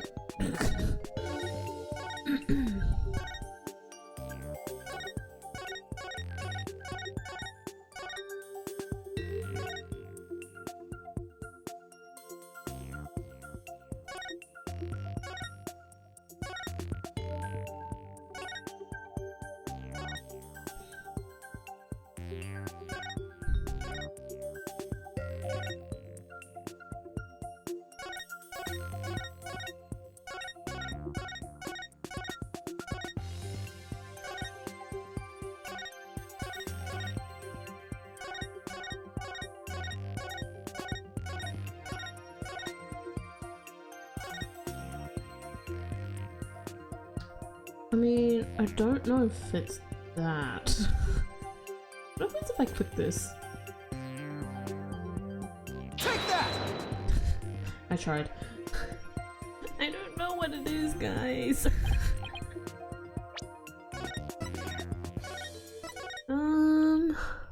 What could it be?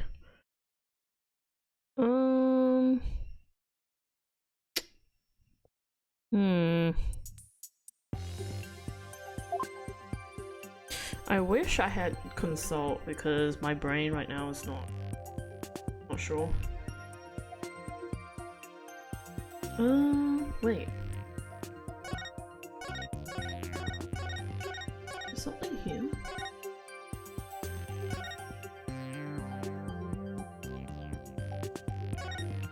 It doesn't fit.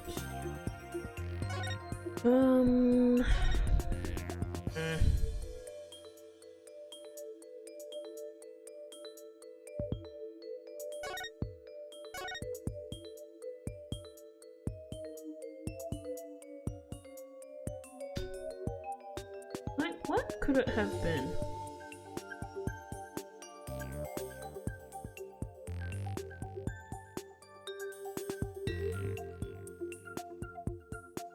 I mean, is it the coffin? I don't think it's the coffin. Because the coffin is still in the footage. There's no smoke.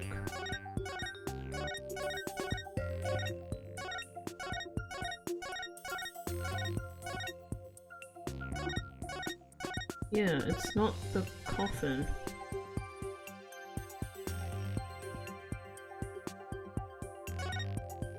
What the heck?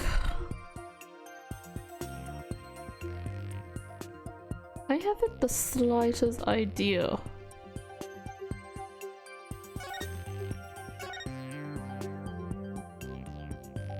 It's definitely not Bonnie. What if I just click the coffin? What would happen if I click the coffin? Take that! Yeah, it's not the coffin.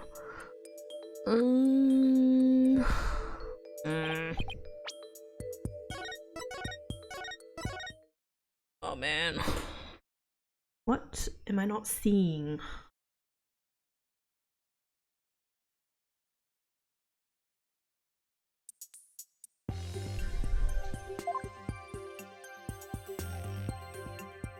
What am I not seeing?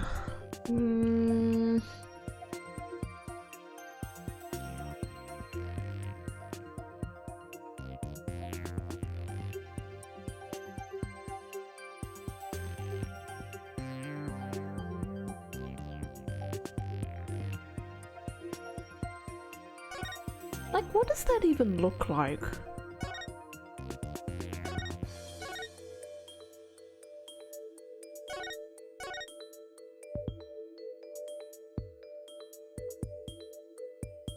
How is that not Mr. Hat? What the heck does that even look like?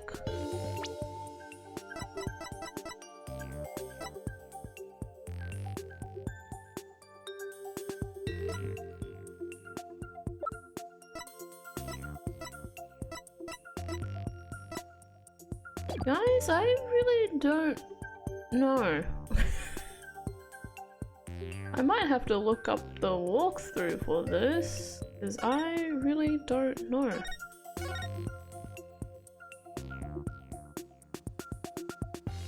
Unless there's somewhere here.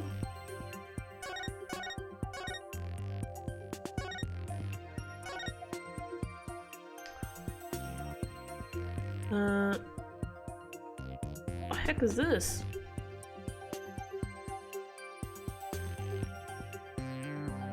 Was that there before? What is this? Take that! Never mind, I'm overthinking it. Walkthrough it is! My brain cannot figure it out. It's probably very obvious, but I can't see it.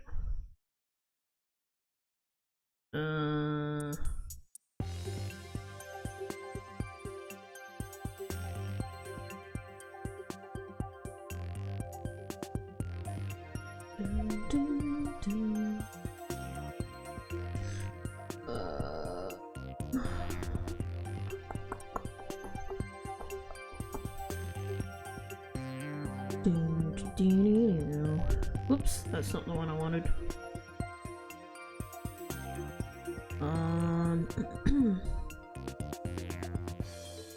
Revisualization? No. Where is the foot? Oh, there's one. Heavy segment. Fast forward to where Mr. Hat disappears. Present the moving shadow. Huh? Fast forward to where Mr. Hat disappears and present the moving shadow that can be seen. Is that literally it?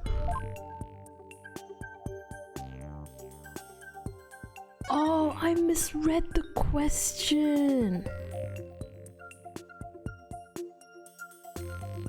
I misread the question. I read it as us figuring out what that shadow figure is, but it's asking what looks exactly the same as the shadow. So here it says that you have to present the moving shadow. Jeez Louise.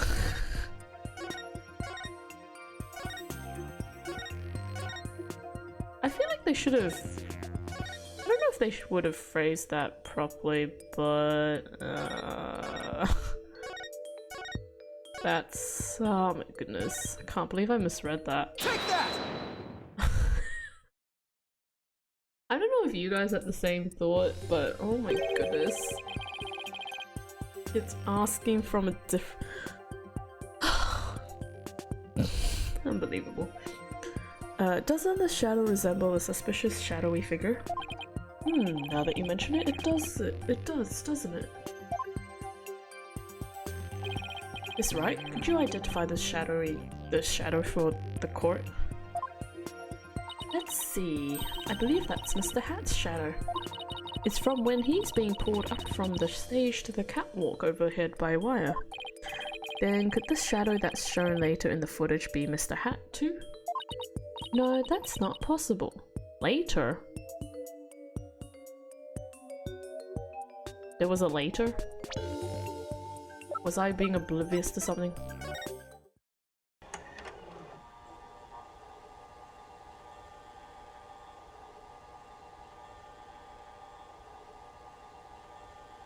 Did I miss something? What did I miss? I'm sorry, what the heck did I miss? Wait. There's that. And then what?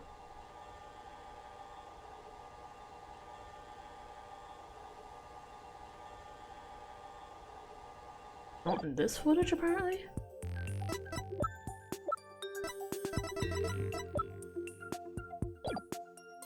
I'm confused. What did I miss? No, that's not possible. After Mr. Hat was pulled up to the catwalk, he stayed up there. In other words, the second shadow is from some other figure being pulled up. Some other figure? I'm afraid you'll need to be more specific than that, Mr. Justice. He's right, we've come this far. I'll just have to figure it out from the clues I have on hand. What is the second shadow shown in the footage? The victim... I don't want to go for that again, because my goodness me. Take that! Oh.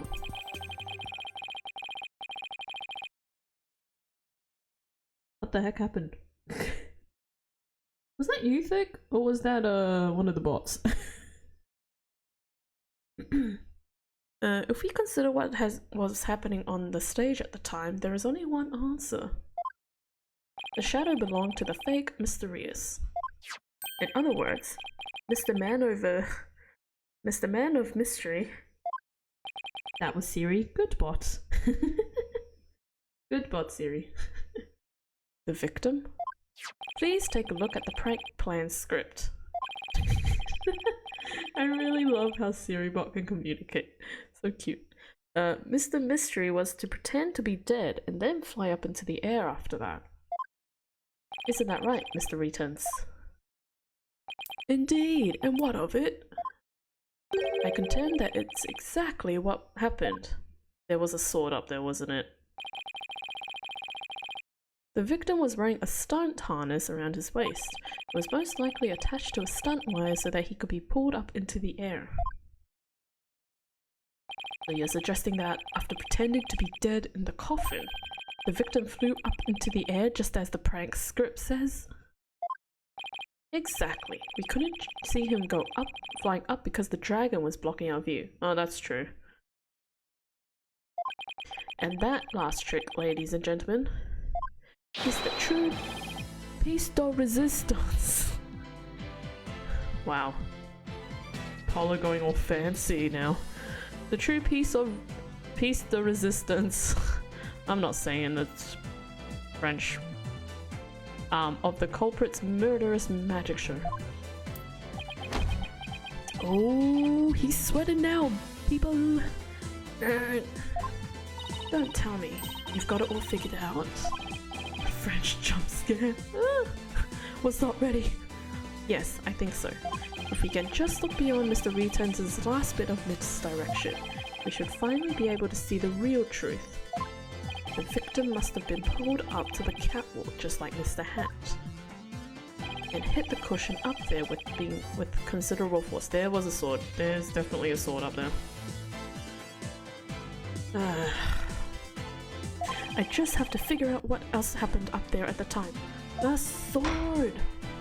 Are you ready to elaborate, Mr. Justice? Yes, Your Honor, I'm ready. In that case, please answer me this. Before I do, let me save. I'm saving quite a bit now. Why did the culprit make the victim fly up into the air like that? To murder him! Cushion! I forgot to do that. Cushion. Cushion. Just why did the culprit have the victim fly up after he appeared in the coffin?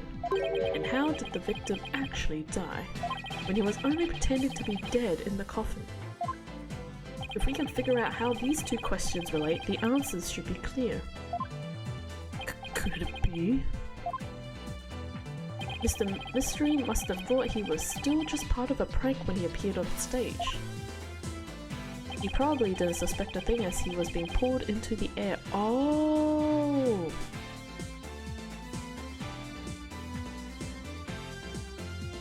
I see. I think. Wait, I don't see. Never mind, just kidding. Ignore that.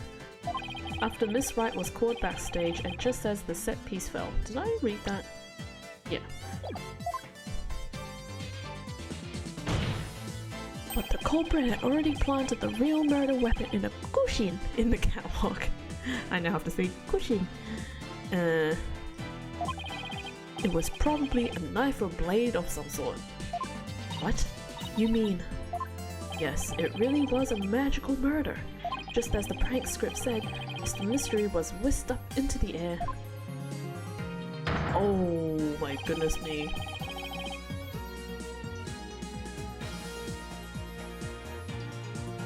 That is a terrifying sight to look at.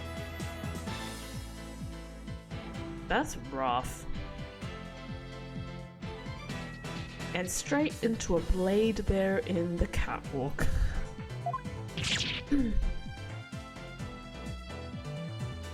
In other words, this murder was committed remotely through the use of a magic trick.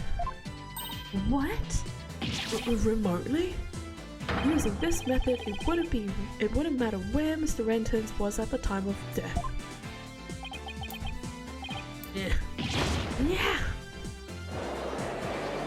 I don't have a joke for this one, that's terrifying. Seriously, my gosh. That's sad. You go along with a prank and then some person decided to murder you part of the prank. Why did he even murder him in the first place? If he's his quote-unquote protege. That's what I don't get. I mean, yes, he's done it to, you know, put the blame on Tracy, but like... Why? Why him, of all people? You know? Could have been anyone. But how exactly does it work, Mr. Justice?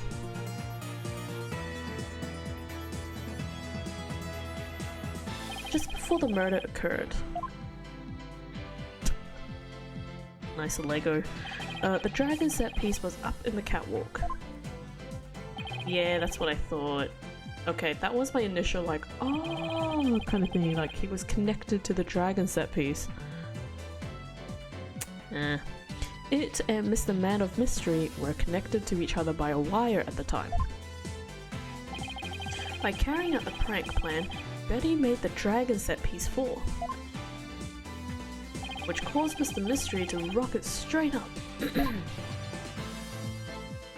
and into the blade into the cushion.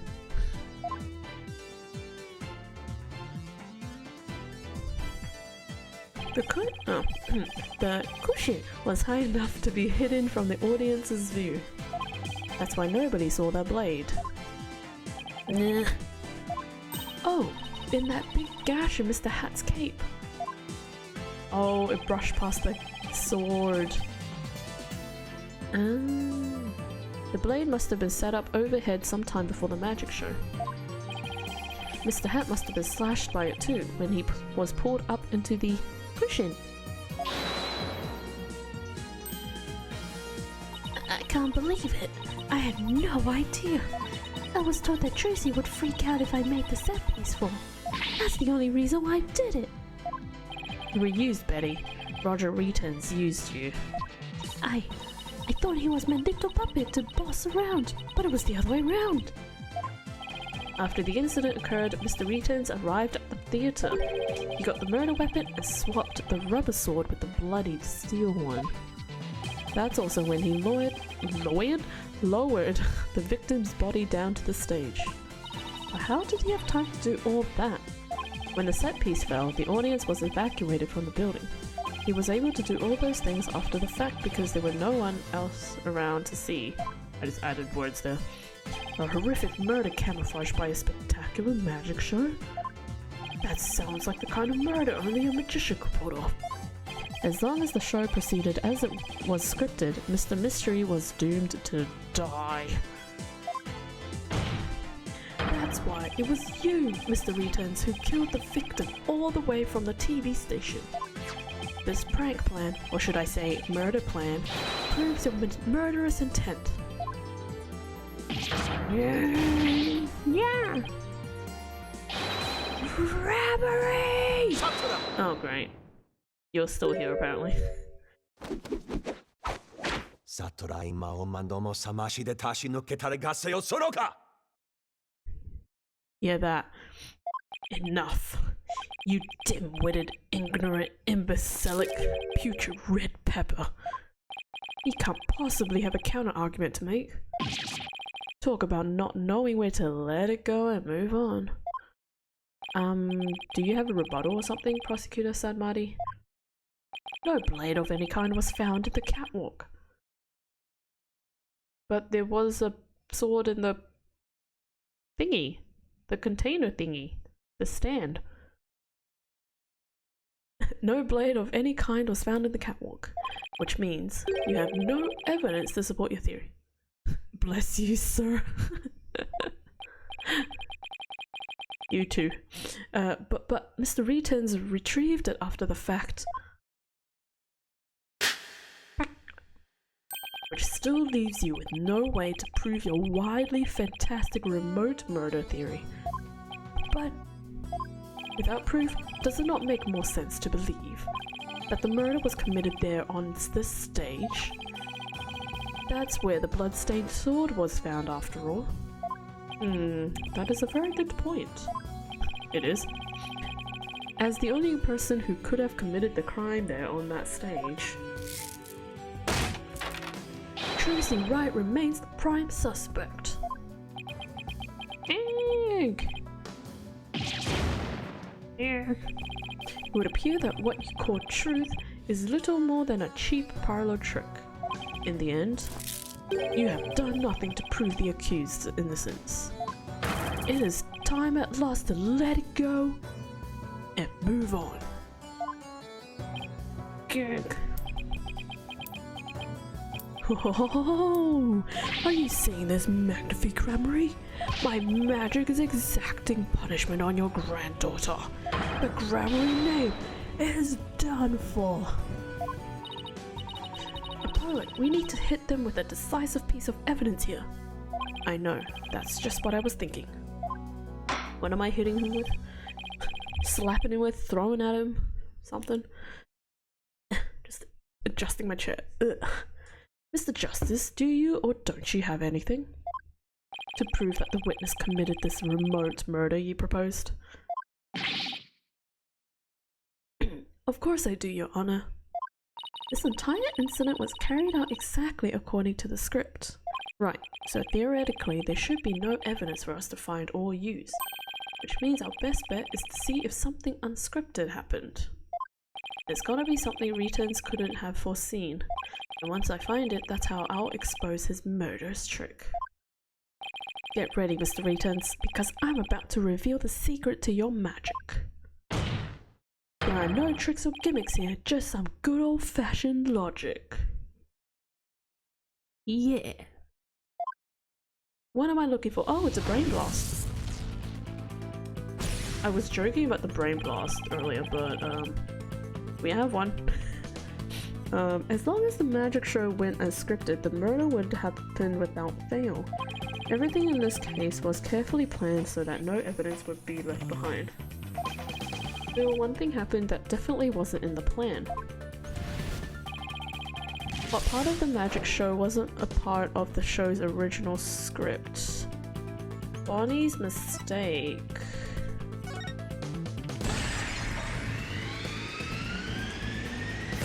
Bonnie made a mistake. Bonnie made a mistake during Trucy's escape trick. What mistake did Bonnie make during the magic trick? Mr. Hat's positioning.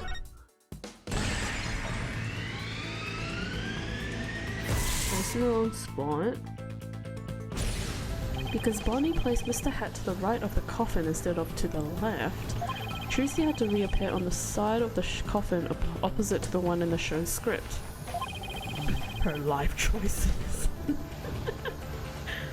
But the culprit didn't know that when he first arrived at the theatre, which means he was bound to make a slip-up when he tampered with the crime scene. Sorry, just gotta... Yep. Which part of the culprit's cover-up attempt was affected by Trucy's new position? The edited show footage? No, okay. No. The discrepancy between the two videos proved the footage. Oh, the coffin! Okay, I'm piecing it together. But that didn't have anything to do with Trucy's position. In fact... The fingerprints on the coffin. Oh, no. Okay, guess not. It's the blood. Just kidding, guys. Didn't leave any fingerprints. Okay. Which part of the culprit's cover? Oh, okay. I misread that. Blood. I misread that. Blood was on the wrong side of the coffin too. Thinking Trucy had appeared on the left, the culprit must have put the blood in the left hole. Okay, yep. But the blood was eventually discovered in the right hole during the police investigation. It was?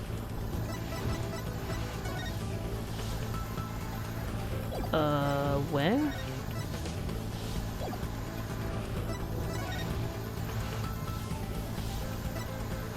I don't... Wait.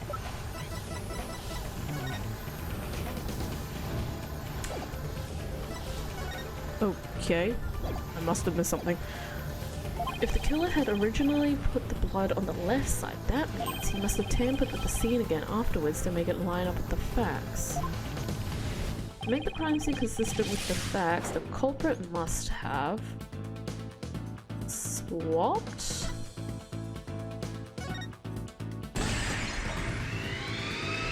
Oh, okay. So he swapped it. Oh, that explains why he was... that explains the fingerprints. Okay. My head was in the right space, but I didn't quite get there, if that makes sense. Like, I was thinking like, oh yeah, it has something to do with the fingerprints, but... Whoops.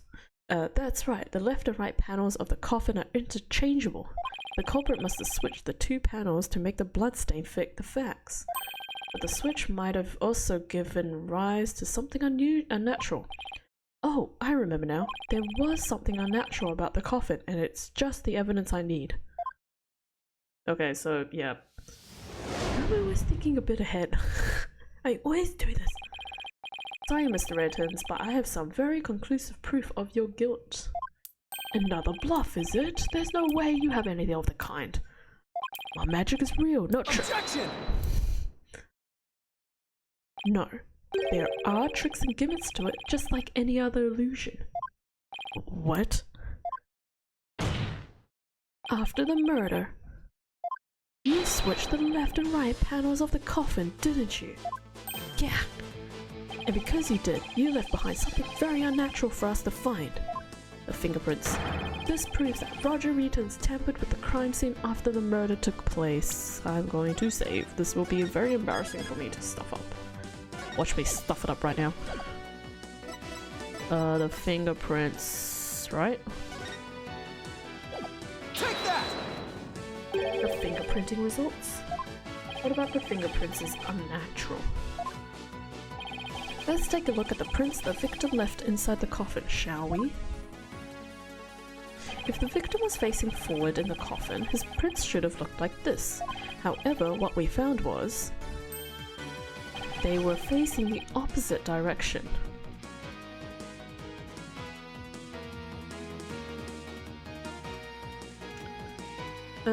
Hold on. Isn't that... wait, how does that... wait... how do you... okay, never mind, I'm overthinking this now. What we found was that they were facing the opposite direction. It's quite unnatural for the prints to be facing this way, wouldn't you agree?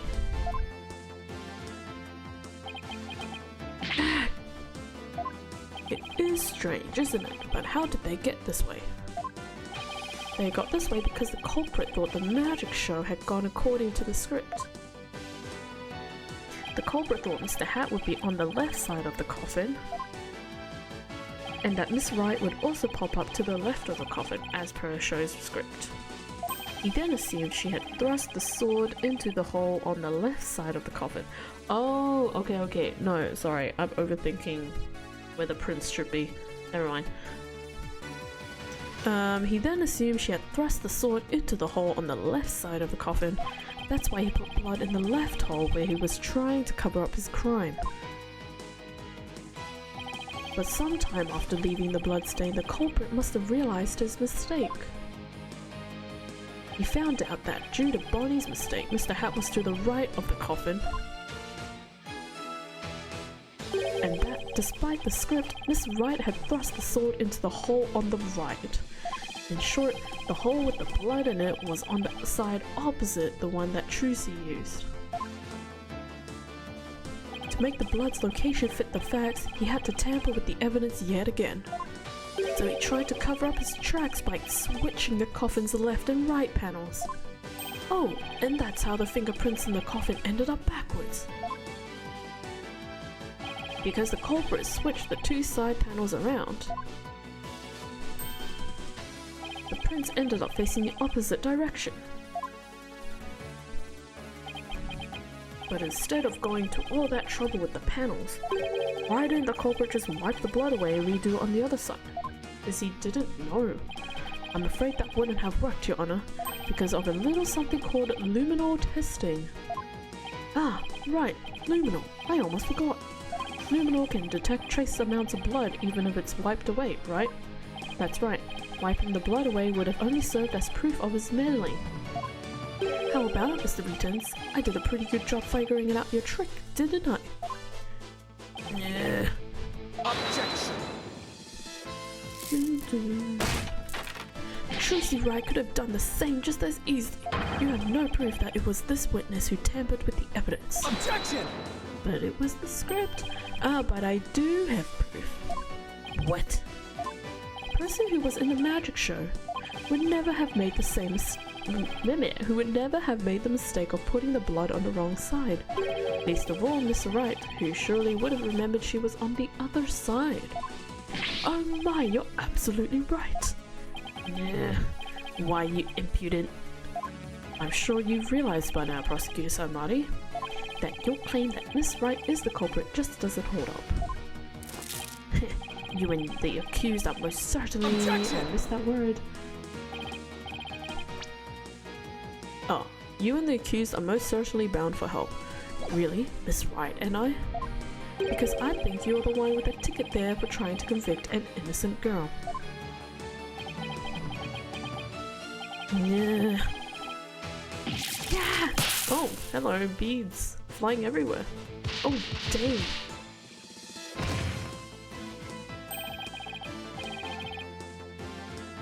He just got hit by some beads. Okay. You ever snap your bead necklace or something so hard it just comes flying at your face? Prosecutor Samari, are you alright? As for the true culprit, he is someone who knew how the show was supposed to go but didn't actually see it, and someone who had the chance to tamper with the crime scene after the incident. And the only person who fits the bill is you, Roger Reitens. Yeah. Grabbery! Did he just die? Probably. Pretty dramatic though. All of the secrets to your tricks have been revealed. And with no tricks left, I'm afraid your show has been cancelled. Permanently. Ding ding. Gank. All of my secrets have been revealed, you say. Ooh? Don't make me laugh, boy. Mine is the true real magic. There are no secrets to reveal. Behold, ladies and gentlemen, the true power of the great Mr. Rios. Witness a magic fog right in the trick granaries. Burn. Crumble. Fall to my furious flames. All right, Mysterious. We'll bring an end to you all. And now for the final end to the granary name. Right here, right now, you two. Jumper. Huh? No, this isn't right. Oh, dang. No, I didn't do anything wrong. No, it's not my fault. I'm not the one to blame. I'm the victim here. Yeah. What? Yeah. Stop. No. Hey! Cursey Gregory!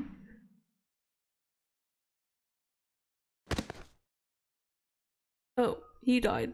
I think. I don't know. Rah. Curse those grabberies. It's all because of them. Even now they wound me. Curse them to all the abyss. Oh yeah, he's totally dead too. Do you really hate us that much?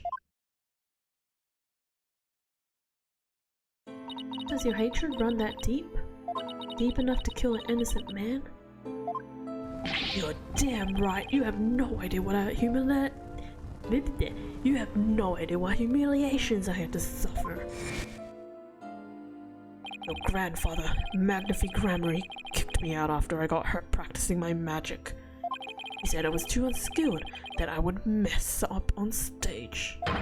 He threw me out of the troupe just because he was worried about his own reputation.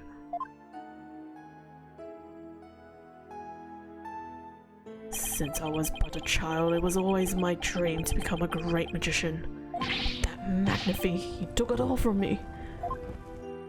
But that's no excuse. That's no reason to do something so evil. Magic is supposed to make people happy, not used as a means for murder. What's the big deal? I just used what I had available to me, that's all. I get it now. That attitude toward magic is why my grandfather kicked you out. You don't deserve to call yourself a magician. Who's she talking to? I'm kidding. Don't deserve? I don't know about that. After all, you were completely taken in by my magic, were you not? If not for that lawyer over there, you would be on your way to prison as we speak. You're right. I didn't see through your tricks. See? So in the end, Trick Grammary was defeated by the great Mysterious. Ho ho ho. You're not fit to lecture me from on high, excuse me. Tracy, right? You don't even deserve to call yourself a magician, you naive greenhorn.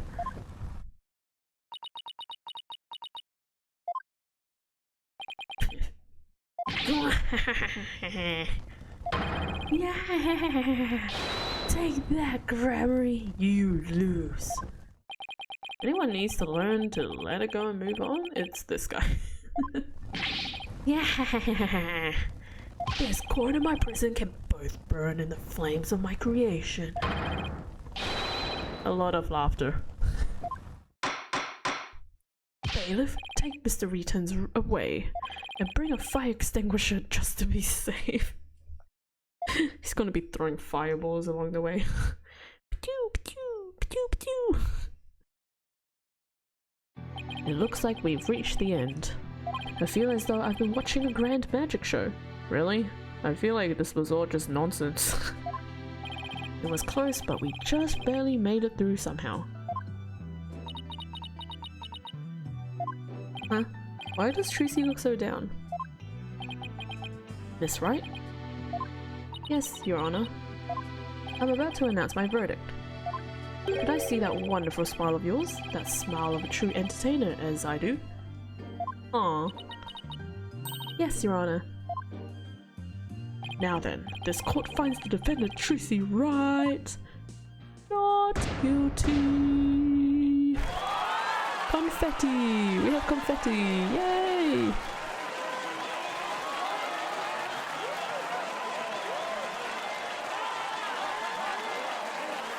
Yay, we did it! Finally! Oh, that was nice. It was. So nice of him. Court is adjourned. Whoa! Trial is over. Holy.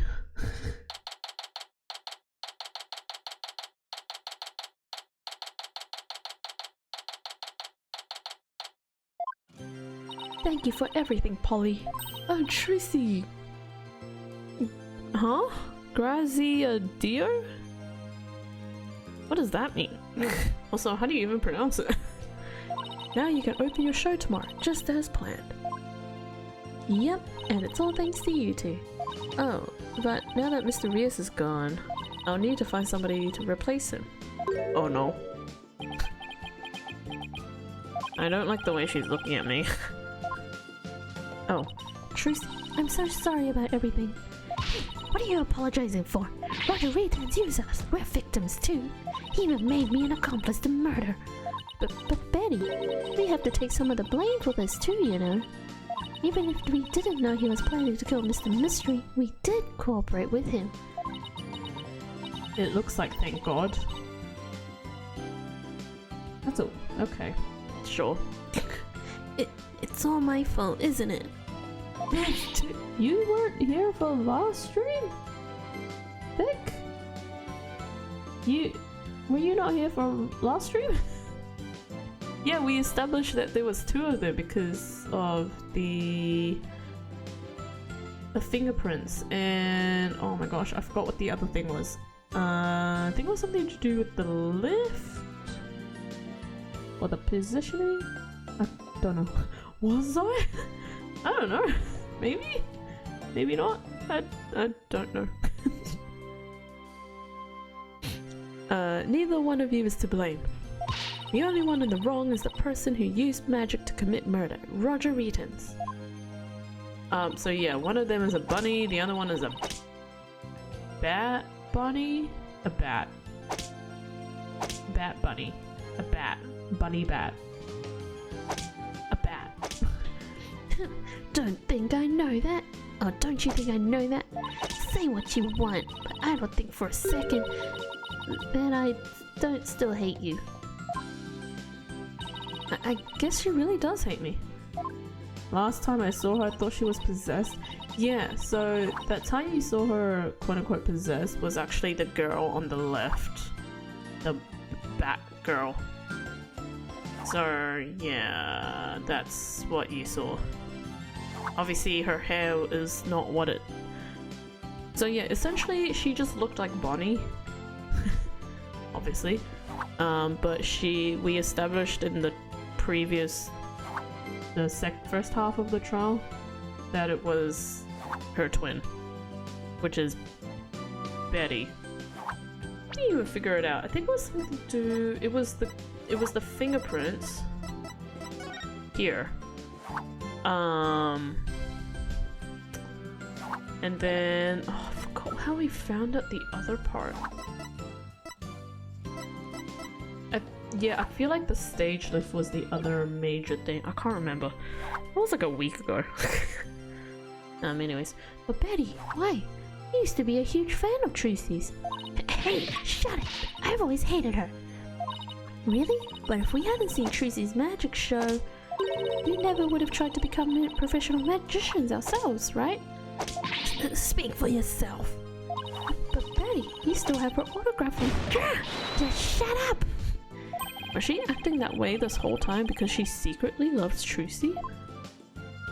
Wow, Trucy, I never knew that being the best could be so tough.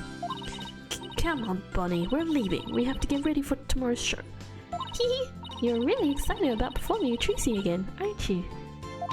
That's not true, so zip it, dummy. Okay, bye. You weird rabbit twins. Polly? Do you think I really am a naive greenhorn? Aww. Huh?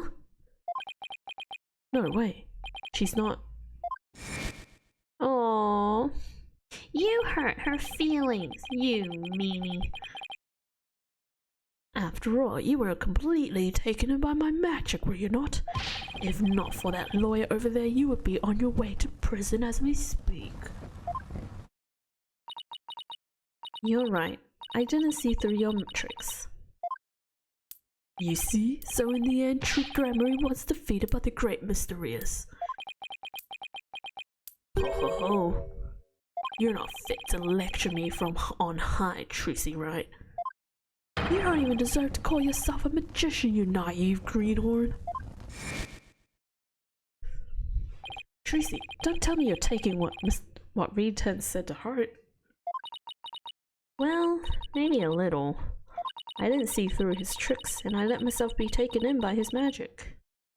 I can't trust myself anymore. Oh! No, Tracy, no! Don't do this to yourself. Oh shit. Maybe he was right to call me a greenhorn. You shouldn't take stock in his words. He doesn't even know the first thing about you. Huh? You're a wonderful Gramarye magician. You should be proud of yourself. Thank you, Apollo.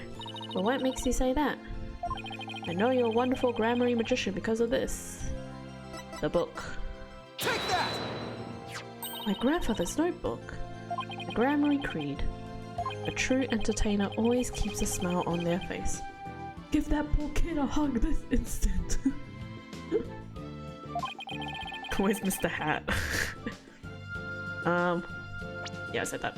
When you performed your magic trick in court today, you showed the world your dedication to your troop's creed. Even through all the jeering, you kept a smile on your face and won the crowd over. You are everything Magnifi could have hoped for in an heir. You're a great magician, Tracy. A great magician? Me? You really are. That's why. You don't have to worry about what Riten said. Oh, Polly. Thank you. Still, I couldn't have done it without you. I would have lost my nerve if I'd been alone up there.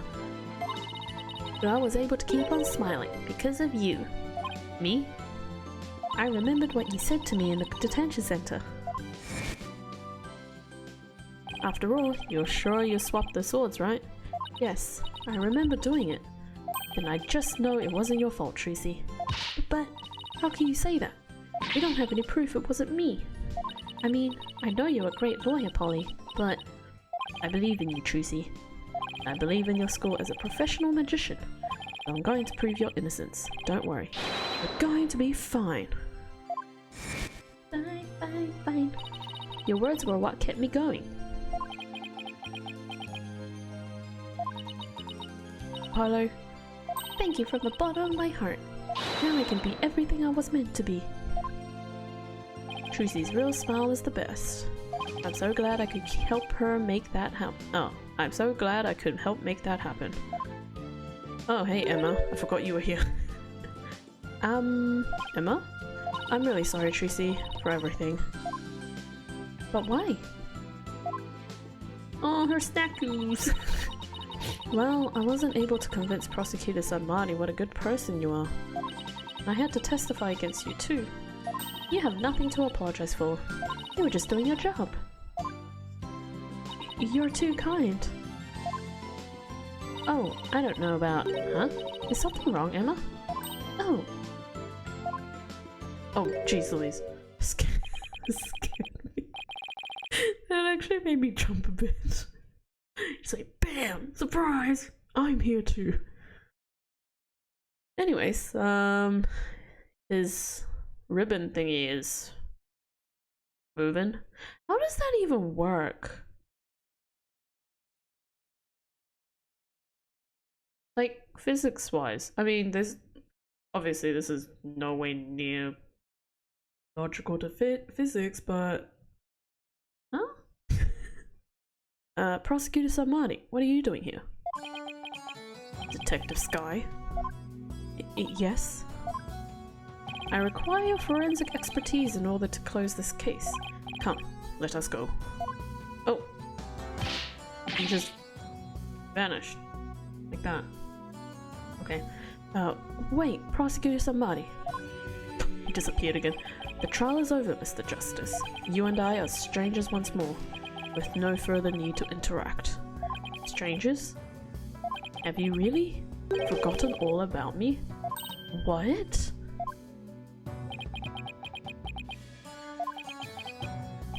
You've really changed, Nayuta. Telling me to let it go and stuff. What happened to you? Oh, lawyer of impure soul. I have nothing to say to the likes of you. Are you serious, Nayuta? Now, if you will excuse me. I feel like the developers forgot his fade transition. He's just going peekaboo. There he goes. What was that all about, Apollo? How do you know Prosecutor Samari? Let's just say we're old acquaintances. Acquaintances? It seemed like something more than that.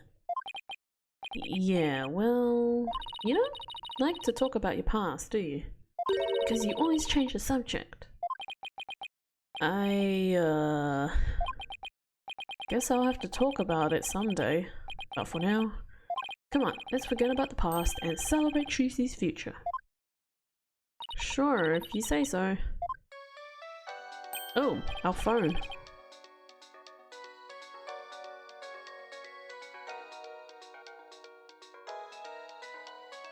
Anyways, hey, it's Mr. Wright. Put him on the speakerphone. Speakerphone is one word? When was it one word? Although, I'm pretty sure everyone would just say put him on speaker. Anyways, put him on speakerphone, Apollo. Beep. What's up, Mr. Wright? Apollo, how's Tracy? What happened at the trial? Did you get a not guilty verdict? Mr. Wright, slow down. Everything's fine. Hi, Daddy. I'm okay now. She was found not guilty in a very dramatic turnabout. Plus, we saved the office. It was a great victory for Apollo. Phew, that's a load off my mind. I can't thank you enough, Apollo. Now I know I can trust you to hold down the fort any time. Me? Really? Yes, you. You're a real full-fledged lawyer now in my eyes. A full-fledged lawyer? Still can't wrap my mind around it. Thank goodness you were there to take care of everything. And thank you, Apollo. No need to go that far, boss. Especially not in front of everyone. Oh, and by the way, I won't be able to make it tomorrow's show, so I was hoping you could go. You'll do that for me, won't you? Of course! I wouldn't miss it for the world. Oh. That was a very short conversation, but okay. Full-fledged. So Daddy asked you to come to tomorrow's show, huh? As my assistant, right? No. He just asked me to go cheer you on. Too soon, Tracy, too soon. We just saved your butt.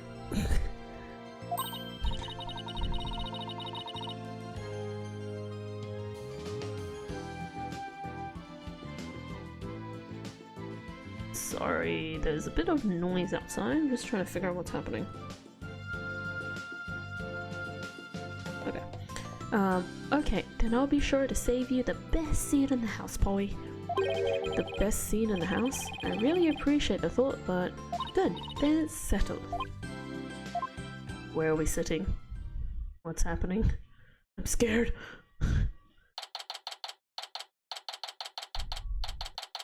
Anyways, we're back at the theater. Objection! I should have known. Oh. That's funny.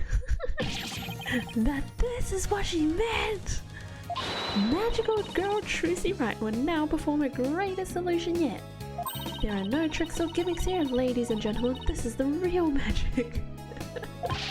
Wait a minute, you're kidding, right? There is a trick and gimmick, right? I'm too young to die.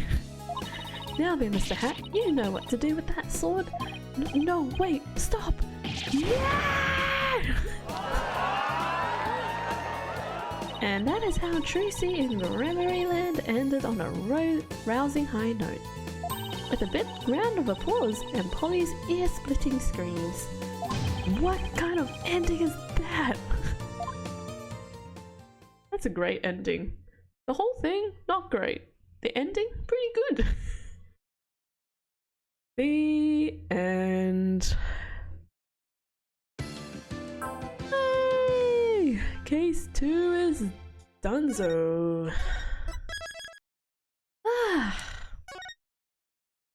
Well, that was great. Case overall was a bit of a interesting one. Not as crazy as case 1, but yeah. I mean, yeah. Not bad, not bad.